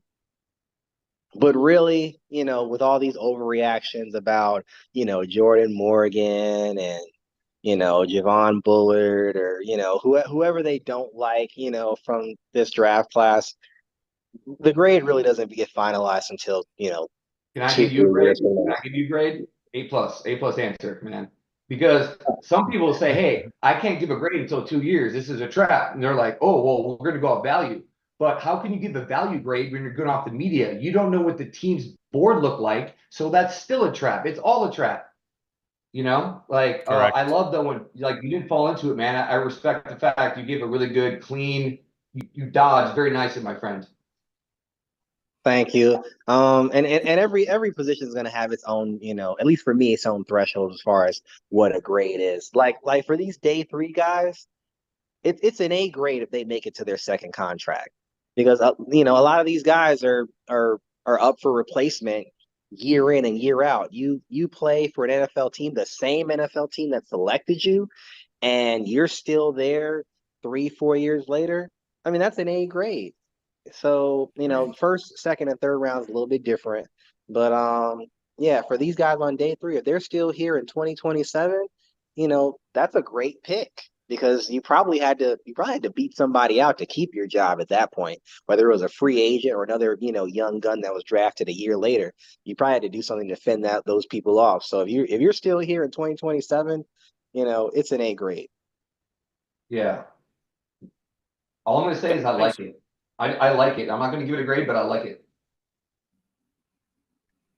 I don't know if it's art, but I like it. Yeah, I like it. Jim J, what's up, man? Hey, I just wanted to check in. Like Ken, I've been listening all morning, but fighting with traffic and fighting with people at Menards. But your conversations have been in my ear all day. So, and I've got to run out again. But I wanted to poke in and say hi, say happy birthday to Soder, and say thanks to. This has been a great. This whole these last 3 days are awesome. Thanks for all your work and you and everybody there at Cheesehead. Thanks, Joseph. Really, it's been awesome. Thanks, Jim. I can't wait to do it next year in person. That's what I'm talking about. Everybody in Green Bay, let's go. Let's go. You bet. Appreciate you, brother. Thanks, Jim. All right. Check in later. See, I didn't know if we wanted to talk about this publicly, but it is, I believe, Soder's birthday. So they got you a bunch of brand new Green Bay Packers there, Soder. Happy birthday. Cheers. Thanks. It's the best gift every year, right? Brand new Packers just for Soder. I love it. Ken has his hand up. What's up, Ken? So I got so caught up with the fact that it's Soder's birthday, and I asked him if he is 39 on the chat, and he said yes. That I'm sure I kind that's of true. forgot what I was going to ask about. Oh, now I remember what I was going to ask. So you guys were talking about grading the draft, and I would never grade the draft because A, I don't have the ability to do that, and B, I think it's silly to do it at this point. I'm in total agreement with you, Nags, that you got to wait 3 years and kind of look back. But I would say I think something that would be interesting to everybody is let's do a little informal poll on the people we can see who is happy with the draft for the Packers as of right now. Thumbs up. So that's a significant majority. I would say almost all of us are pretty happy with the draft. So I think that's good news, right? We don't know, but still, I will feel say good though, about it. I will say, Cheesehead TV does tend to attract a certain type of fan, whereas I think if you had that poll on maybe another platform with another group of fans, Packers fans, you might get a more mixed response. That would be my guess. What you're saying, Nags, is that it tends to attract the most intelligent, football knowledgeable fans. Exactly. So therefore, I think we're that's right. obvious. Well, of course we are, naturally. Yeah, I think that's pretty obvious, no doubt. Can I add something? No doubt. If you look at the rest of the NFC North, their drafts, they all had like 4 picks, 6 picks, like 7 picks. We had 13. So, I mean, I'm not saying we're going to hit on every single one of them, but I feel you, man. we hit half. See? Yeah, and there's somebody here in the chat. We got Thorben in the chat says, not happy with day 3. Imagine not being happy with a day 3. Like, it's day 3. You don't, they're throwing darts as it is in the draft in general, but you're going to get down to day 3 and not be happy with it? Man, I just don't understand it, man. I just don't get it. You know what's crazy? I always ask those people, so who would you pick? And they don't have a soul that they can name. Well, because they want positions. That's the funny part. That's what I was talking about before, as far as like people have a grocery list, right? Well, they didn't get this and they didn't get that, so it's a bad draft. It's like, no, they got good football players they want to see progress and develop in their program. Yes, are there still holes? Are there still spots they got to work on? No doubt about it. But man, the whole idea of like a day 3, like what? This 5th round corner was going to make all the difference. Like, that's the funny part to me. And the truth is, every team has holes. No team is going to come out of this draft and say, oh, they have 0 holes now. No, you're still going to have some holes. And then guess what? Next year, you're going to have some new holes in places that you didn't have last year. Every year, you're going to have a hole. It's just the holes are going to move around. So that's how rosters happen. They turn over.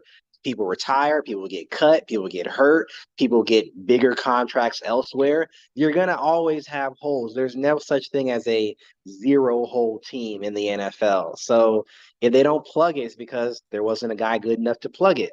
And then they'll work it another way. Good says he's always going to attack it a different way. So dude, I have an interesting question for you, man. Like now with the rookie contracts, the name of the game, and Packers are really good at this, right? And I have a buddy's a Vikings fan. He's like, we killed the draft. And they don't realize you need to stack rookie contracts behind some of these guys that you're not going to pay a bunch of money, right? Like look at our wide receiver room. We're paying a whole wide receiver room less than Devontae Adams or whatever, right? And if we can keep doing that with the other position groups, and we are paying them all on rookie contracts and get real studs, that's the name of the game. And I think Goody's kind of figured it out. And I would love for someone to do like a deep dive on that and just like, because I think we're ahead of the game. And if you can do that and you have your stud quarterback, you pay him a bunch of money, but all the groups around him, you keep rotating. 13 picks is draft, right? You keep rotating these young studs through. And then if they deserve another contract, you pay them. But if it's too much, you let them go and you just keep doing this, right? yeah, I think that is kind of what I think it's if it doesn't if we don't get a number one, quote unquote, this works, and then I think one of the things that for me was a detraction for Aaron Rodgers is he was so focused on Devontae Adams. If you look at some of those playoff losses, there were times where Lazard was wide open. There was plays when other receivers were wide open, but he was focused on trying to find Adams downfield. Granted, Adams is Adams, but there are quarterbacks like if they'll hold the ball till their preferred target gets open, and maybe it's a little bit of a reaction from that. My question is outside of the quarterback, right? With all the other position groups, if you draft on a pretty good level, like you hit on a pretty good hit rate, is it worth giving guys a second contract outside of their rookie contract if you can keep flowing guys behind them? You know what I mean? Like you could really, it's that quarterback, that's the one you got to pay. But everybody else, you just flow guys behind them on rookie contracts. And if you hit on a pretty, you got to pay some guys, whatever, but I don't know. I mean, I think that's where the Packers are going right now. And it's the cheap labor thing I keep talking about. Yes. Yes. You want I mean, all the these bodies, for the you want longest. cheap labor. Not just cheap, but young. We're the youngest team in the league right now. And we're traditionally that very those two inexpensive. go together. Yeah. Yes, traditionally, yeah. And we're gonna have to pay Love. And we're gonna build around Love with cheap young labor, But that's I don't think like, it's that's in this an window they're in absolute right that now. it's gonna cut. Yeah, exactly. Like, yeah, I don't think we're gonna just like their cut. hands Like, up. oh, you're 25. Hold on. We gotta get. There's other people with their hands up. We gotta get to these folks. Who do we got? Cyril, what's up? Hey, Eggs. I had a question for Joseph. Going back to the Jordan Morgan pickup. I read that he has the same arm length as Clifton, Tosher, and Blaga. So if I'm not worried about knowing how athletic he is, if I'm not worried about those arms, is there any other major concern that we could be seeing, or that's an issue? Jersey Al covered it, I believe. He just needs to get a little bit stronger. But that's nothing for offensive linemen. A lot of offensive linemen come from college, don't have the strength that's required to compete in the NFL game. So that's nothing necessarily to worry about. He's probably an off season or two away from having, plus NFL type strength. The college game typically is you win because I'm already bigger than you, I'm already faster than you, I'm already stronger than you, and that's typically where the best teams are.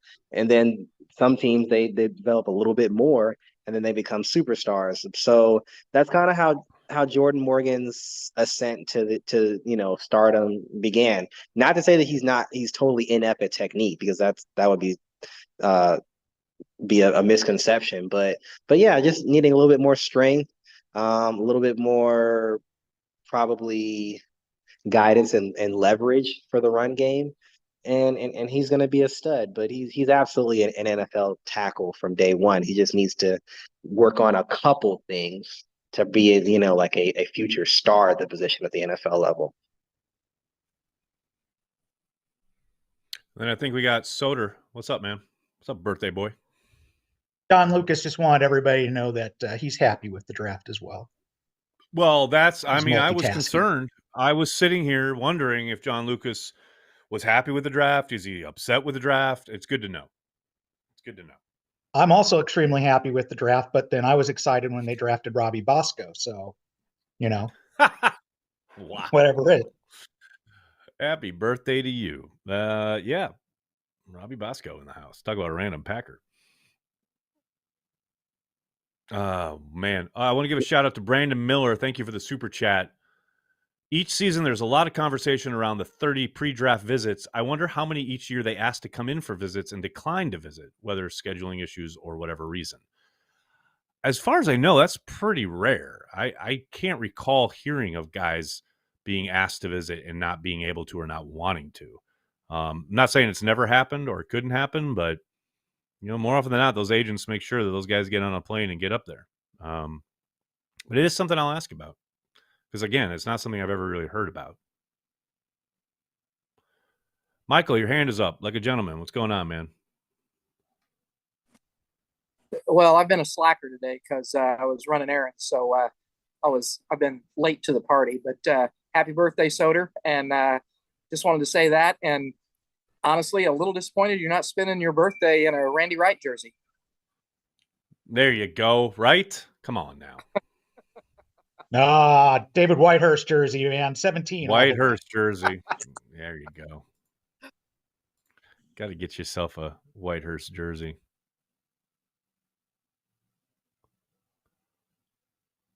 Oh, we have the Zach Tom argument going on in the chat.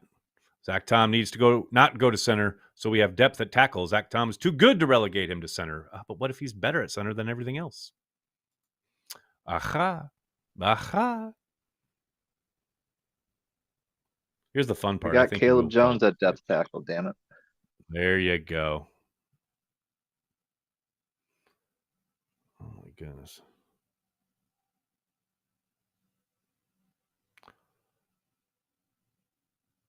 What?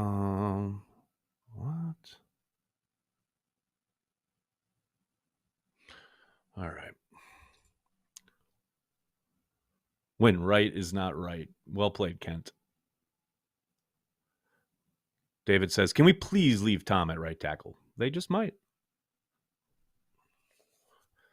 Frank says, Brendan Rice, is someone still available? What gives? I got to suspect it's got to be something medical. Like there's no way that the entire league is passing on him 6-7 times without something being up medically.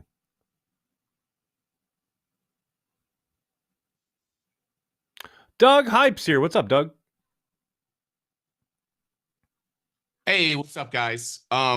Amazing draft coverage. I've been looking around and inspecting and all the different draft coverages. CHTV, just so everyone knows, you're in the right draft coverage. This is the best draft coverage. Shout out to Joseph. This is amazing. All the insights you guys are giving is just wonderful. I've been watching. I'm like, I got the COVID, so I've been just sitting here watching the draft coverage and just being so entertained.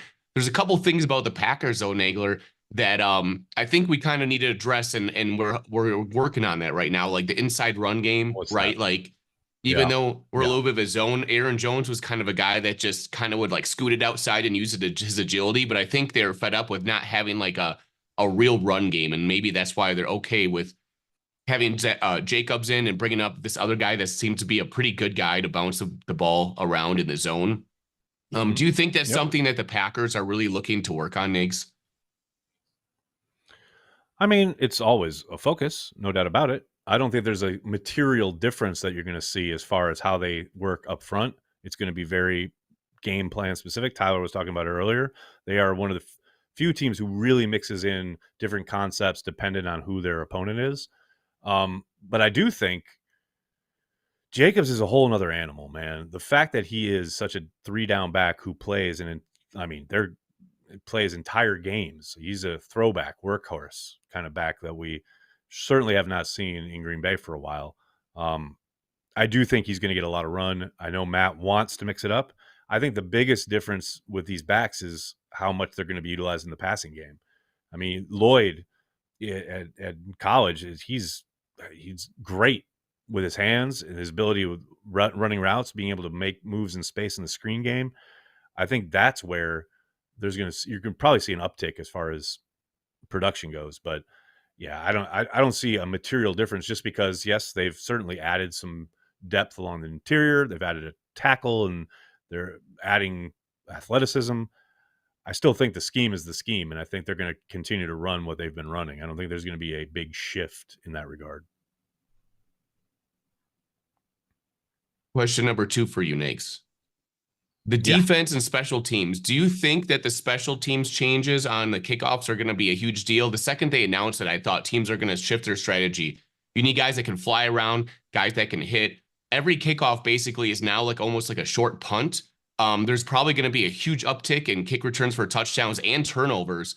You need guys that are like ready to like really hit and cause like a lot of trouble on special teams. And that's been a big weakness of the Packers, right? Guys that can just fly around and make sure tackles. With this new defense that's coming in that might be more man, might be more aggressive, you kind of have to be more sure in the tackling and more sure just in general of like the guys being cerebral, knowing where to go, knowing what to do. Because the Joe Barry defense was mostly like almost felt like we're handicapped. Like they're worried about mistakes. We're going to play off the ball. Right. We're going to make sure that we like cover mistakes. Now I think they're feeling like we can't do that anymore. We need to be able to have guys that are cerebral, guys that can attack, and guys that are sure tacklers, because that's what you need to have an attacking defense. Yeah, I think there's going to be a major difference in what it looks like. Now, I keep saying, like, I got to see it, you know, as I've lived through so many coordinators and so many scheme changes and so many dudes coming in and being filled with promise. I don't believe none of it till I see it on the field at this point with the Packers defense. And look, I really like Hafley and I like what they're trying to implement on that side of the ball.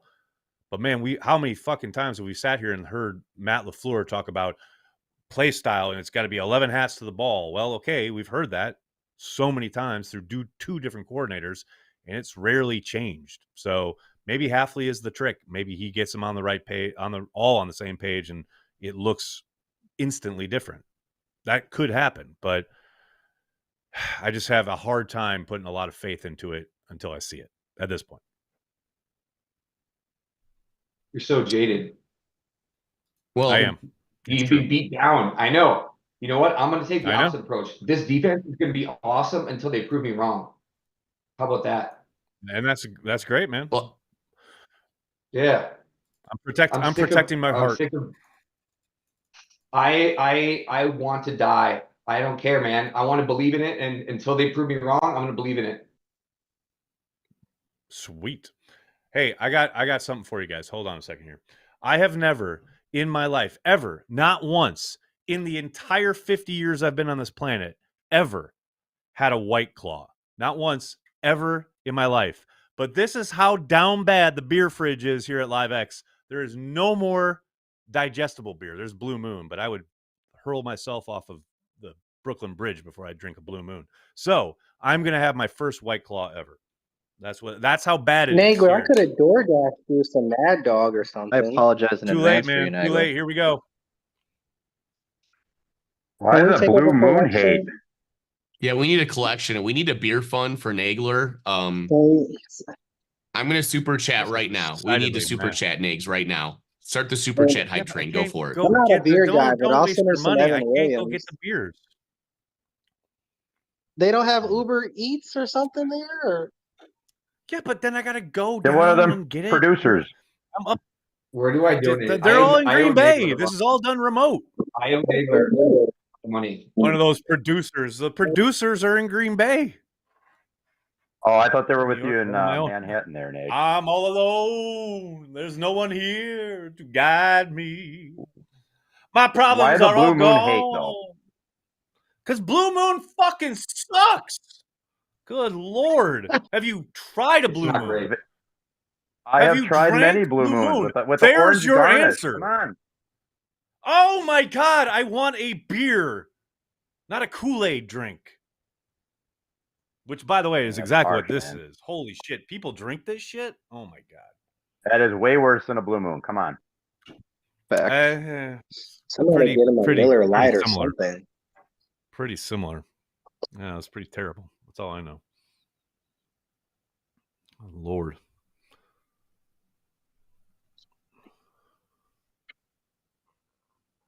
Everyone should still super chat regardless. The hype train started, right? I'm starting it right now. Yeah, I there have you a go. question for you. Yeah, there you go. Where do I get that fur, bro? That shit's hot.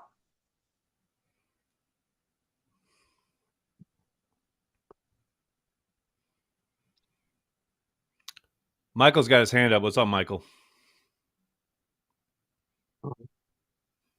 I'd just like to throw in some hard-hitting analysis here, but I'd like to be the first person to nominate Doug's white jacket to hang in the Packers Hall of Fame at some point in time. You know, when he is ready to donate it, I think that would be absolutely awesome.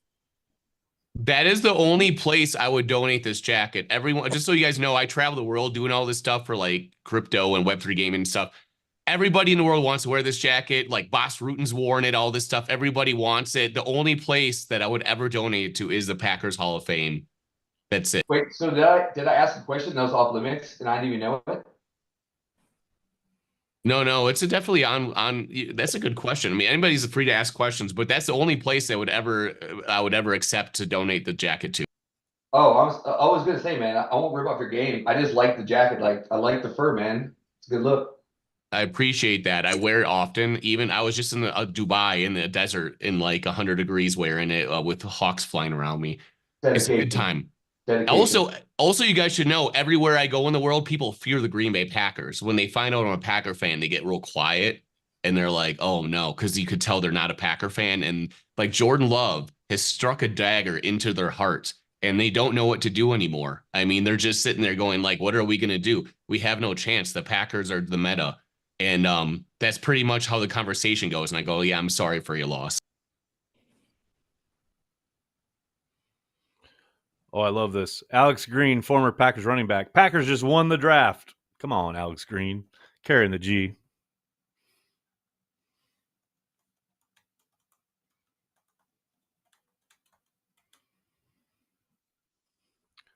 We got also, Ken. What's up, Ken? I am going to use that soundbite.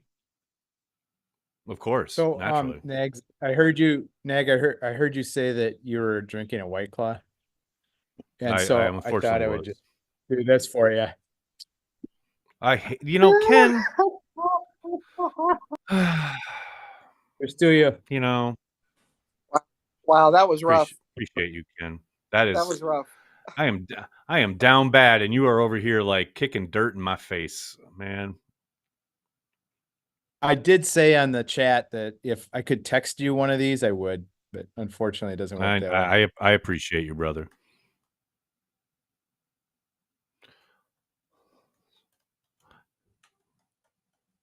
There's no bottle of whiskey in that room somewhere, Nagler? What's funny is there is a bottle of whiskey across the hall, but I got so much shit to do yet today. I can't. I got way too much work. Can't be Like, dipping the end your of the day, toes I'll in hit that yet. Too early. Yeah, it's too much work to be done. I can't as much as I would like to. Put a shot in the White Claw, man. Make it taste good. Do I remember correctly? Are you guys coming out with some carry the G whiskey or bourbon? Do I remember that? We are working on it. Yes, we are working on it. We talked about it in happy hour a month ago or so. I thought so. We are hoping. We were hoping to get it out hopefully by the start of the season.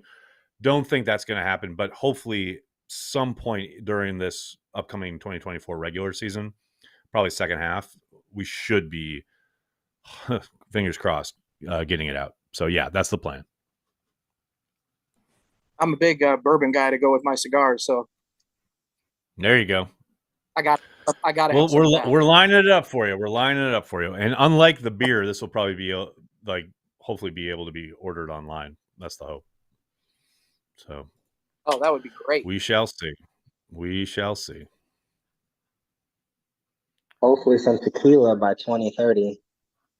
Okay, let's get the beer up and out and the new whiskey out, and then we'll talk about other selections down the line. Hey, was anyone from your team in Detroit? No. Oh, you know I what mean, I wanted to tell it's Detroit. Yeah, but Andre Rison rolled out there like a Falcon. I'm like, how many Super Bowl rings do you have with the Falcons? You're a Green Bay Packer.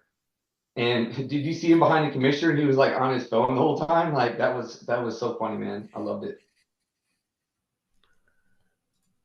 I mean, he's a great Ronin who helped them win a championship. So he's forever, in the lore, so to speak. Yeah. But if you play 6 years with one team, you play 3 or 2 with another one, you get a Super Bowl ring. I would claim the one where I got the ring. I don't know. That's just me. Yeah, but you never know what relationships he made, what his current relationship is with the organizations. There's a lot that goes into it. I still would have said something to him. I would have said like, thanks hey, to the Super Bowl. Yeah, I would have been like, hey man, I remember when you caught that pass, that deep one. Like you, in my heart, you're a Packer, dude. Desmond Howard was like, oh, you got MVP just returning kicks, man. That was amazing. We got another hand up here. Who's this? Who do we got? Cyril? What's up, man? That's me. Joseph, I don't know if you can answer this. So the Jets drafted a quarterback that played for the Toronto Argonauts last year. How the hell does that work? Like, isn't that a professional league? Yeah, I'm here in Canada. Steelers thing, I don't really even know how that. Yeah, I don't know. I mean, he was in the Shrine Bowl. I wasn't too impressed, to be honest. Played physical, but his man coverage was just kind of like, eh. Yeah, it was a very weird situation. I would have thought maybe like they'd be like, okay, we'll let you go to the supplemental draft, but yeah, I don't really know how to even explain that. Or honestly, I mean, he went straight from high school to the CFL, if I remember correctly. So maybe they felt maybe they try to use that as like, that's his college, I guess. I don't know. Kind of like the same thing with the NBA where, guys go from high school where they go play professionally overseas and then they can still get drafted. So maybe the NFL took their notes from them on how that played out.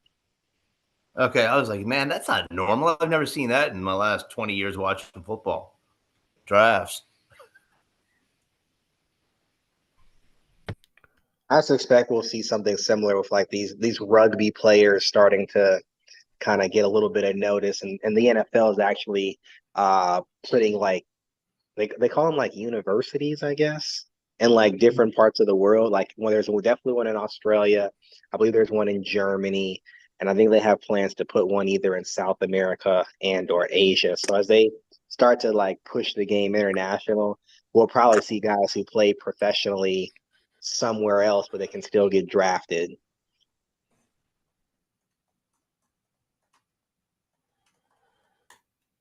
Michael, what's up? That actually brought up a question that I've got. Do we still have our international player on the roster, or will he be back next year, or is that just a 1-year deal, or how does? Because I don't know, how does that actually work? I'm really glad you asked because I thought it was just a 1-year thing, but I saw the other day he was still listed. So hold on, I'm gonna go look now. Okay. It's where the draft usually start to pay attention a little bit more, but I think it was a 1 year. Man, hold on a second. I believe they retained him because I thought I was with you, Nate. Where I thought it was just like a 1-year thing, but I do a 1-year think I saw thing, right? somewhere that they kept Yeah, him. no, he's there. He's still on the roster. Yep, number 98 NFL International. There he is. So since he's our international player and we kept him, is he still like a roster? He was a roster exemption. Am I correct? He was an exemption for the regular season. That was part of the deal, right? He's on your practice squad, but he doesn't count towards your numbers. He is now part of the 90-man offseason roster. He does count. Okay, now he counts. Okay. Yeah. Got it. So it'll be fascinating to see if he sticks and is allowed to, come to training camp and compete after the draft and the offseason programs. But it just feels like such a long shot. A guy who had never played any kind of football prior to last year, now comes in and has a year under his belt. He's been in the building for a year, right? but it is an insane long shot. Although they haven't taken anybody along the defensive line this draft, that at least helps his chances. So are they still doing the same thing this year? If you get a new or different international player, does it work the same way as it did last year? He would have to be assigned to them, and yeah, if they got a new one, most likely he has to make the roster now, as far as I know. But that's something that I'd have to ask the NFL, because I'm not sure. Because I know he was assigned to them. It's not like they got a pick, you know. Okay. I think it's a great idea. Thanks. It's a great program, and I love the fact that he might get an opportunity to compete. Again, we got a ways to go, but yeah, as far as like if they might get assigned a new international player, I would doubt it, just because they've just come off getting one of, I think, was it 5 or 6 people across the NFL that were placed. So I would suspect the NFL would look at new teams, but you never know. I believe they choose the division from each conference every year to assign them to, because I know the Chiefs got assigned one. Right. The rugby player. And because they changed it like just division. 2 years ago. Yeah, because they had been doing it. They had been doing it like kind of piecemeal, but then if I remember reading, and I got to go back and read it, but they had opened it up so because there was a huge press release from the NFL when he got assigned, actually, about how they had changed some of the parameters, but I'm not entirely sure like how that affects things. There's just a lot of that's interesting. A lot of context I didn't even that I'm it was only to. Yeah, that's interesting. I didn't realize that it was only like 5 or 6 that got assigned. I didn't know how many they actually had. That it was not a ton. Yeah. All right, what we got? Steelers are on the clock. We got 1, 2, 3, 4, 5, 6 picks away. Doug Hype, I thank you for the beer fund super chats. You're a legend. Appreciate you. Man, the Packers, you just best pick a quarterback here. We need a quarterback. We need competition in the quarterback room.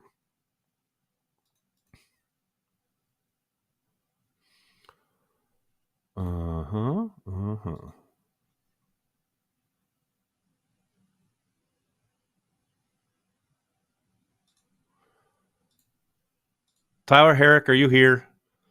Or are you just stirring the pot on Twitter? Yeah, exactly. That's what I thought. JD, what's going on? So speaking of the quarterback stuff, I know people like Milton, and I believe Joe brought up that Pratt guy. Is there anyone else out there that would be a worthwhile prospect? That is a Joseph question. What do you think, Joseph? I got 2 quarterbacks left after Milton and Jordan Travis are gone. In addition to Michael Pratt. That's Carter Bradley from South Alabama. He's okay athletically, decent arm strength, decent touch. He's kind of mid, if that makes sense.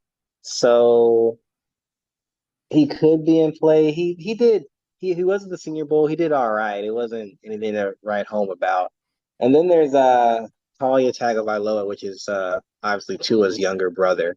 Talia's a little bit. He's mini Tua. He's everything that Tua does. He does almost at his level, but he has a great feel for the pro game. He could do well as a career backup. Very good at RPO. Very good off of play action. Obviously, he has the athleticism to extend plays out of the pocket. He looked dominant at the Shrine Bowl. He really did. So I think somebody will take a flyer on him, probably in the 7th. So if I had to choose somebody as far as development, it'd probably be Pratt would be first, and then just because of the athleticism for Tagovailoa, I'd go with him. Does he throw lefty like Tua, or is he righty? Ooh, I don't even know. I didn't even pay attention to him. Wait. I want to say he's a right-handed person, Okay. but don't quote me on that. I don't get caught up in the hype of if you throw with your left hand or your right hand. I mean, can you throw? Spin is Brett, different. So it is what it is. Thanks.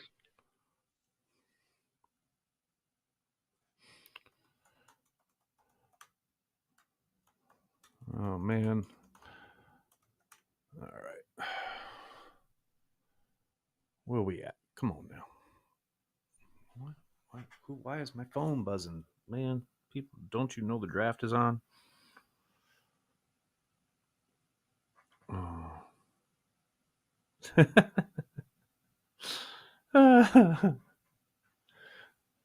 A fun suggestion from my girlfriend. She was like, it's such a long day. You should incorporate side quests into the draft coverage. I'm like, that's actually that's not a bad idea. I should have a side quest in New York of someone going to get me a case of beer. That's what I should have done. Next year, I'll be thinking. Have her do it. She's not in New York. What will She's be, out what will in be the Queens. loot for getting the beer? What's the prize?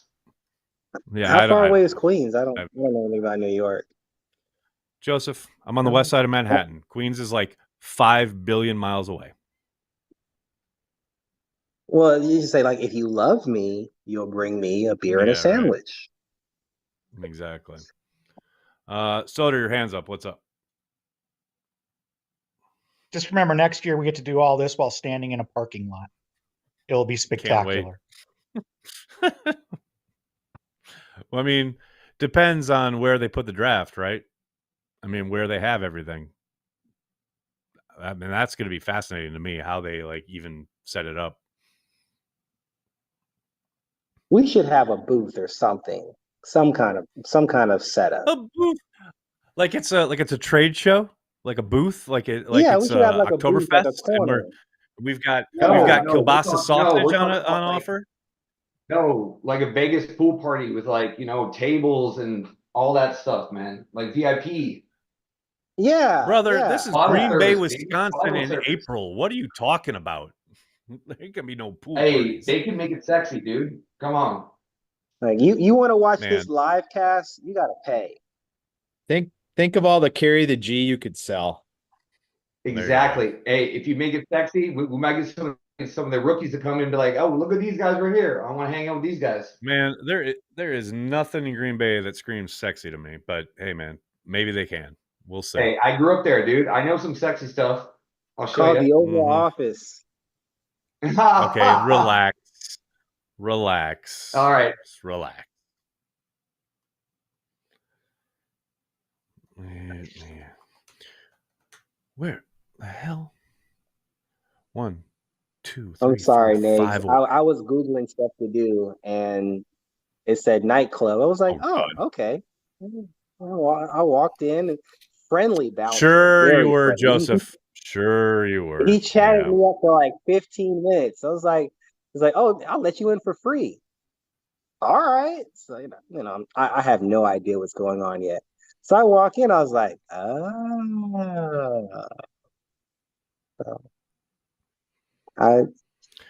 very Everybody nice has people. to Very learn nice. sometimes. Yeah. Very nice people. Mr. Riggs, We won't judge thank you for the Joe. super chat. Okay. Hey, Nags, watching the draft from Golden, Colorado for my birthday, doing the Coors Brewery tour tomorrow, so I'll choke down a Blue Moon for you. You're going to have to choke down that swill. Although, I don't know, man. I'm sitting over here with a White Claw. I don't know. I think I'm winning, but probably not in that comparison. But I thank you for the super chat.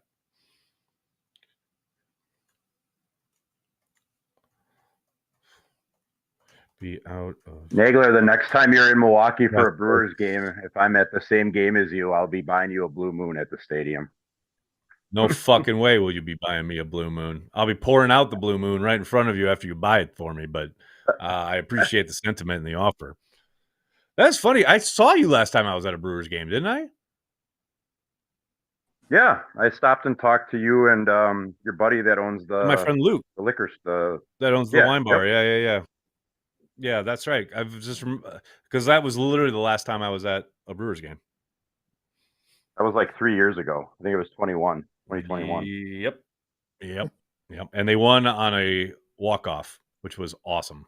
Yep. You'll have to get out to a game when you're for camp.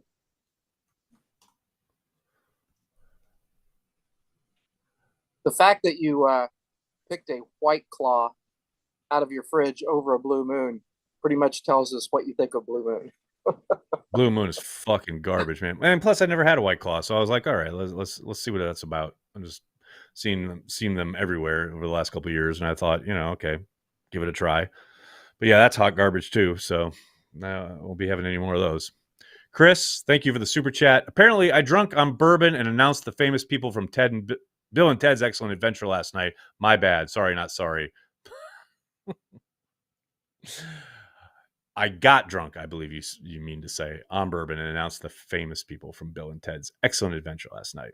Hey, man, there are crazier ways to spend draft night, no doubt.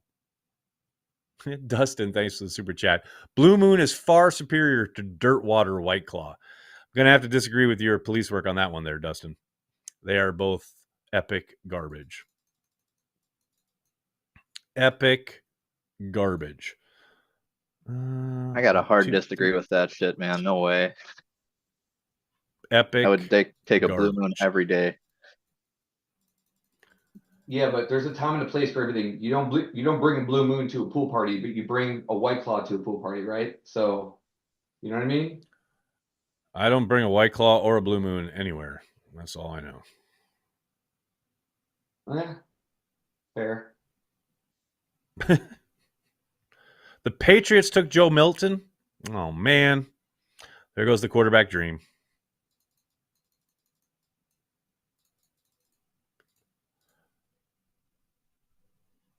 So 1, 2, 3. Okay, come on now. Nags, you drink any Guinness? Love Guinness. All about Guinness. When I was in North Carolina, my junior year, when I was like having to like make the student loan checks just last long enough so I could get to the next one, I would get down to those final couple days and I would just drink Guinness, and that would be my sustenance for like 2 days because I didn't want to like spend the money and waste it and not be able to have a drink, but buy the food, but then not be able to have a drink. And so I was like, the Guinness solved both of those problems. So I love me some Guinness. Absolutely. And I really want to go see the Guinness brewery. I've talked to so many people who've been over there and say that is a great tour. JD, your hands up. What's up, man? Guinness? Joseph, what are your thoughts on Gavin Hardison? I just was looking at something about him. Is he still available? What are your thoughts on him? Say that name one more time. Gavin Hardison? Hardison? UTEP? Quarterback, right? Yeah. I thought I saw some news thing that he was one of their pre-draft visits. Is that did I have bad information? I don't know. I don't know if he's a top or 30 visit. I don't think he was a 30 visit. I know me and Brian kicked the can on him, but Brian liked him more than I did. I was totally like, nah. But I mean, if he were to go, it'd be like 7th round. But I think he's more of an undrafted free agent.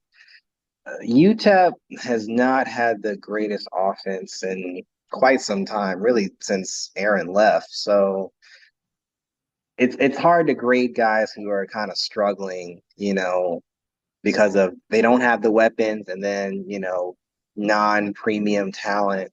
I don't really have a grade on him, but if somebody was gonna bite, it'd probably be like at the bottom of the 7th. Which is where we're about to be.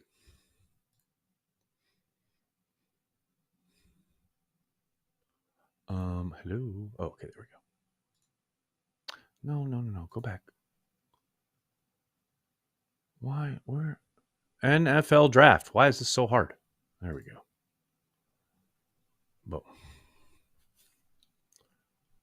Oh my gosh. Mimsy, thanks for the super chat.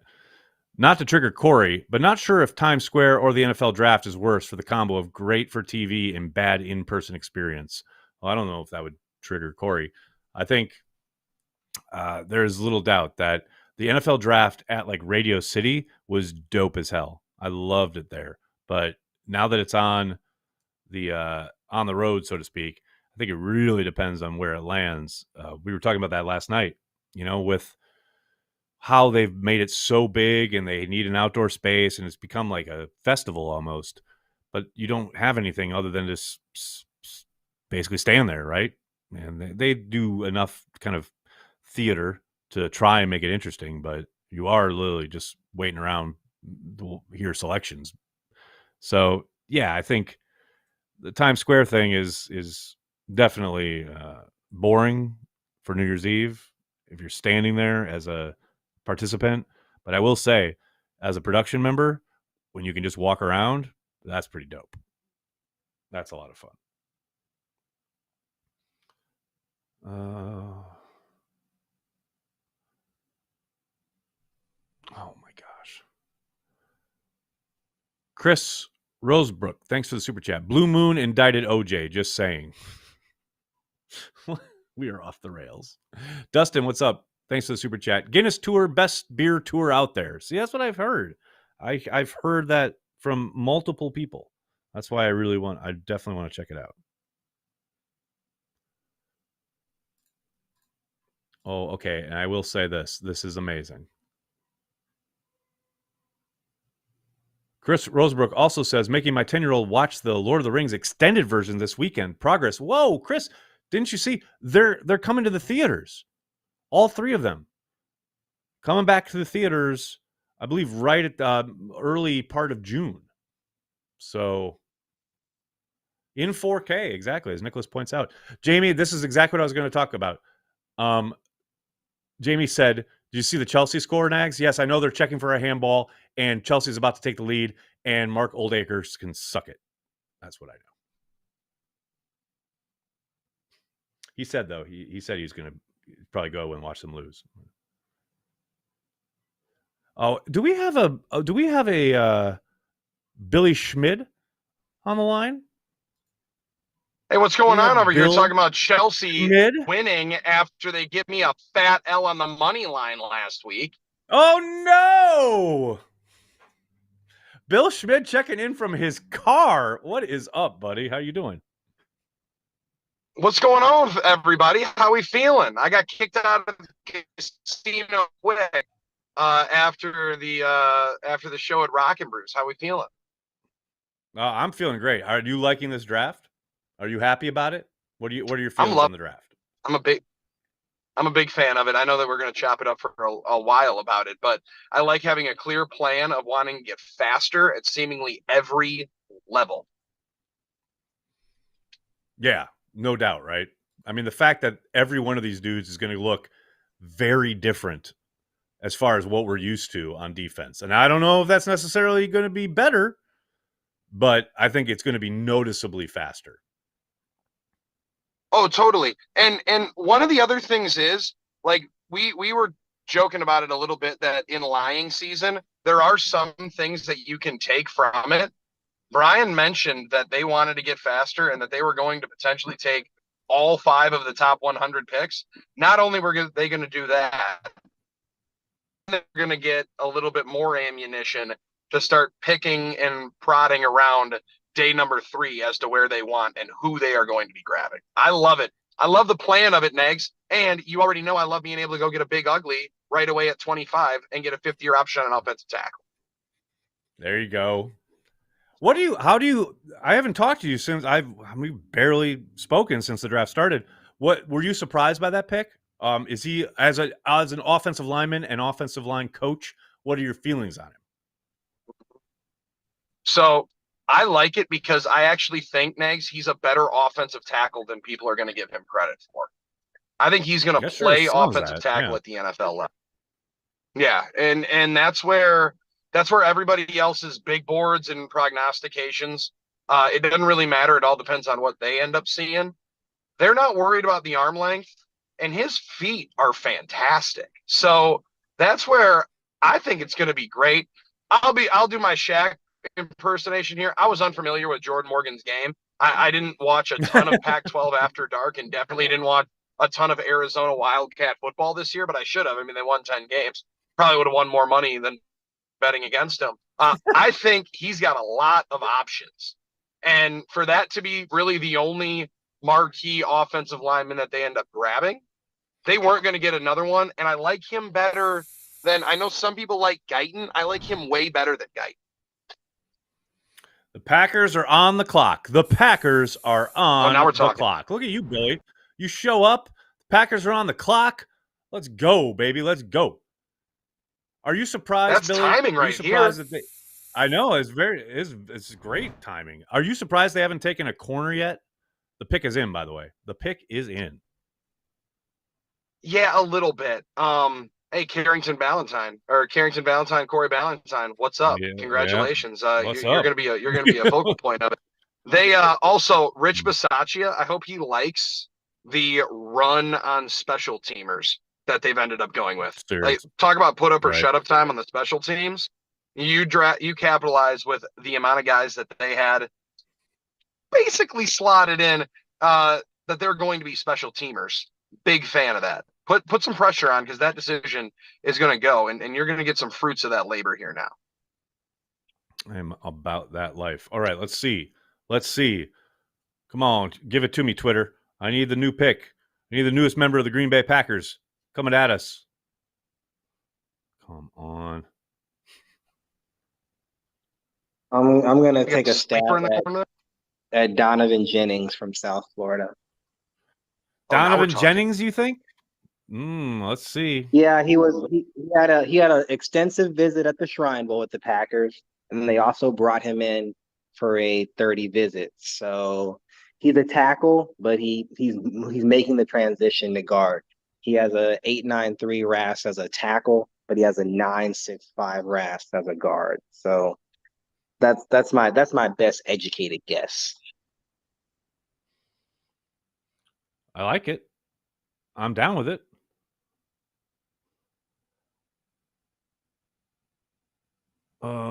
Come on. How can the pick be in and we don't know it in this day and age? Let's go.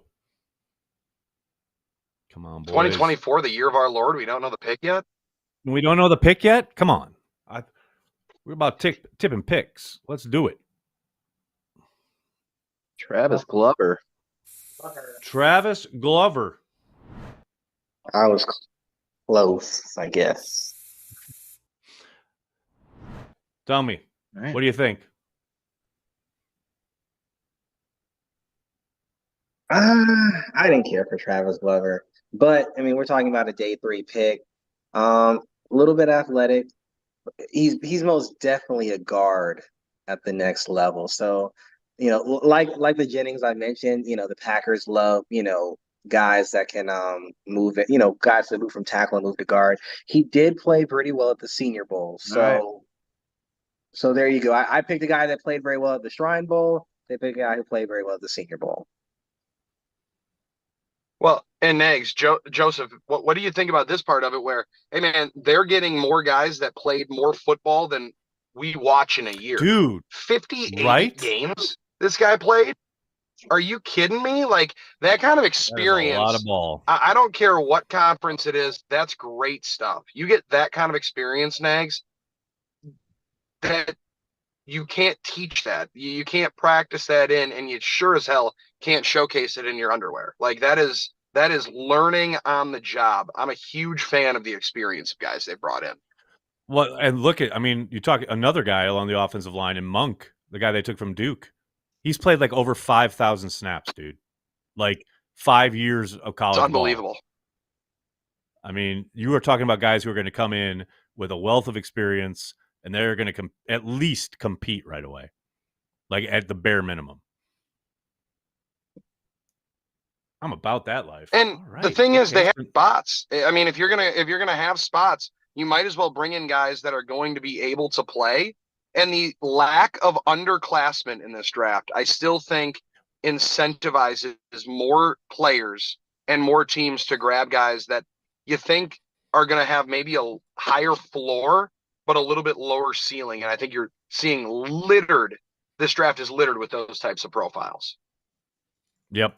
And I think you've seen that already kind of in the Packers class, like no question. Yeah. And here's the other thing, Billy, I wanted to ask you about this. What do you think about I mean, I guess we can call it a focus on getting captains. I mean, I think of their selections so far, I think five of them have been team captains, at least 5, maybe 6 of them. I mean, and Goody kind of name checked that last night as far as wanting a certain type of makeup, guys who have been leaders. Clearly, a lot of these guys have teammates who have voted them captain, who consider them leaders.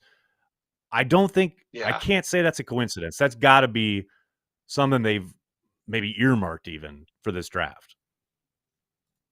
Well, and maybe Aaron Rodgers is proud, that they're thinking about what the reaction in the locker room is like, and not just thinking about, it's about the people, Aaron, right? That's what it was told to us about. It's about the people.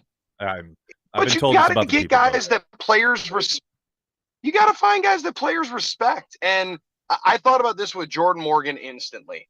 That young man went through a life's worth of adversity in the biggest year of his life. When he thinks that he's going to go into the draft, fourth-year player, blows out his ACL, what was it, 3 games left? 2 or 3 games left late into the season. Right. And then Like to be November. ready as soon as he was and playing the way he did, those guys in that locker room saw how much he worked for it and how important it was to him. That's one of the reasons why you get rewarded with getting voted a team captain. So, yeah, there's something to, in this day and age, college players' personal sides are going to be questioned more than anything, right? Your commitment to the program, your commitment to playing ball instead of just doing it for an NIL check. And I think maybe that C on the chest is one of their ways of lining around and seeing if they can earmark the right kind of guy that they're bringing in. Well, Billy, I'm glad you brought that up because that's kind of like the doing the extracurricular thing or trying to find something that looks good on your resume. The captain badge is going to look good on your resume. Teams are going to take probably more notice of that now than they ever have. That's a good point. I find this fight kind of hysterical. Yeah, totally. Travis Glover has a 4.71 RAS.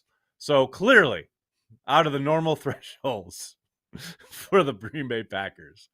4.7. Oh, That's wow. one of the lowest I've ever seen. He's got a in Green Bay. radio.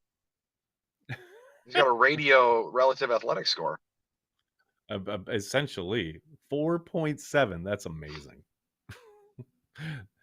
Goody said, you know what? Fuck them thresholds. That is wild. And Minnesota Forget all just that drafted nonsense. a kicker. I'm not worried about Today it. couldn't So be better. Quit asking. So quit asking. So we got the Bears drafted a punter.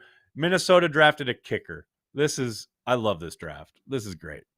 Come on now. So what was the reaction from everyone in here for the 4th round punter, Torrey Taylor, who I will say was maybe the most impactful football player I watched in a single game in person this year when I was doing the Badger postgame show. And I think he pinned them inside the 5, no bullshit, 4 times. Like, it was unfathomable how good he was in that game. Well, now he's going to have every opportunity to do that to another Wisconsin team as a member of the Chicago Bears. They're already showing a lack of faith in Caleb Williams. They had to get a punter. I was just going to say, it just tells you how much they think they're going to be punting. They need that weapon. Yeah, makes sense. They need to flip the field. Here we go. But do you remember? So we are now. now. I forget the punt. Was that Ken? I forget the punter's name, but the guy that we drafted a number of years ago who didn't work out, he was an Alabama punter, right? And in the bowl DJ game, Sander. I think it was a champ. Yeah, he pretty much won the game with his punting, but that doesn't happen in the NFL. that Oh often. yeah. Oh no, you're talking J.K. Scott. Yeah. Oh, J.K. Yeah, Scott. J.K. Scott. Yeah. Yep, J.K. Scott. Mm-hmm. The weapon. The weapon. The weapon. who is now a member of the Chargers.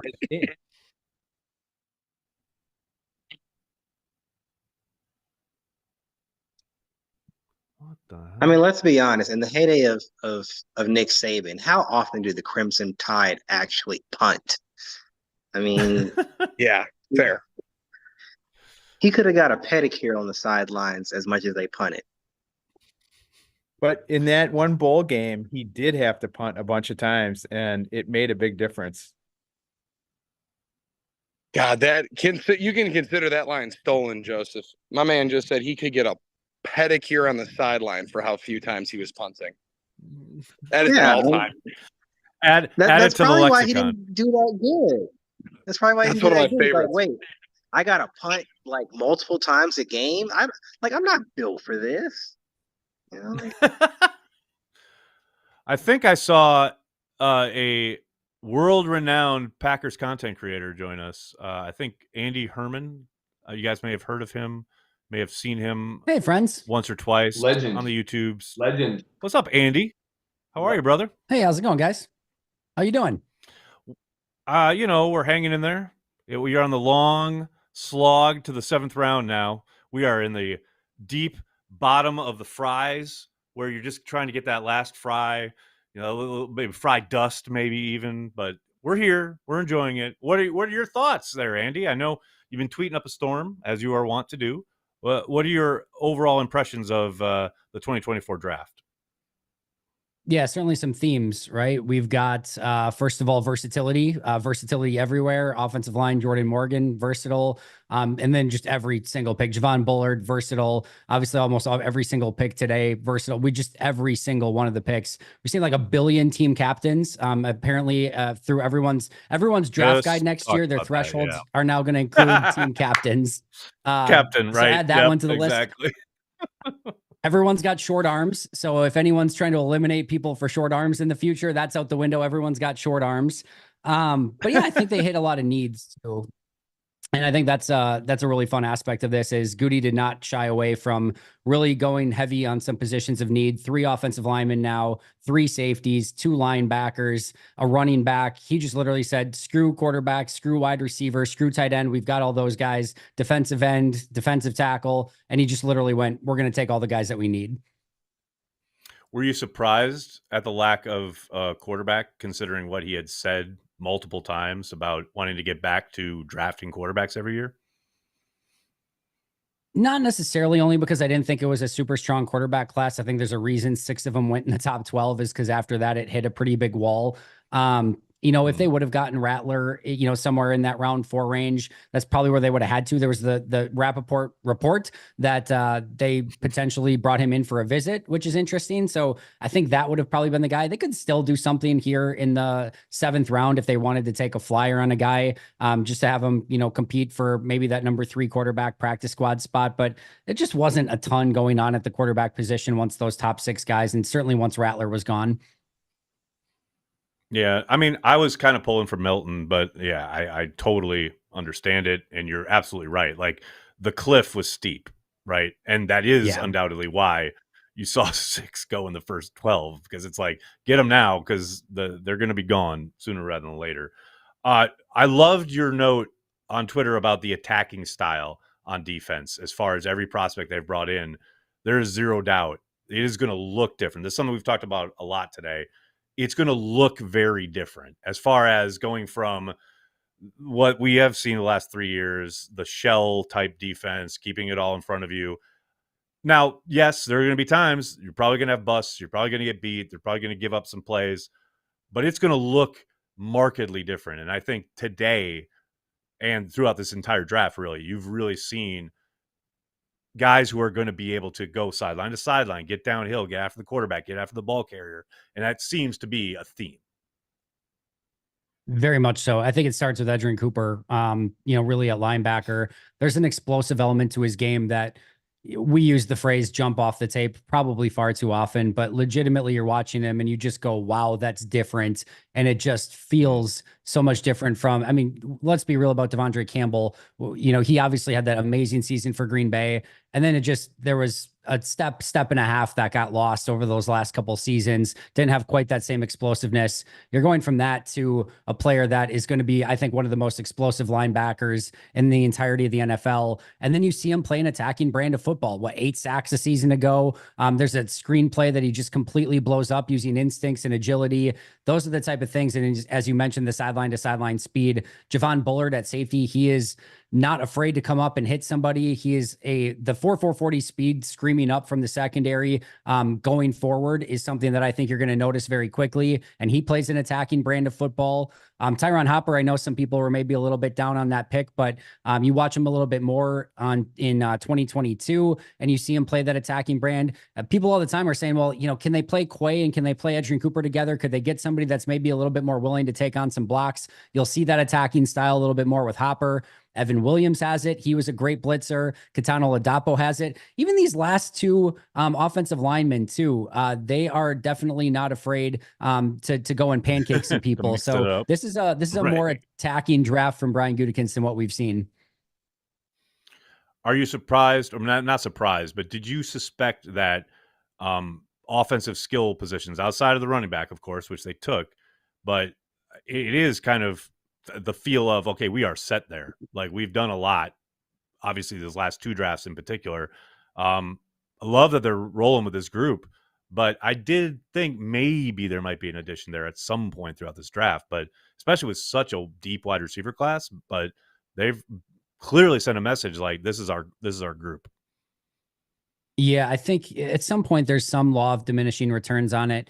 I think, you know, already you've got somebody like Samori Toure who's been on the roster the last 2 seasons. That's the number 8 wide receiver on the roster right now. He's going to have to fight tooth and nail just to kind of secure down one of those practice squad spots or try to figure out a way to get on the active roster. You ended up in a playoff game in the final week of this and in the final week of the season last year with Grant with Dubose, with Malik Heath, who couldn't even get on the active 48-man roster for game days. And he came up with some really big plays through the course of the season for Green Bay. Obviously that big touchdown that he had, that one that got, you know, whatever. And then he came back on the very next play in the corner of the end zone and caught a big touchdown pass. Like, he couldn't even get active on game days. You all of a sudden start having to cut some of these guys if you go aggressive at wide receiver. Tight end, I could definitely have seen them maybe grabbing someone at some point just for maybe a little bit more depth. I know everyone's favorite Tyler Davis is back, but he's going to probably be a core special teamer. Everyone's favorite. He's probably going to be a core special teamer. Big fan and has a really favorite, good chance Tyler to Davis. Exactly. He's going to have a chance to make the roster as a core special teamer. And then you still have Ben Sims, Tucker Kraft, Luke Musgrave that are carrying the actual tight end responsibilities. You don't necessarily have a roster spot there either. So it wasn't shocking to me. I could still see them. Again, they've got 2 picks left. Do they take maybe a flyer on a quarterback, a tight end, a running back again, maybe a wide receiver? Sure. But I think some of those could easily be addressed in undrafted free agency and see if they maybe stumble upon another Malik Heath or Geronimo Allison, Jarrett Boykin. We can go on and on. Man, you just did a whole month's worth of random Packers right there for people. I mean, Geronimo Allison. You're welcome. Boykin gets a reference. I mean, that is some hot stuff right here on day 3 of the NFL draft. I want to check to see if there's anybody in the gallery here, if anybody has any questions for Andy or for anybody in the group. I want to make sure that I don't freeze anybody out. There's a lot of consternation in the chat about the fact that there are no corners. The corners have been, you know, are they set there? Is that the message we're taking? I think that's probably the surprising position a little bit. I think if you go early in the draft and start looking, you know, clearly they had the opportunity to take everyone's favorite Cooper DeJean in the first round, and they said, no, we're good. They had the opportunity to take Kool-Aid McKinstry in the first or the second round, and they said, now we're good. So I think that was a little bit telling in and of itself of they felt maybe better about the position than maybe some fans do, maybe myself included in that.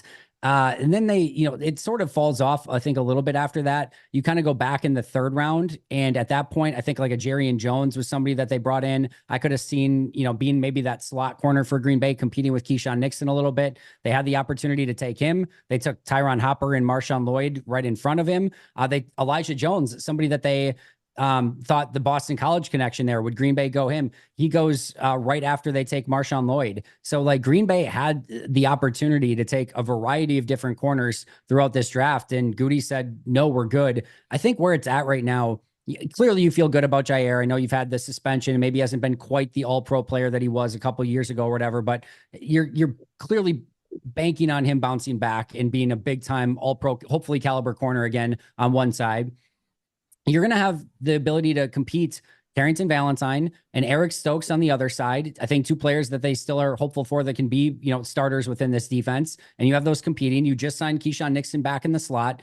Corey Ballantyne gave you some pretty significant starting games a season ago. Certainly during the winning streak in the middle of the season, he was the starter. So you have guys there. I am surprised that they didn't get some competition. I am surprised that they didn't get some depth, but clearly Goody feels better about that. And the last thing I'll say really quick too is forever, everyone was saying, hey, these corners aren't being used right in Joe Barry's defense. If you have Carrington Valentine and Eric Stokes and Jair Alexander, you need to use them the right way. Let's give Jeff Hafley a couple seconds to see what he can do with these guys, maybe using them a little bit different and see if that does unlock some of the talent within this group. And maybe that will be the big key, not necessarily going and drafting a guy high.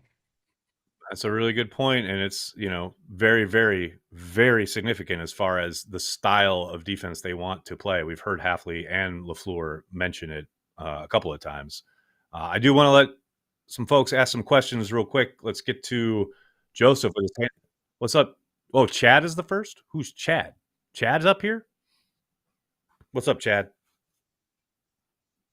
Hey, how's it going? What's up, Chad? My question here is, do you think any of these safeties can play slot in the nickel? Are these for me, Aaron? Are you going or am I going? Oh, this is all you, Andy. Either I've been fine. talking enough, man. This is Deal. all you, I got Andy. you. Hit it. Just want to make sure I wasn't overstepping. Yeah, I think Javon Bullard is clearly going to be somebody that they absolutely try in the slot. And I think grabbing two safeties after, the hope is that maybe they do have that versatility, especially if you do have somebody like a Keyshawn Nixon that gets hurt at some point, especially with him being a primary returner and how much stuff he does on special teams as well. If you can use a little bit of Bullard in the slot, I think that opens up if Oladapo or one of these safeties are able to potentially come in and actually be that safety. And don't rule out Anthony Johnson Jr. either. They have some options now across from Xavier McKinney. I think Javon Bullard probably takes his rightful spot as that starting safety across from McKinney. But don't be shocked at all if Bullard gets some slot snaps, and if Evan Williams or Katana Oladapo or maybe even Anthony Johnson Jr. prove that they can be that safety next to McKinney, then I absolutely think we could see some Bullard in that role. All right, thanks. I agree with everything Andy just said. Here's this is the one thing I will kind of caveat here, and it's not, and I do agree with everything Andy just said, but it is going to be fascinating to me to watch how they deploy guys and what they ask them to do in certain down and distances, sub packages, opponent specific stuff, because I know most people, especially people who are nerdy enough to be watching the NFL draft and joining a live stream on day 3, you understand when you talk about nickel, right? The what the front looks like, the fact that you've got two linebackers. Yes, you do have that nickel corner in there. And then you have the two high safeties. In our minds, that's what we're looking at, right? But they are going to have so much opportunity to really mix and match, especially if Hafley is kind of true to his lineage where he wants to run a lot of really complicated shit on passing downs. When he's getting after the quarterback, he comes right out of the Rex Ryan tree. And that shit can get really fun as far as there are going to be snaps. I'll bet we see 4 safeties on the field. There are going to be snaps where we see 1 safety and a bunch of linebackers. Like, they are going to mix and match to try to dictate. And this is something that you guys have heard me talk a million times about as far as the passive approach on defense that drove me insane. This is going to be very unlike that. And they are going to try and create mismatches and make, how I always talk about the offense runs out 2 tight ends into the huddle and then they break and they go 5 wide, right? Now they're in a spread formation and the defensive coordinator or the defense has to adjust to that. They're going to try and do that on defense with all of these disparate pieces and moving parts where, okay, it's 3rd and 9, we know they're probably going to be coming out in dime. And all of a sudden they have like McKinney as their deep safety. They've got 2 corners pressed up, and they've got all their linebackers deployed. And now all of a sudden there's an offense. You're thinking, well, should I check? Like, where am I supposed to attack? Like, what's the adjustment here? And that's a very simplistic way of saying it. But it's like, to me, what's so exciting about the development of this draft is how much, to Andy's point, versatility is going to give Hafley so many options as far as how he utilizes his personnel. That's where I'm most excited, because it's never going to be cookie cutter. It's never going to be, oh, this is exactly what they're going to run every 3rd and long. That's where I'm fascinated to see how this kind of gets, how these guys get deployed. Well Joseph said. Even has his like hand up. on. Go ahead. Sorry, go ahead, Andy. Go ahead. I was just gonna say, like, the other aspect of that too is, I think there's a chance to, and I was calling for this at other, at times over the last couple, or especially last season, is, can you, in some very obvious passing situations, you don't want to see Jair in the slot on normal downs, but if they've got 3 really good wide receivers out there, and one of those is Amon-Ra St. Brown or Justin Jefferson in the slot, can we see some Stokes and Valentine on the outside with Jair in the slot, so that maybe you take Nixon off the field on some of those high leverage 3rd and 15 sort of situations? So not only like the specific, like maybe going heavy with some safeties and Bullard in the slot and whatever they want to do there, but maybe going light on some situations as well and getting Jair a little bit more involved with some of those dynamic slot receivers on the inside, rather than having Keyshawn play some of those high leverage snaps. Please give me Jair trying to guard the 2-way go rather than Keyshawn Nixon. Yep. Yes, please. Lord, baby Jesus, I will take that. Joseph, thank you, brother. What's going on, man?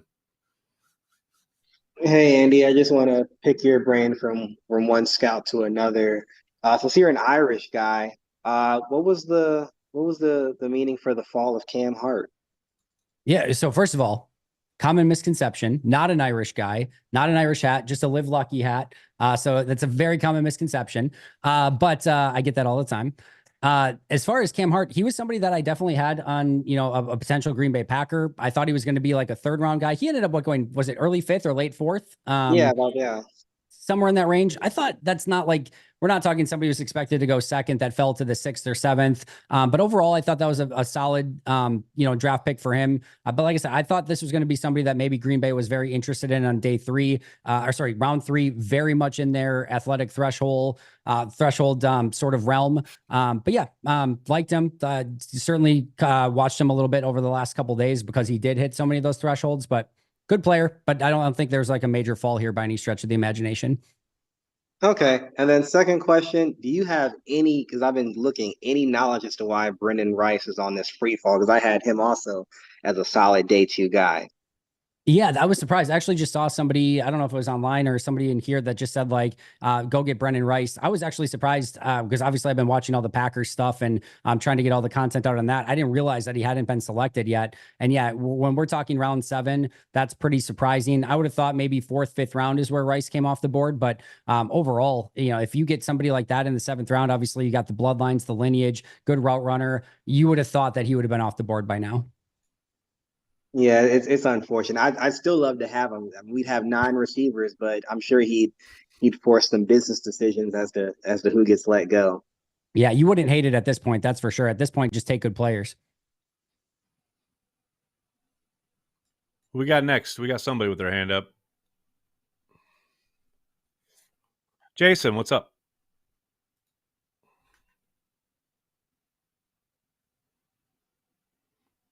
Oh, you got to unmute. Unmute, buddy. You got to mute yourself. Unmute. Unmute. I'm off. Oh, man. All right. Anyways, Andy, dude, I've been listening to your stuff for like 5 years straight, and Aaron as well. And dude, I don't know how you come with new content every day. It's crazy. So I admire you for your hustle and your resilience. And I want to support what you guys do because, like, the stuff you've taught me, man, I've accidentally given Aaron a hard time today. I hope, Aaron, you're not mad at me, but like, we've had a good ball talk today because of what like, dude, I love talking ball, man. So keep doing what you're doing. And I don't have any questions, man, but you guys are great. And I hope to see you in Brazil and at the NFL draft next year.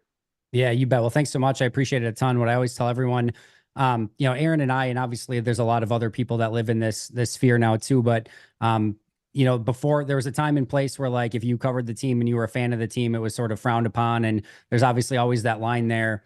But I think what's easy, especially when you can separate it at times and cover it in a very analytical way and be able to sort of separate it when you need to. But for me, it's really easy to come up with content every day because all I have to do is think of like, oh, what's really interesting that I would like to know about the Packers. And I'm like, oh yeah, I would kind of like to know this. So I research it and then I research it and talk about it. But I think having that level of passion for the team, the extreme nerdy interests that I get to talk about on a daily basis. Yeah, you pissed my girlfriend off when we're driving together. She's like, "Why do you listen to this? You're a maniac." Right. She's Yeah. right. And I'm like, I love this stuff. Yeah, no, I love it, but no, I really appreciate it, and I've certainly learned a lot from Aaron along the way as well, and how he's gone about doing things. And I somebody asked me about this. I was doing the show over at Badger State, and they're like, how do you do this? And like, I love when you work with Aaron and things like that. And I said, the funny thing of when Aaron and I work together, usually when I have a guest on, I'll give them a huge rundown of what we're going to talk about. And I know like Aaron sometimes will work with different people. He's got to give when Aaron and I work together, there's no rundown. It's like literally, he's like, "You ready? You ready? Yep, we're good to go." And I've been watching you guys for years, man. You guys are smooth. I told Aaron this earlier. Like, I'm like, damn, this is spot on, good content, like A+ football talk. Like, I love it.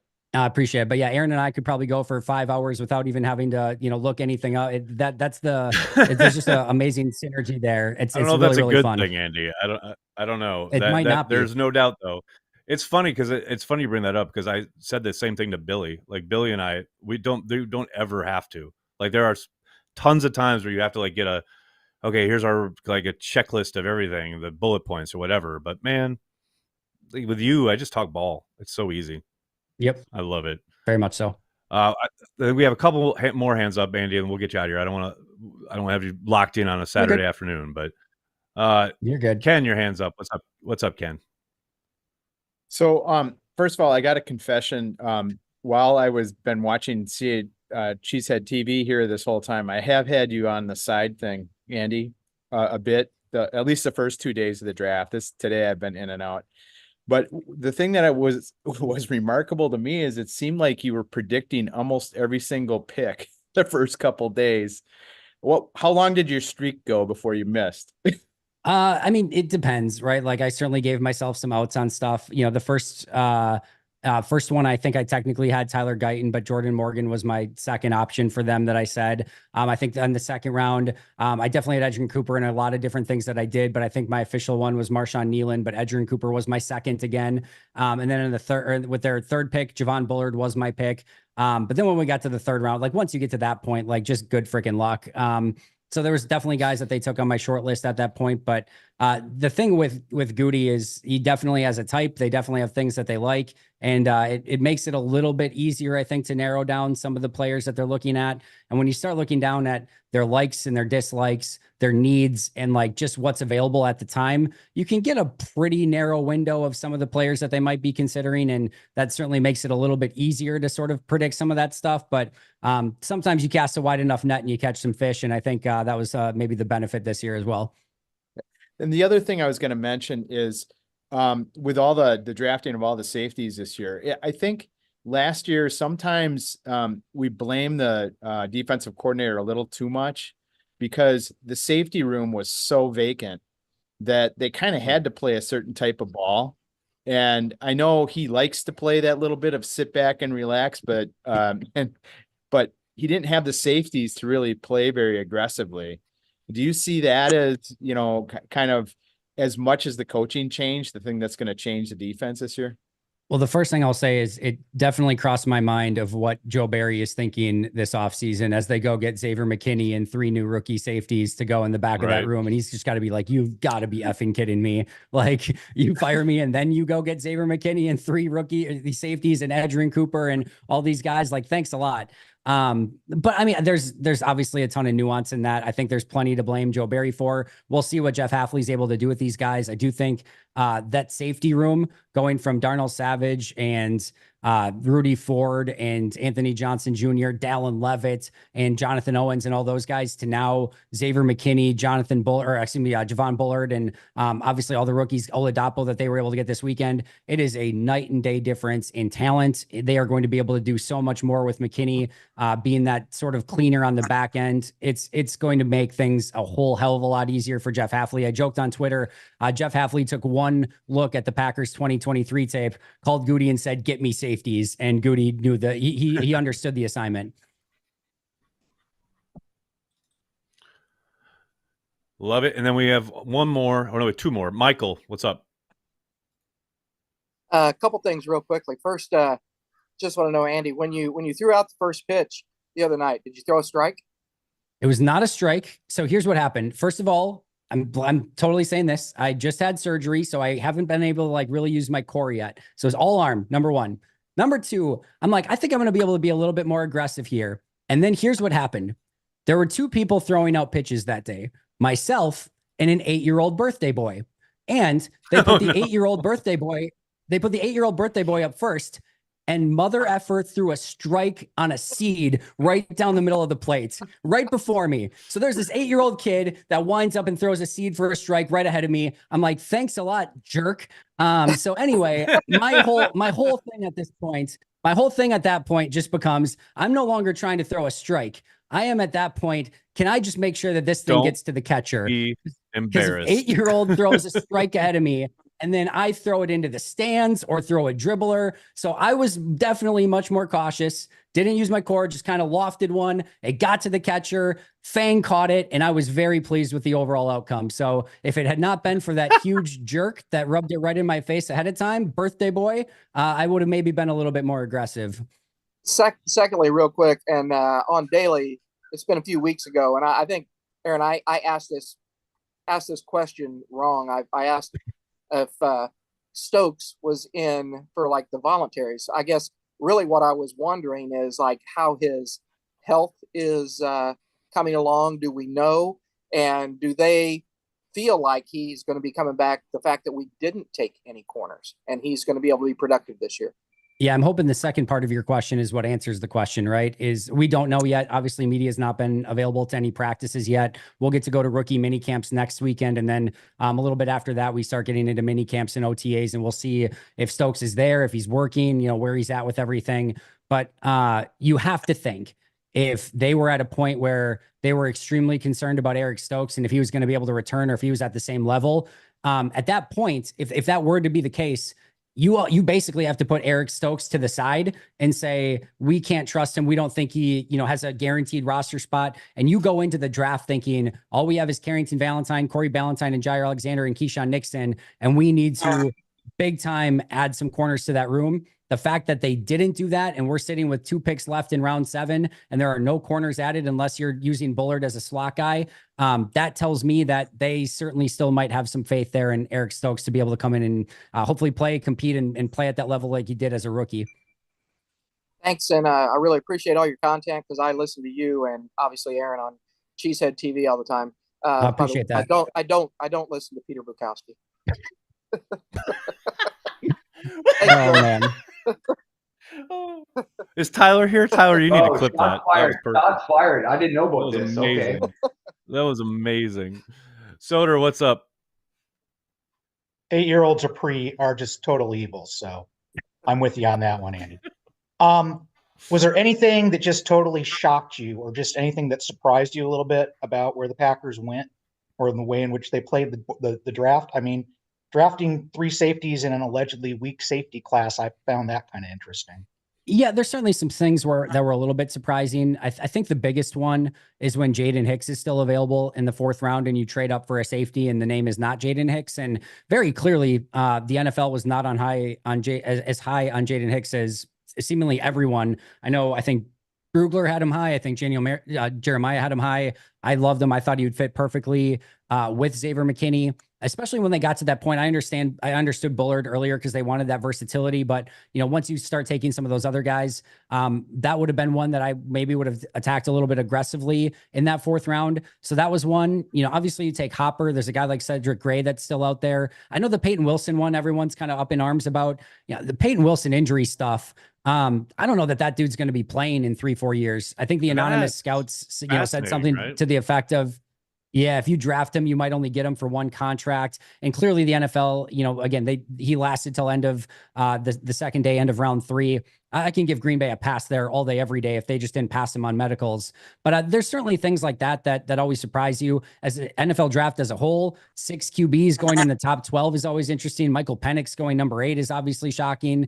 And there were definitely some players that fell throughout the course of the weekend, as there are every single year. But from a Packers standpoint, I mean, literally when we looked at it and sort of laid it out, you were kind of thinking, all right, they're going to attack offensive line. They're going to get a couple safeties. They're going to get a couple linebackers. They're probably going to pick a running back. And you started doing some draft math, like you're like circling around the last piece of pizza and who's supposed to get it. You're like, sort of like, there's going to be maybe 1 or 2, players that are left that you're going to be able to spend on some other positions. But you sort of thought that maybe 8 or 9 of these guys were going to go to those positions of need.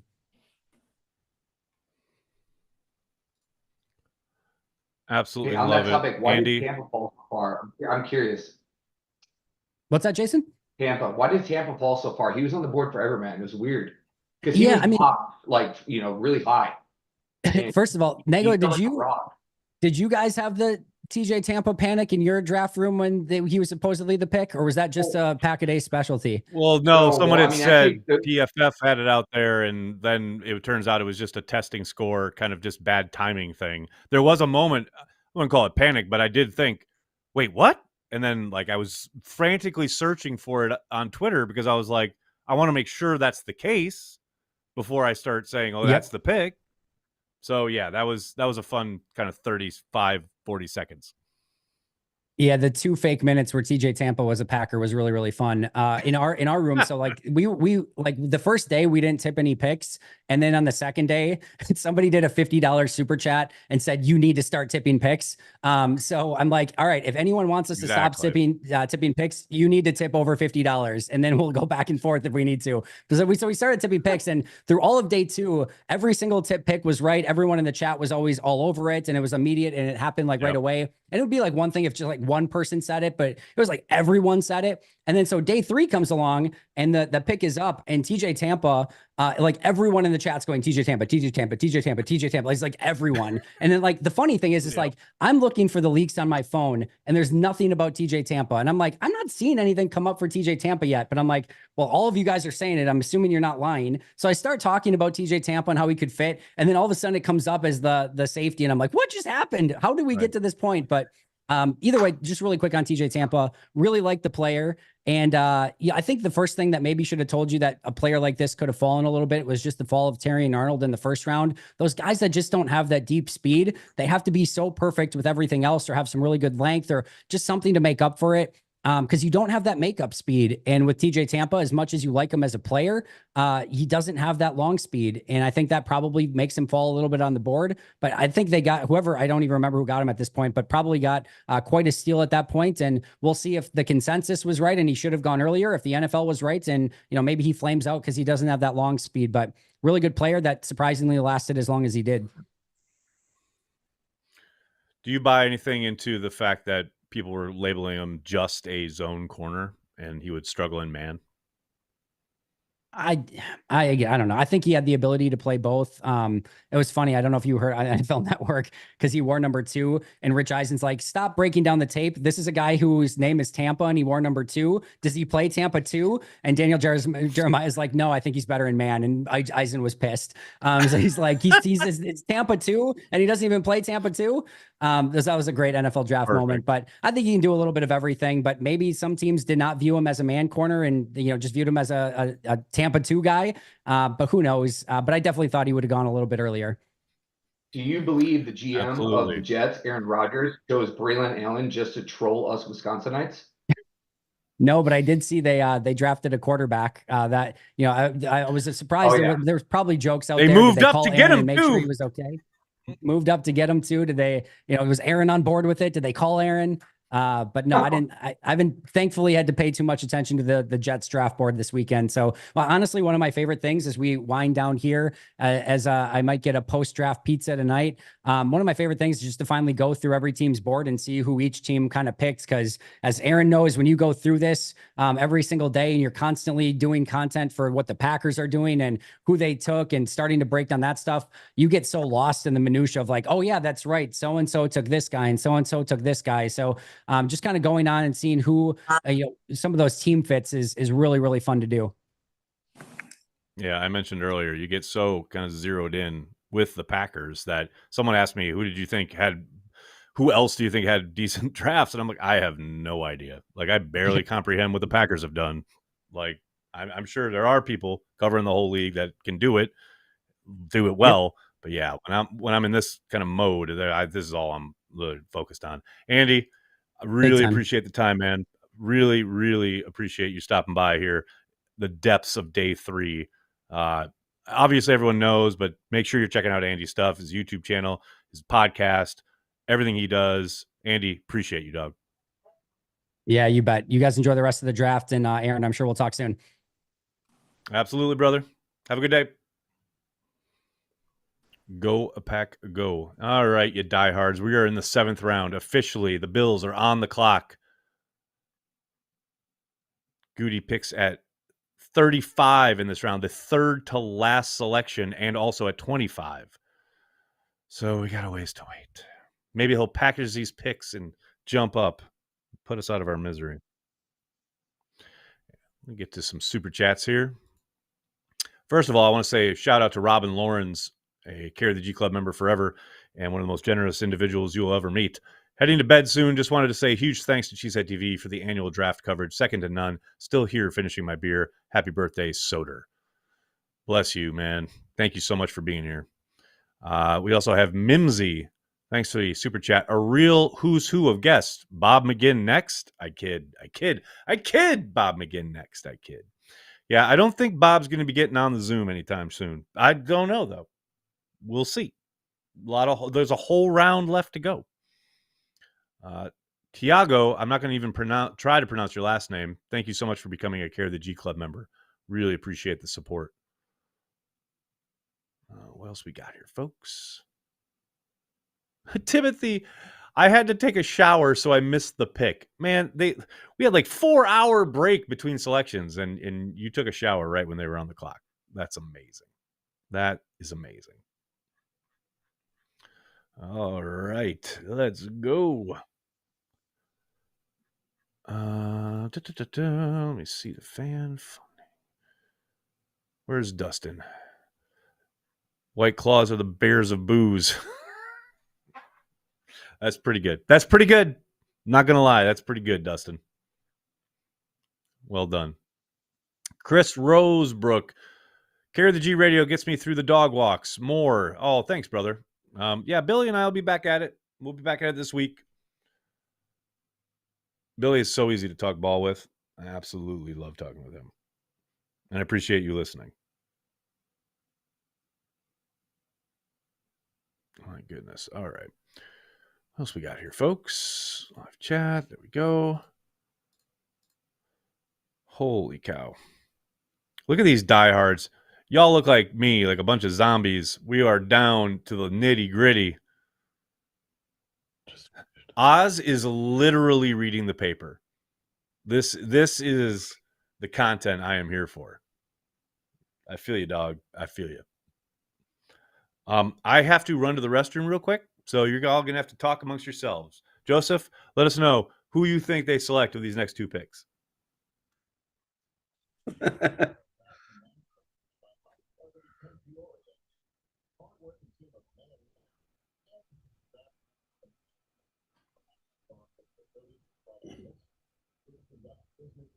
We should give him a Gatorade bottle.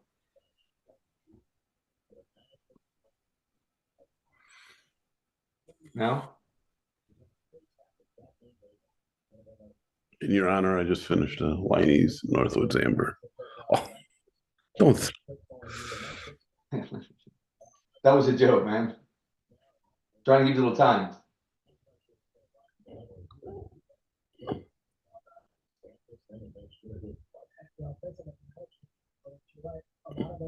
He gave you an impossible mission. Nobody can guess this 7th round, man.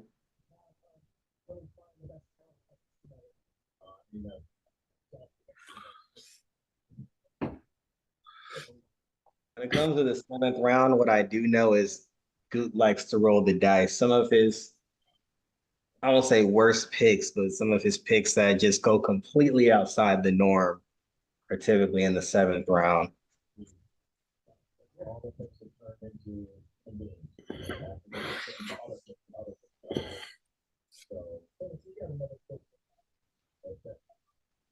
Joseph, you have a long snapper you like on the board? I do not scout long snapper at all. It's just too much of it's too there's no science to long snapper because they come in all shapes and sizes, all types of backgrounds. Some are athletic, some are totally non-athletic. It's anybody's guess on the long snapper game. Can't say. Who was our long snapper last year? Orzik, Matt Orzik. Oh my God, that's so bad that I don't even know. He wasn't bad. I mean, he wasn't broken, right? Though. I mean, I don't want to draft a kicker again. That didn't work out well. If it ain't broke, don't fix it. Exactly. Yeah. Exactly. I don't think he was particularly Or great, familiarity. He was sufficient, but they could do better. No, this is what I was saying earlier, man. I think we use our 7th round, these late round picks to lock down guys Yeah. on Build draft races, you know? Build the relationships, build the experience.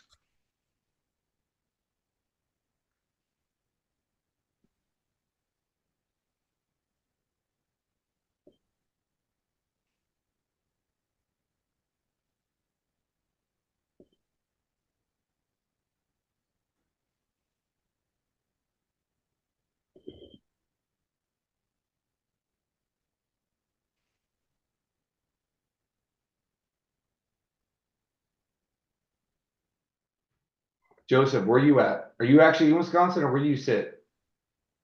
I am currently in Austin, Texas, and I will be moving to Houston, Texas next week.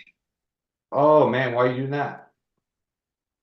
Work, new assignment, moving down to Houston. Cool. Houston is like, man, that's hot. The difference between Austin and Houston is marginal. It may be like a maybe 10-degree swing at best. Yeah, I work with a bunch of engineers that work down there, man. They get that hurricane season now.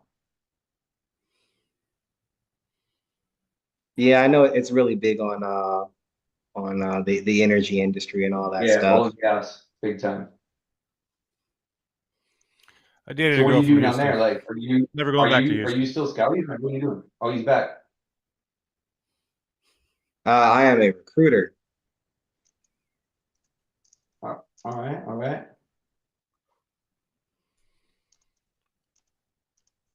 So where are we at? Commanders pick is in. Raiders are on the clock. Only 20 picks to go till the Packers are on the clock. Robin, you're still here. Hello. How late is it I there? was literally just messaging. It is 11 p.m. here. Oh, it's not okay. So 11 it's not p.m. terrible. I was just messaging Soder because he dared to question me, asking about whether I'm a Glasgow Rangers or Glasgow Celtics. Sorry, guys, soccer question. But no, I'm a hometown Kilmarnock fan. But it was good to see your team getting a 2-each draw tonight, Nags.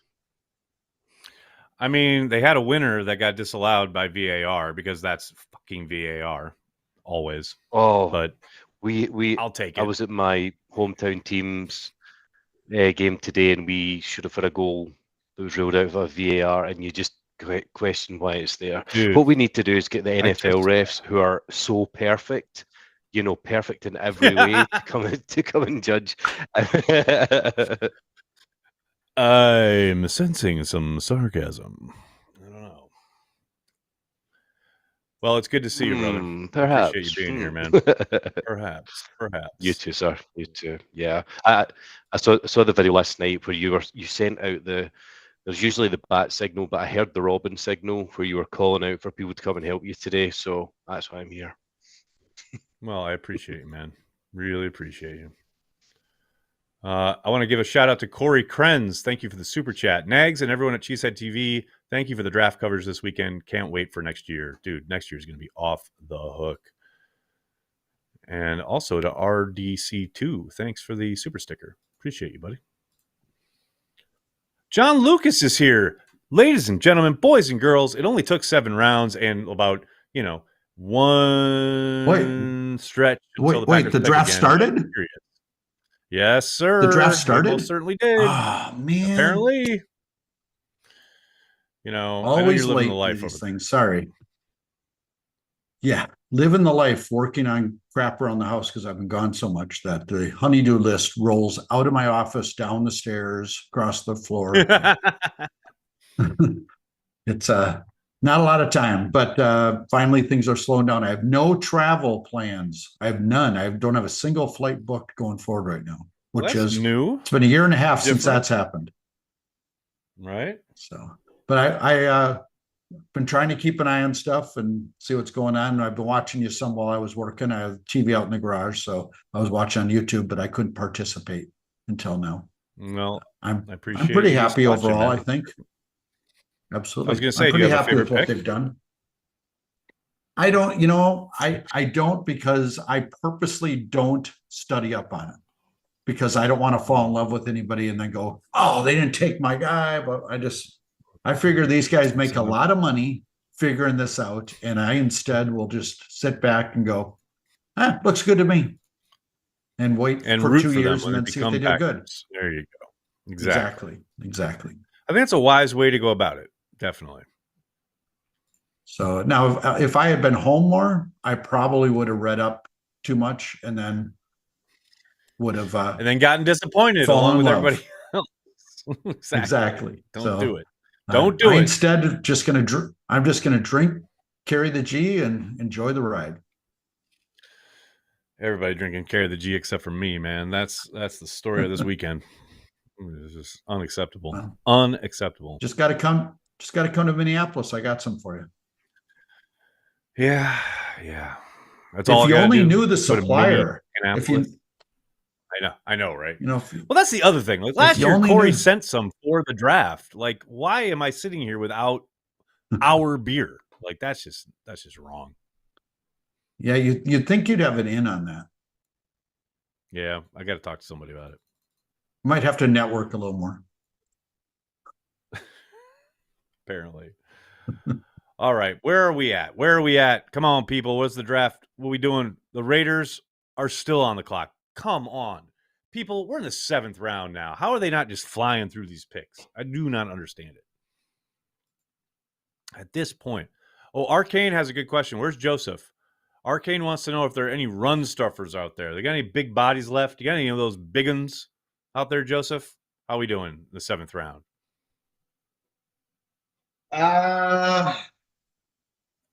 Miles Murphy, Keith Randolph Jr. are, I think, the only 2 left on my board. Miles Murphy was a Shrine Bowl standout. Keith Randolph Jr. played alongside Jerjon Newton at Illinois. Kind of like the Sweat. What's his name? Combination at Texas. Yeah, and Yeah. Murphy. So, yeah, Byron Murphy, Devondre Sweat combination. They had a similar thing going on in Illinois. Those are really my only 2 that are left. Yeah, my board is pretty much obliterated. I mean, it's the 7th round, as it should be. It's the 7th round, so yeah. If they're looking for a run stuffer, it could be those 2. It could be probably somebody totally different. Neither of them tested particularly well, but they are high motor, high character type individuals. So it's the 7th round. It's anybody's guess. I believe Soder has his hand up. What's up, Soder? John blew us off all weekend, and then he shows up and he's wearing purple. It's actually not purple, but I know it comes off that way. I'm sorry. Jesus, John. Would you rather me be shirtless? Trust me, Yeah. you don't want Yeah, that. actually, yeah.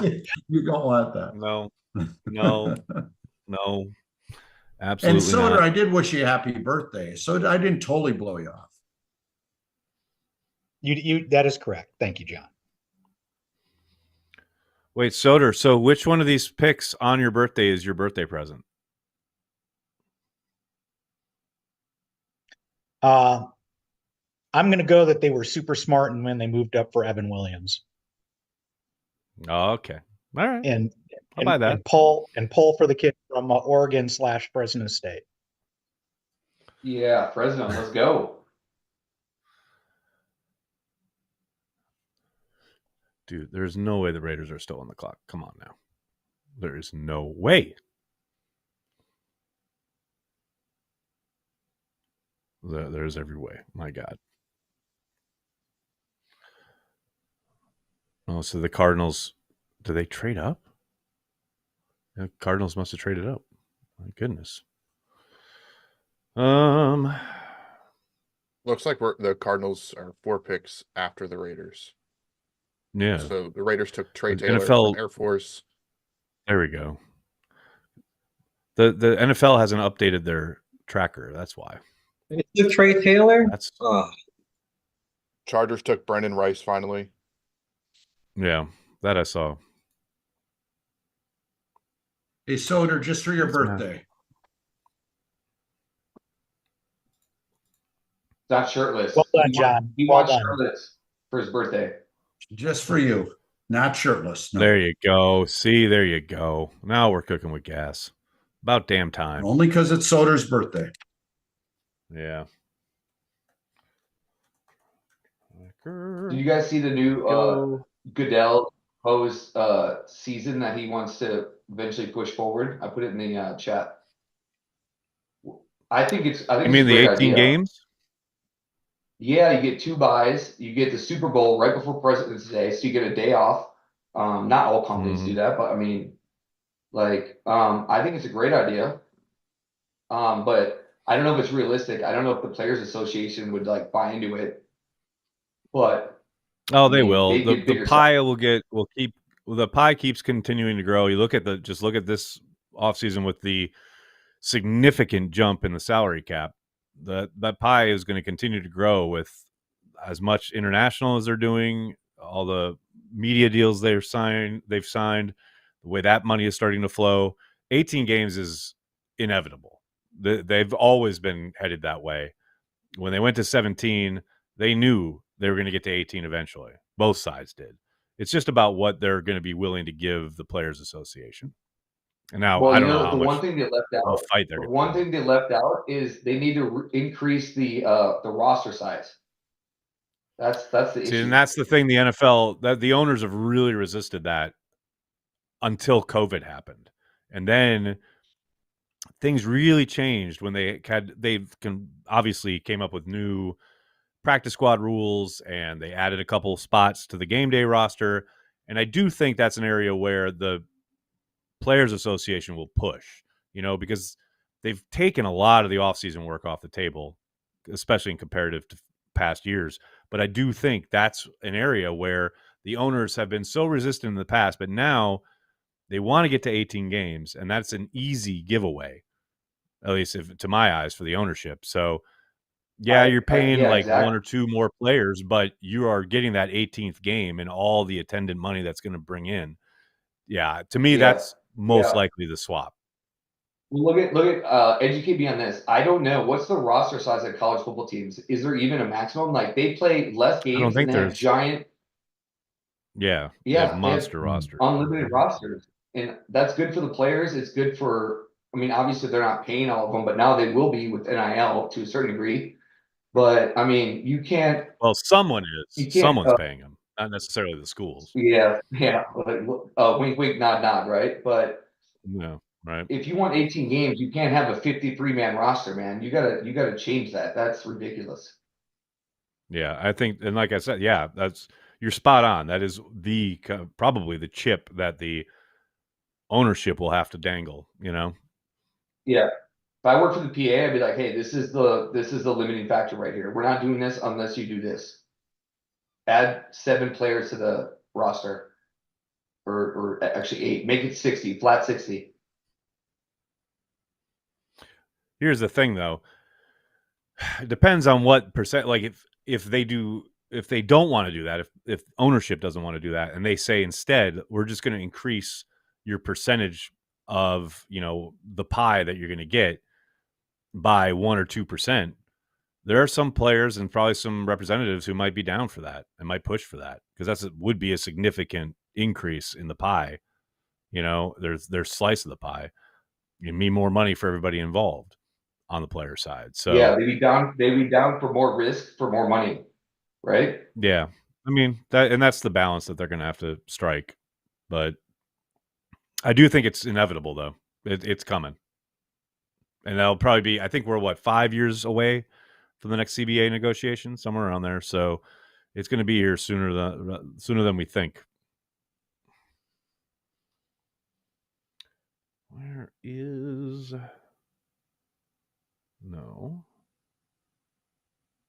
NFL draft? Yeah. Where? Come on. Gotta see where we at.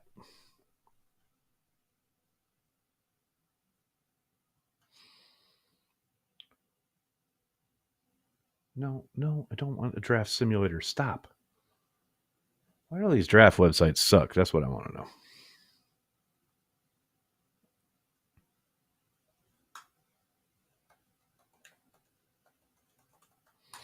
There we go.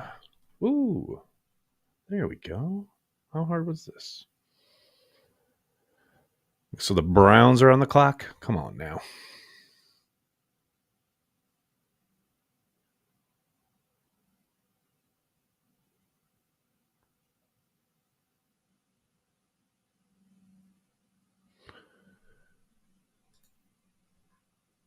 Here's a fun question. Who thinks the Packers are going to go down and beat the Eagles in week 1 and then turn around and be ready for week 2, given the fact that there's little doubt that this is a very unusual trip? It's not something that these creatures of habit will have ever experienced before. I'm fascinated to see what kind of effect it has on this team, especially considering how poorly they seem to react going to London.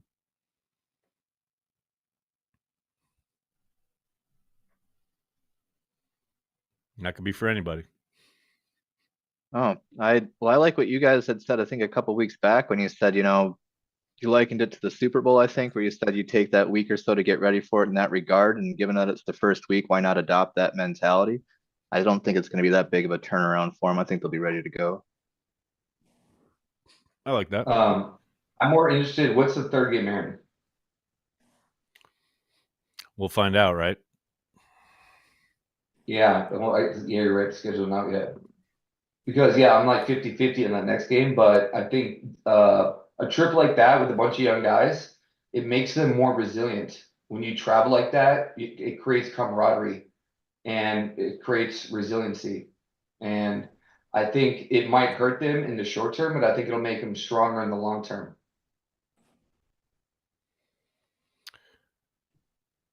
Leon has that's a good point, Leon, in the chat. London was a learning experience. They will react better this time. I think there's something to that. I think, most importantly, for Matt and how they go about the trip is pretty damn important, and will be interesting to see what lessons he learned from the London trip. Yeah.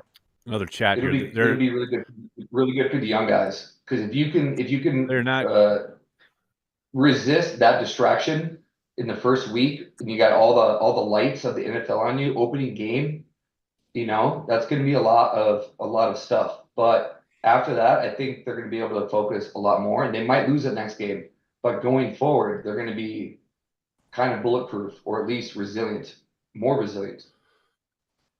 One would hope, definitely. I guess Soder, your hands up. My question is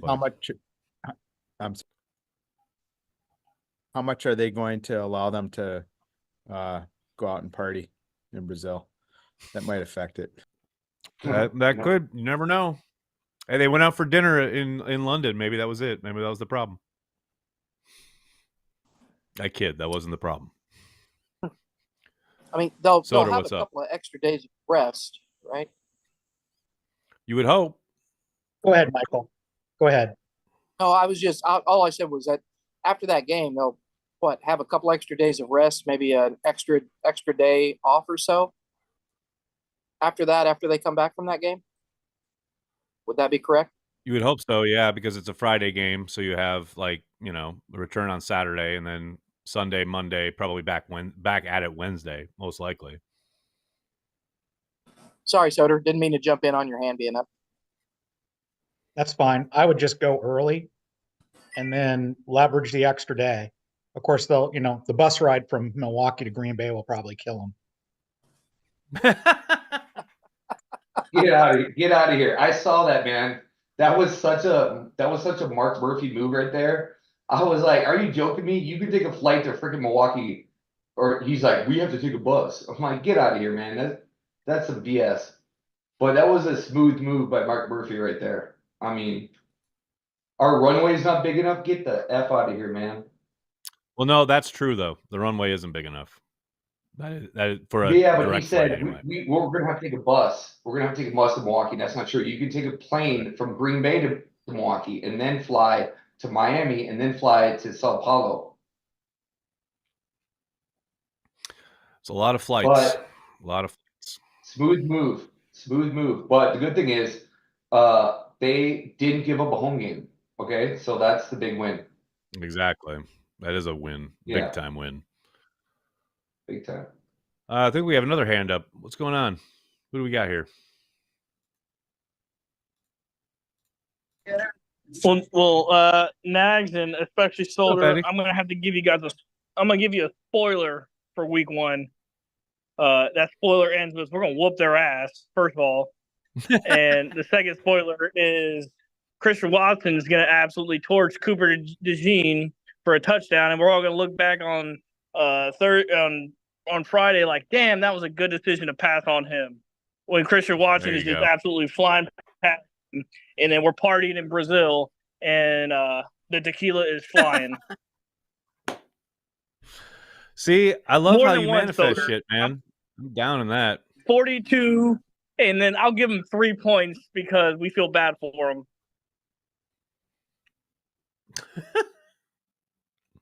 Nags, you're gonna accept this? I'm down with it. You're gonna allow all this positivity, but you're gonna shit on our defense. Come on, man. I didn't. Their shit on the offense isn't going to defense. show up, so our defense doesn't need No, to. I'm just saying, man. I like your attitude, man. Let's stay positive until somebody proves us wrong. If they prove us wrong, then we can start asking questions. But right now, it's not even week 1. Let's stay positive and expect the best, right? How old are you? How old are you?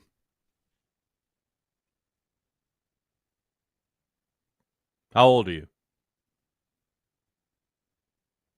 Are you asking me? I'm asking you. How old are you? 43. See, 43. So you I've seen understand. I've seen it. You've seen the scars. You've known disappointment with his defense. I understand staying positive. I am about positivity. I'm all about that life.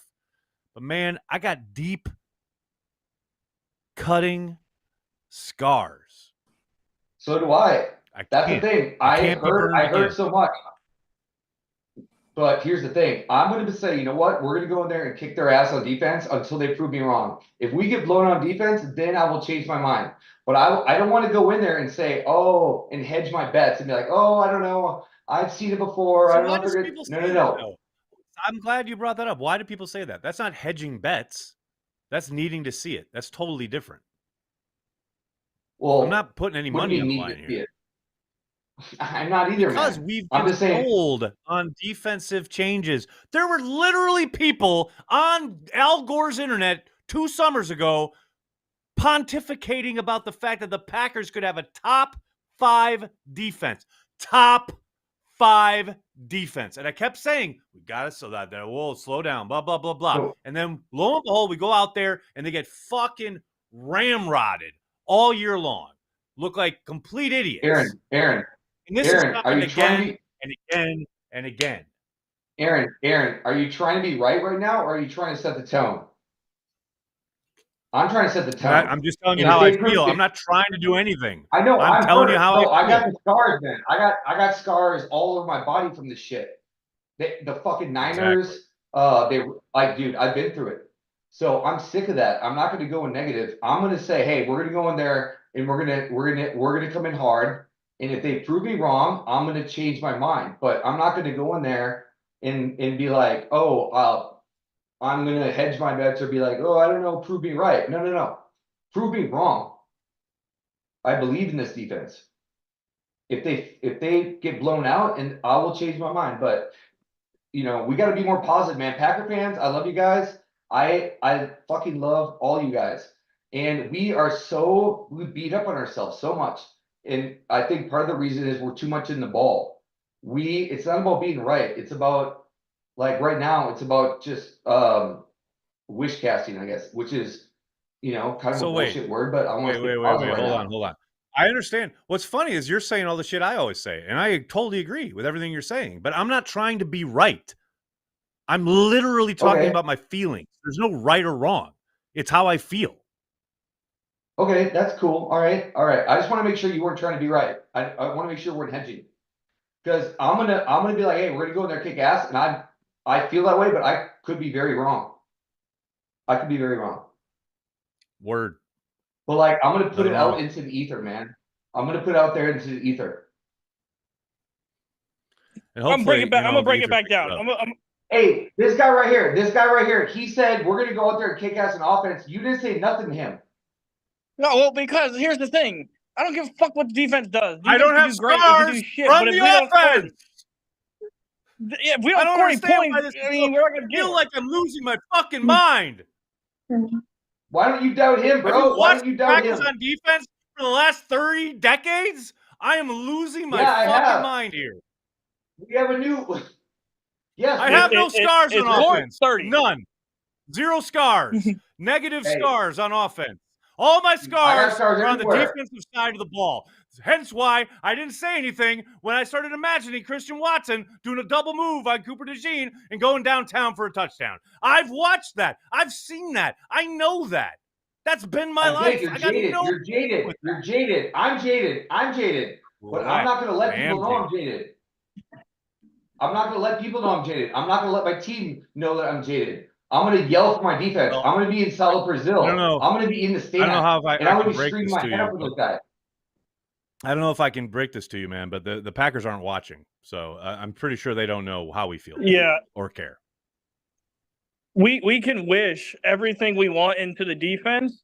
If they don't do anything, they don't give a shit about what we say. And setting a tone now, they couldn't care less about a tone or us yelling because they can get beat up by 21 points and they're at the fucking local bars the next day drinking beer. Here's what I'm trying to say.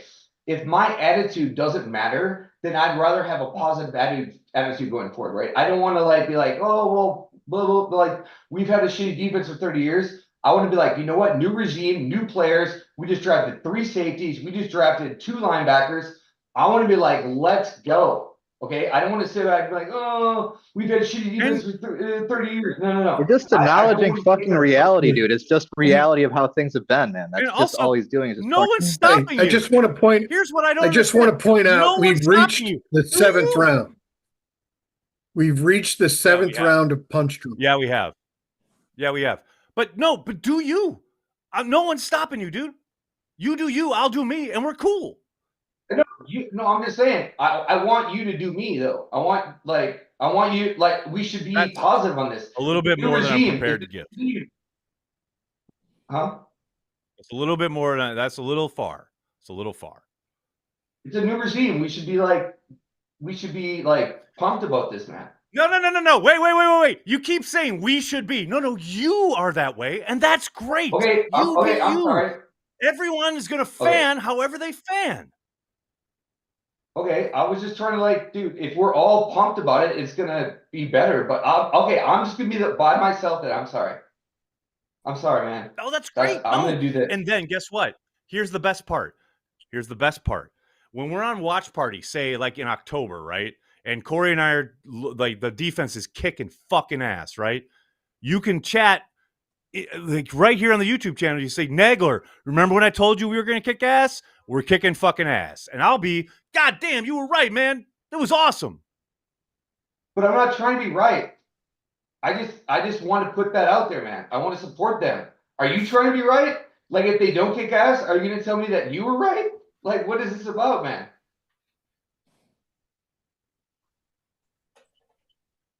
Where are we right now?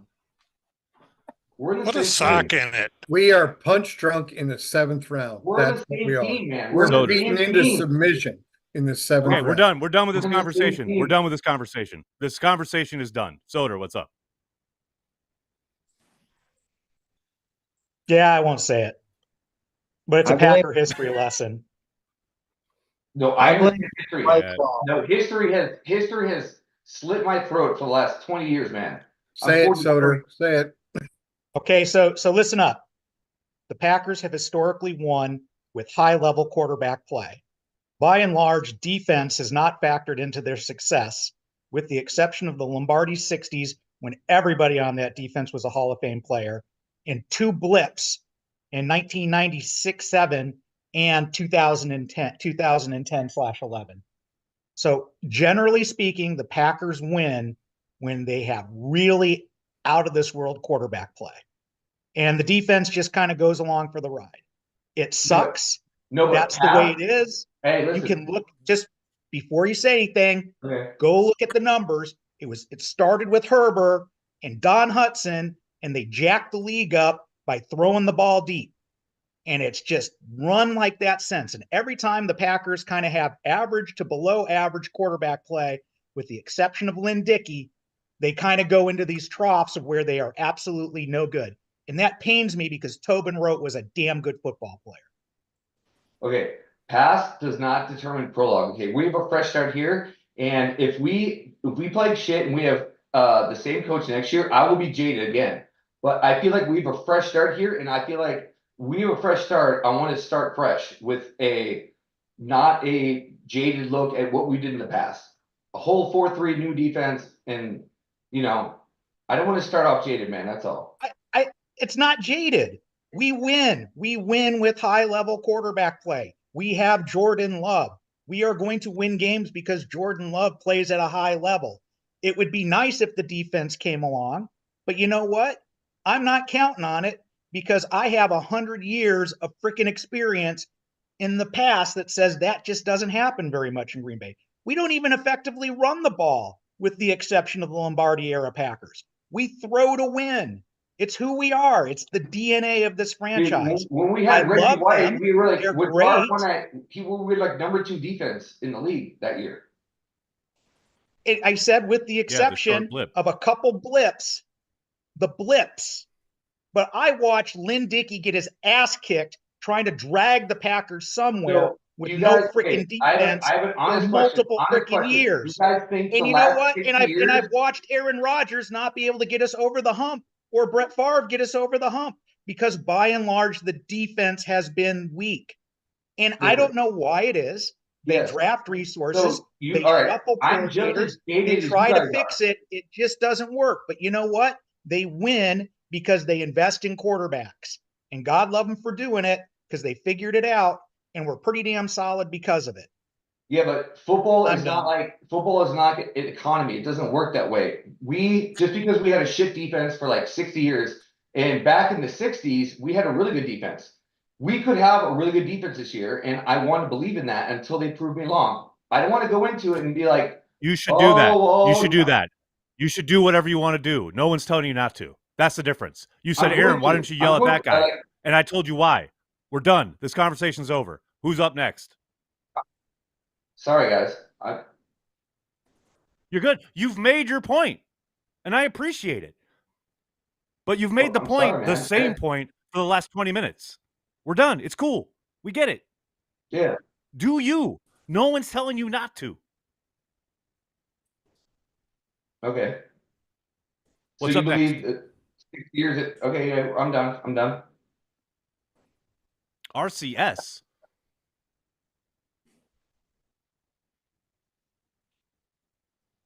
Hey, there we go. I had to find the unmute button. Hey, I would just want to. I got burning questions, and I would like to. I would like to say that I've enjoyed the last 10 minutes actually, because I enjoy the game of let's have an argument that doesn't really matter. So I'm a big fan of that game. Pulled Santa Claus out as well because we're at that stage of the game. What's up? What's up, Santa? So, couple things. I've been dying to know this because I know you've brought up Depeche Mode a number of times. I need to know your ranking because it's the draft, so let's rank some shit. I need to know your ranking of like Depeche Mode, The Cure, Joy Division, because I feel like people slot into those things and they pick their camp. I'm a Cure guy, so I want to know how you feel about all those. Also, and then second question, because just those three? Who are the bands in question? Oh, I mean, you can throw in as many as you want, but there's I'm just trying to set the tone. Again, I'm a Cure guy, but on the scheme of sad bastard English music, where do you fall? I've heard you talk about Depeche Mode. I'm a fan of Depeche Mode as well, but I identify as a Cure guy. And then if you want to continue on to talk shit about Blue Moon, go for it. But then I wondered, how do you feel about like Summer Shandy and that sort of thing? So let's get some conversation about music and beer again. Yeah, right. Motel Men. Yeah, Motel Men, exactly. No, there's no doubt that most of anything fruity, Summer Shandy it's not my jam. Doesn't mean I won't enjoy it on a hot day, but it's got to be a fucking hot day. But as far as the music goes, yeah, Depeche Mode's all number one for me, and then probably coming right behind them is The Cure, and then probably Joy Division, New Order. Trying to think, there's a bunch of other like quote unquote alternative bands, but they're not really of that ilk. Those are probably the main ones, but Depeche Mode is always going to be number one. No question about it. All right, here's something we agree with right now, Aaron. Nailed it. Here we go. What's that? We're united now. Like, you nailed it on this band, man. I'm kind of an 80s emo dude, and you nailed it.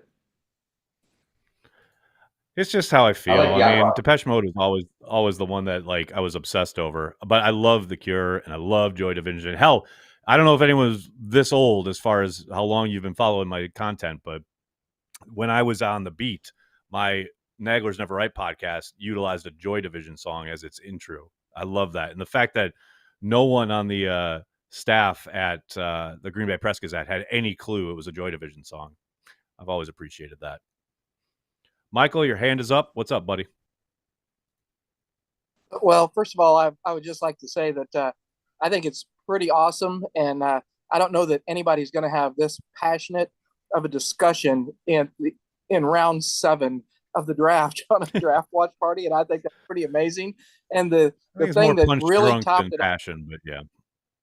Actually, and the thing that topped it off for me was my man Soder kept bringing up one of my favorite Packers of all time. Y'all know Lynn Dickey. So Lynn Dickey, baby, that has like topped it off. That's my guy. I love that team, and the fact that Soder was bringing him up, knowing that Dickey was like dragging those guys along, back in the day, has really topped off 3 days of the draft for me. I just remember being Lynn Dickey. I had a Lynn Dickey jersey, and I would go out in my front yard and play football, but I was all 11 guys on the team. Like, I would literally throw it up in the air and catch it myself, but I was Lynn Dickey. That's my childhood right there. God help us all. Oh, Daniel, that's a good throw in. Susie and the Banshees, definitely. Love me some Susie. No question about it. Okay, draft tracker, where are we at?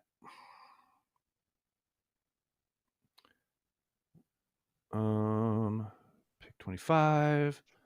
Oh, hey, we're 1, 2, 3, 4, 5 picks away. Gabriel Murphy's still out there. Still want the edge. 5. I mean, need to do it, right? Okay, got that one. Got that one. Elijah Rob with the annual Bears equal poop super chat. They got to keep their tradition alive. There we go. Each and every year. Thought we were going to miss it this year, but there it is. Bears equal poop. You are correct, sir. Mimsy, thanks for the super chat. Like around the horn, we need a mute for bad takes. Now. People are allowed to have their takes. I got no problem with people having takes. Were there more, Nicholas? I can't see anymore. Those are the only 2 I got.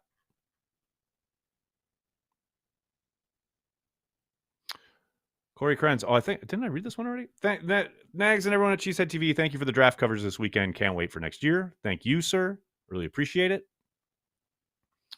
RDC2, thank you for the super sticker, as it were. Appreciate you. What else we got? Richard, what's up, man? Nags and CHTV, thanks for all you do. I've listened to your draft coverage all weekend while I'm at my job. Thank you, brother. Appreciate you. All right. Who was our friend Dolphins with are on the the beer with the clock. music?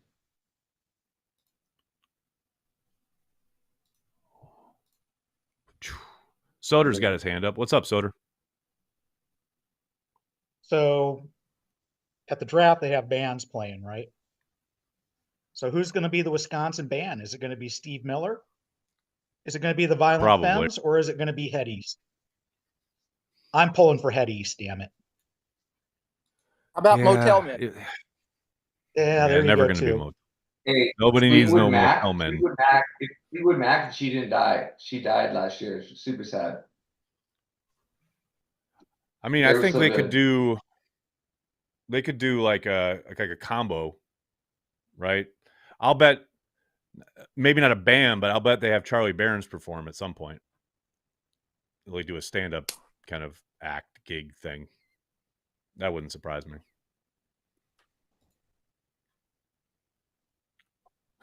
Mimsy.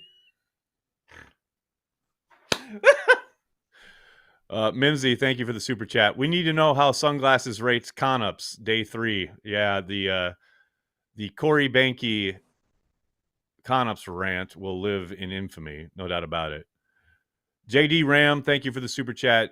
Did you ever do the poll for non-Packer chat stuff? No, I mean, I just kind of threw it out there about doing maybe a once a week stream for like pop culture shit that's non-Packers. I may do that during the off season. I got some traveling to do next week. And then at the end of the month, I'm going to Europe with my dad. And then when I get back, it'll be like the bowels of the off season. So I might pick it up then, like that one stretch where there's literally no NFL news going on. I may start it up there, but we'll see. Make it a Star Wars chat. Well, that's the thing. It'll be everything. That's not football, right? Carl, thank you for the super chat. I'm really excited about this defense, but I do not expect them to be lights out game 1. I think they will be like our offense was last year. I talked about that a little bit last night in my reaction video. I think there's a very good possibility that's, how it unfolds. There's a lot of new faces in new places, new scheme, a lot of new, right? I wouldn't be surprised at that at all. Jeff Smith, thanks for the super chat, buddy. I don't know why you're not here. Random almost Packer, Bruce Clark. Well played. Well played. Mimsy, thanks again. Music related, new Pearl Jam, greater than new Taylor by a lot. And neither of them are as good as the new Pet Shop Boys. There you go. John, what's up, man? Hand is raised like a gentleman. So this may have come up before, but can you find out if Corey's upset that the Vikings beat us to drafting a kicker? I'm sure he's all broken up. No question about it. I'm sure he's somewhere right now, just like breaking things. Got my guy. Yeah, exactly. How are the Dolphins still on the clock? Come on, people. Make your picks. 1, 2, 3 spots away. 3 whole spots away. Finland's still awake. What's up, Finland? Thanks for keeping up with us. Staying up late. George, thanks for the super chat. Did we figure out what happened to HC Matt's head coach Matt's arm in a sling in one of the draft videos? No, we have not. Although usually, traditionally, Matt does a draft wrap-up press conference. So I would suspect that he will be at the podium at some point later today.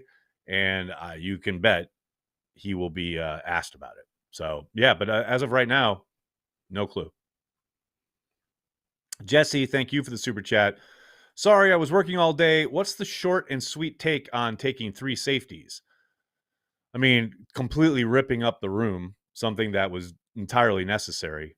Very physical, very fast guys that are going to add a whole lot of extra wrinkles, dimensions to a Halfley defense that wants to confuse offenses and wants to attack, especially on third downs in obvious passing situations. They needed the depth. There's zero doubt about it. And they needed to start over at safety. That's something we talked about here on CHTV for the last couple months. You look at the safety positions and the players that they had, it was absolutely time for new blood, and that's what they've gotten. They triple dipped, which is awesome.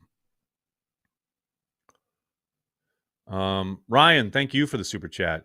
Any concerns about the cornerback room? Thanks, love your work. Thanks for that. Appreciate you, man. Yeah, no concerns. I mean, they clearly like their group. We talked about it with Andy Herman a little while ago. They clearly feel like their staff and this new scheme and what they're going to be asking these guys to do plays probably to their strengths a little bit more. And that was, I thought Andy made a really good point saying, how many times have we watched as we, they asked the Packers corners to play off and play zone, etc. And it would seem that this scheme would hopefully lend itself more to the skill sets that are already on hand. So we'll see how it shakes out. They're still counting on, a big jump from Valentine, undoubtedly, and then whatever you can get from Stokes. But they clearly feel very good about their corner room. And then we got, Eddie, what's up, man? Hey, Nags. 2 questions for you. One, do you think the Packers not taking corner yet so far makes us believe that they have a little bit more hope in Stokes than we believe, and or Nixon, to where they don't want to add any room to there? And also, the second part is, do you remember, I mean, it's almost 10 years ago, Clay Matthews was our middle linebacker, where we're at now, which these Quay Walker and Cooper would have been safeties like 10 years ago, and like how much the NFL has changed in that mold. And I think that's insane on how much speed has been added to that second level defense. And your thoughts on that? Big key, and that's a good call as far as the change in body types, the change in what they ask those guys to do. It is kind of funny to watch all the coverage of the switch to the 4-3, right? And we need a Mike linebacker.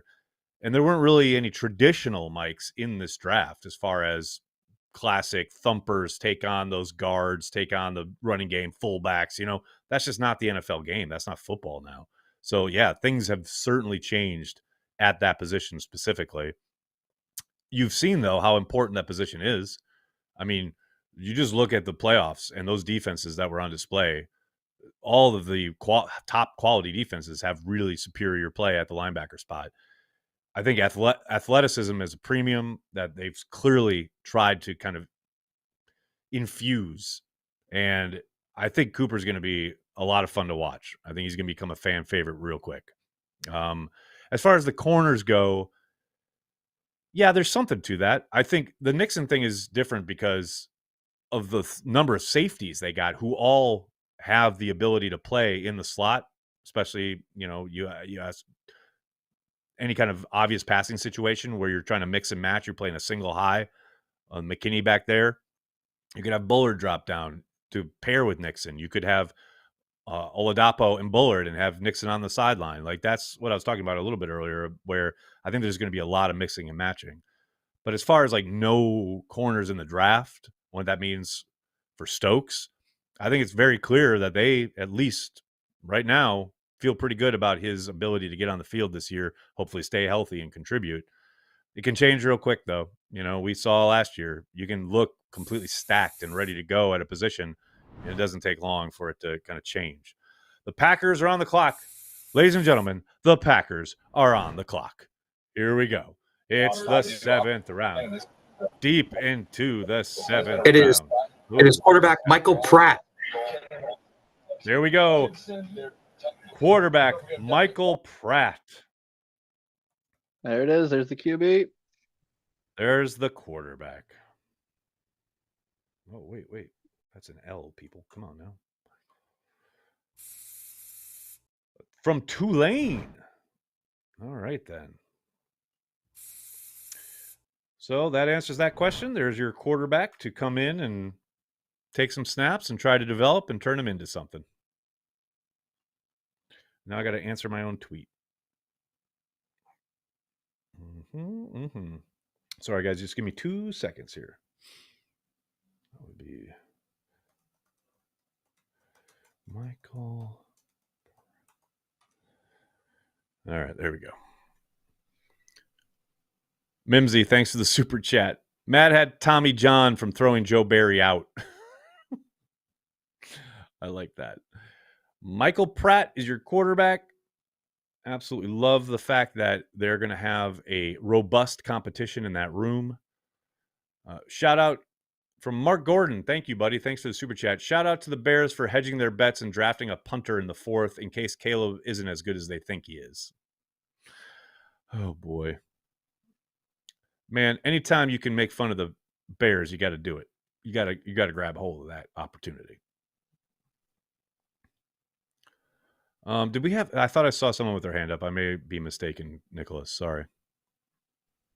I had it up, but I basically just gonna tag and say all the things that you'd already said about cornerbacks. So I pulled it down. Rock and roll. Soder's got his hand up. What's up, Soder? Adam from Sweden won the comment. I hope they called Love before they made that quarterback pick. Boom. He's here all week. Tip your waitress. Try the veal.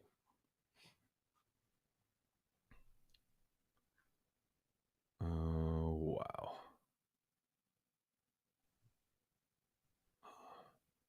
Quarterback Tulane.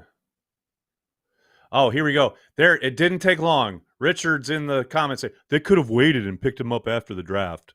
I love those. No, you don't know that. And also, they wanted to make sure they got him. So they didn't wait till after the draft. They drafted him, the guy they wanted. Like I said, it's like Sean Clifford thing all over again. Permanent UDFA tags. They use it just to grab these guys so they don't have to compete with the other teams. It's pretty brilliant. Exactly. Yeah. Don't want to deal smart, with the man. UDFA nonsense. You got 2 7th rounders. Grab the guy And you like. who was on earlier? Really sharp guy. Tyrick? Is that how to say that right? Tyrick? Not quite he sure. called this guy's name out. Yeah. He was like, that guy from Tulane. There you go.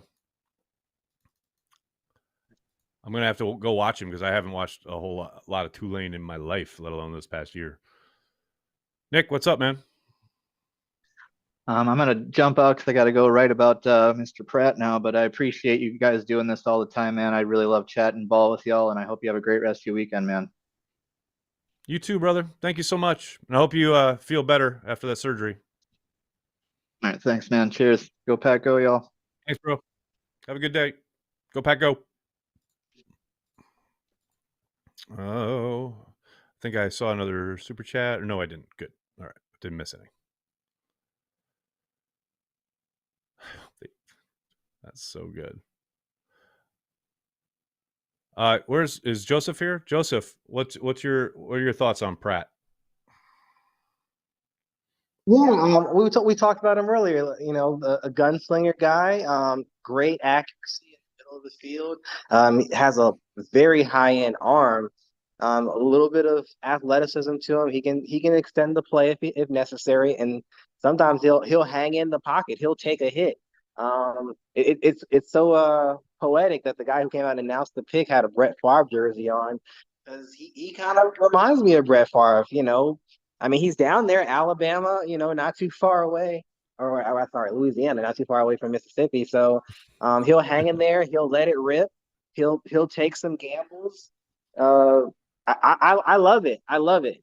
And I don't know why somebody said we could have got him as an undrafted free agent. If I'm an undrafted free agent quarterback, I'm not going to go to the team that has a brand new starter who look like an all pro. Why would I do that? I'm going to go to the guy who's and also probably a on his way guy that out. they just drafted last year. Yeah, as his backup. Yep, exactly. Yeah, like why would I go to the Packers? That makes zero sense. If I'm a free agent, I'm going to go to a team that I can start or play sooner rather than later.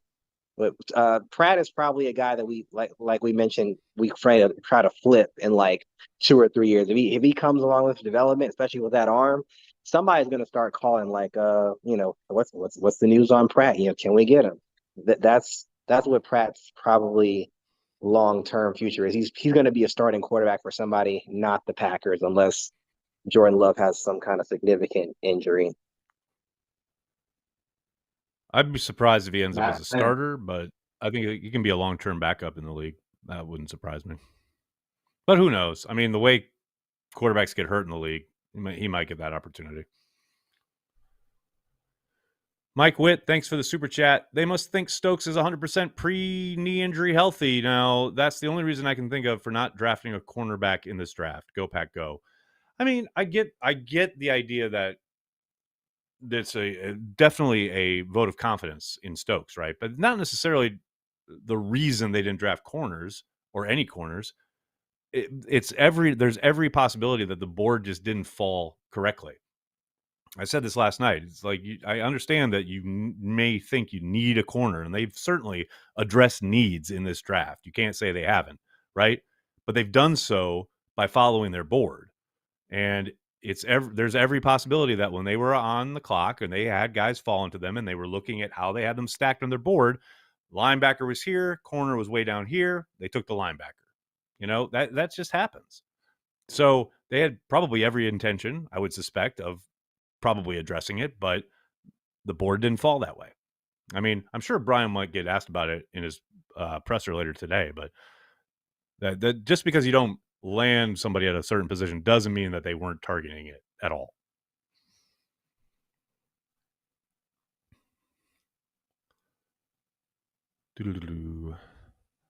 Paul Bullard is a nickel cornerback, though. All right, relax.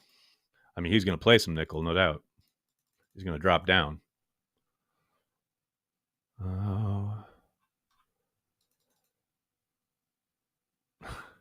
So now we've got how many? 1, 2, 3, 4, 5, 6, 7, 8 more picks till the Packers make their final selection at 255 overall. Ken, what's up?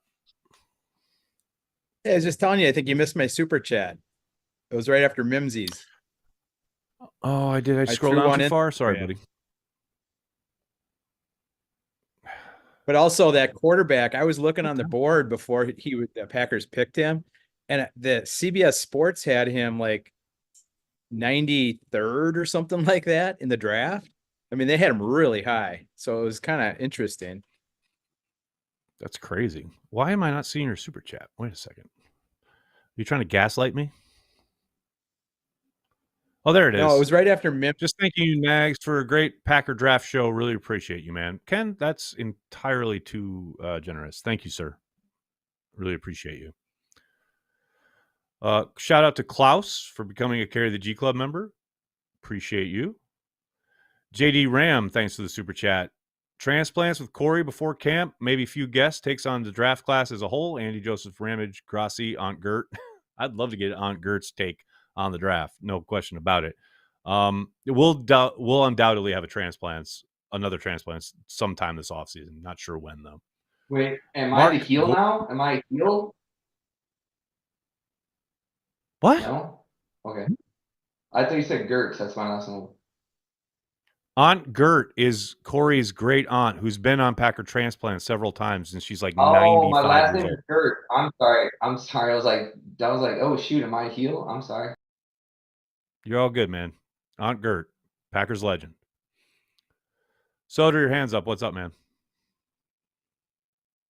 Ken beat me to it. I just wanted to say thanks for sucking it up. 3 days of hell. Thank you for hanging out with us idiots. It ain't 3 days of hell. This is one of the highlights. It's a sad statement. Day is a test. It's a sad statement, but this is one of the highlights of my year. You know what? I would counter with that. I would say it's not a sad statement. It's a statement of passion. We have a lot of passion for this whole thing, our team. So, yeah, it's just a statement of because we give a shit. So, brothers are You got a gonna. problem with other people defining things for themselves, don't you? No. I like to be positive, man. That's all. Word. I get it. I agree. Shout out to Soder. John Simitovich. Thanks for the super chat. Will there be Pratt truthers? Oh my God, here we go. Probably. MC Lovin, starting that train. Michael Pratt, quarterback 2. Oh boy, here we go. John, thanks for becoming a Carry the G Club member. I really appreciate it. Appreciate the support. We got that one. Don't want to miss anything. All right, here we go. We're back to 1, 2, 3, 4, 5, 6. Oh, 5 away. 5 away, baby. Eric Taylor says, bittersweet moment right here. Nothing really new with football until July, August. Sir, how dare you besmirch the good name of the mandatory minicamp like that? No, I'm obviously kidding. You're spot on. Nice Pratt highlights on ESPN. I can't wait to dive into his tape. Okay, we have now had officially, by my count, and I've probably missed a few, we have had 5 people make the same "did they call Jordan before making this pick" joke. So, guys, the joke's been made. Thank you very much. Mike Witt, thanks for the super chat. Surprise, no edge rusher with 55, probably starting on PUP this season. Favorite pick was Lloyd. Reminds me of Amon Green coming out of Nebraska. And that last part was in all caps, ladies and gentlemen. So it means business. Yeah, I thought they'd go edge. But again, like I was talking about with cornerback, there's every possibility that they're looking for an edge and the board just doesn't fall the right way. When you look at them taking several positions, like 3 safeties, 2 linebackers, things like that, that's being true to your board more likely than anything else. As far as these are the top rated guys, we're going to let the board do its work. And yeah, we need a corner, but this guy is much higher on our board. We're going to take him.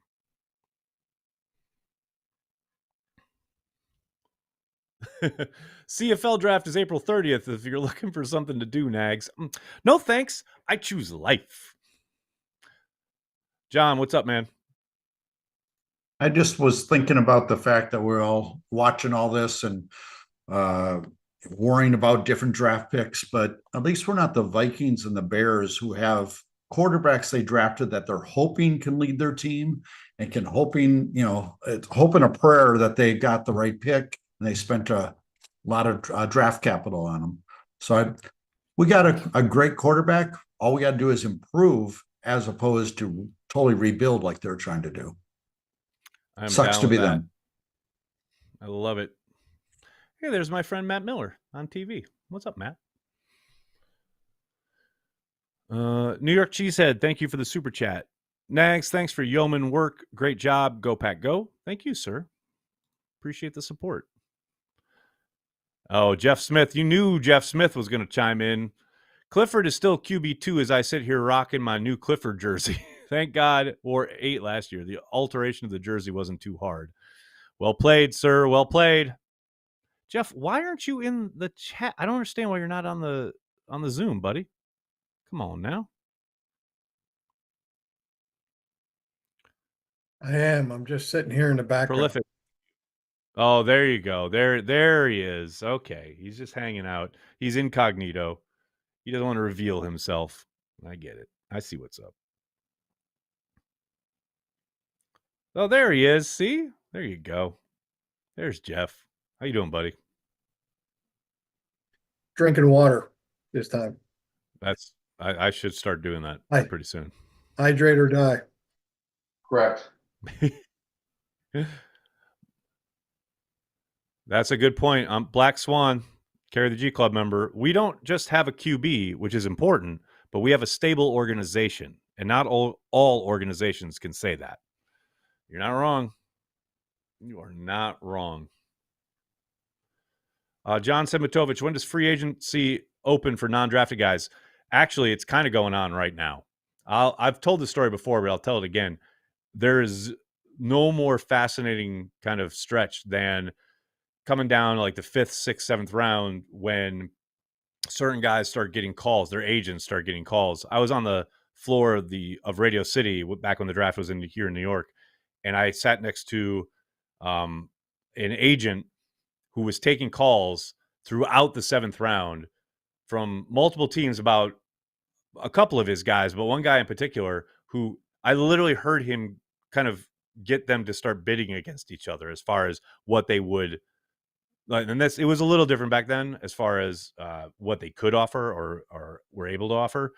But yeah, this is the Wild West time right now. Through the 7th round, teams are trying to get, okay, hey, if you don't get picked, we'd love to have you in here and we can give you X amount of money and blah, blah, blah. All of that jockeying is going on right now as we speak.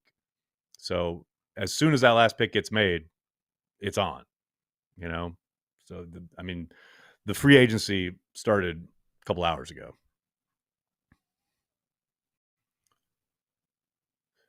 Yeah, in the chat, I remember Torrey was getting calls until the Packers all of a sudden drafted him. And that's what Jason was talking about before, that this is the time. If you want to make sure you get a guy in your program, you don't want to wait, pull the trigger, utilize that, 7th round selection to make sure you got him locked in for at least 4 years. RDC, what the hell? Draft another kicker. Yeah, let's do it. You want to get nuts? Let's get nuts.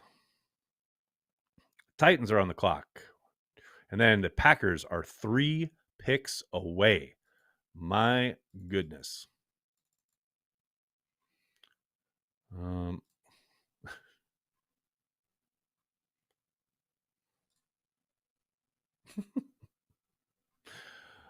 This is the first time I've ever been in a live draft before and heard the word nepotism twice.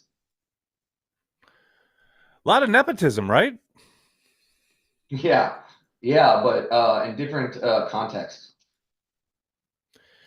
Hey, man, I think it's a wide-ranging world. Yeah, I think we have a wide array of topics we talk about here.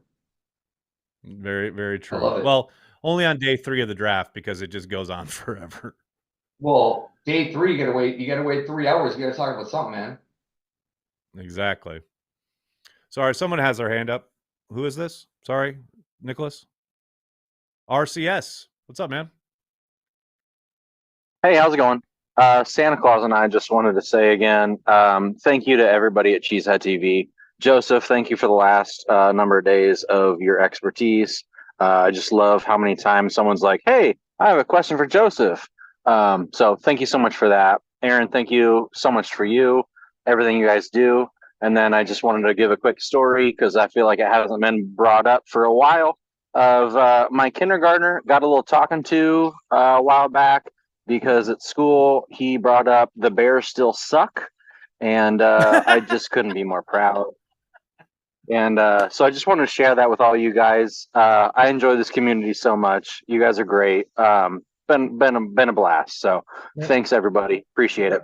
Your kindergartner wasn't wrong.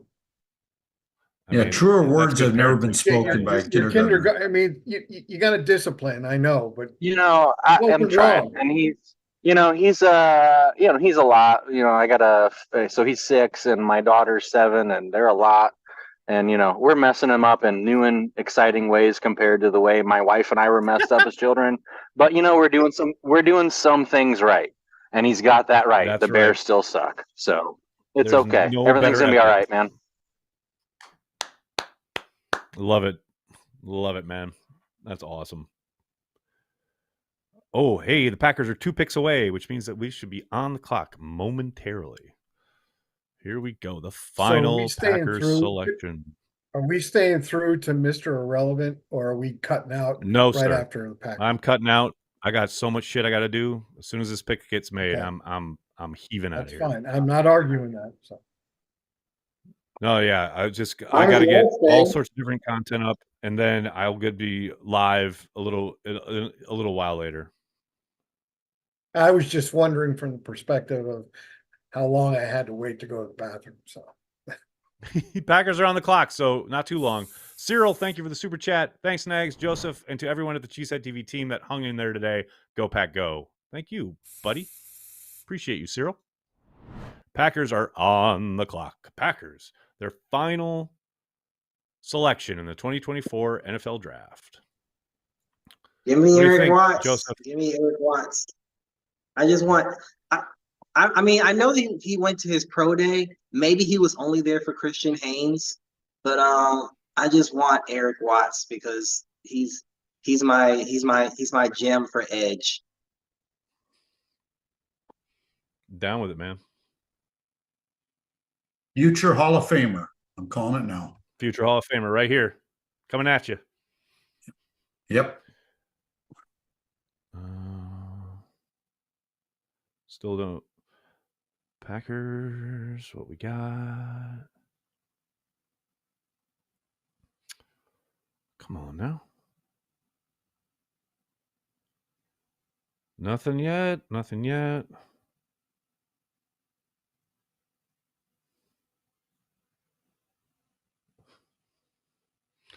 Wait, why am I seeing? Oh, no wonder. Man, Twitter, get bent. Okay, there we go.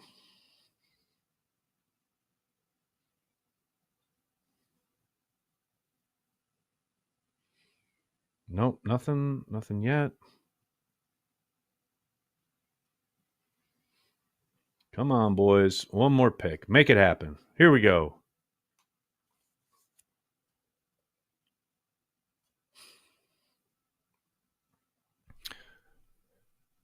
Big B, I'm counting on you, buddy. You're always hot. Always hot on this stuff.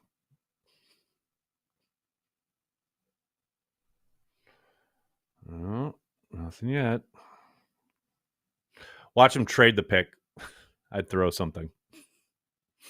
Oh. I would absolutely throw something.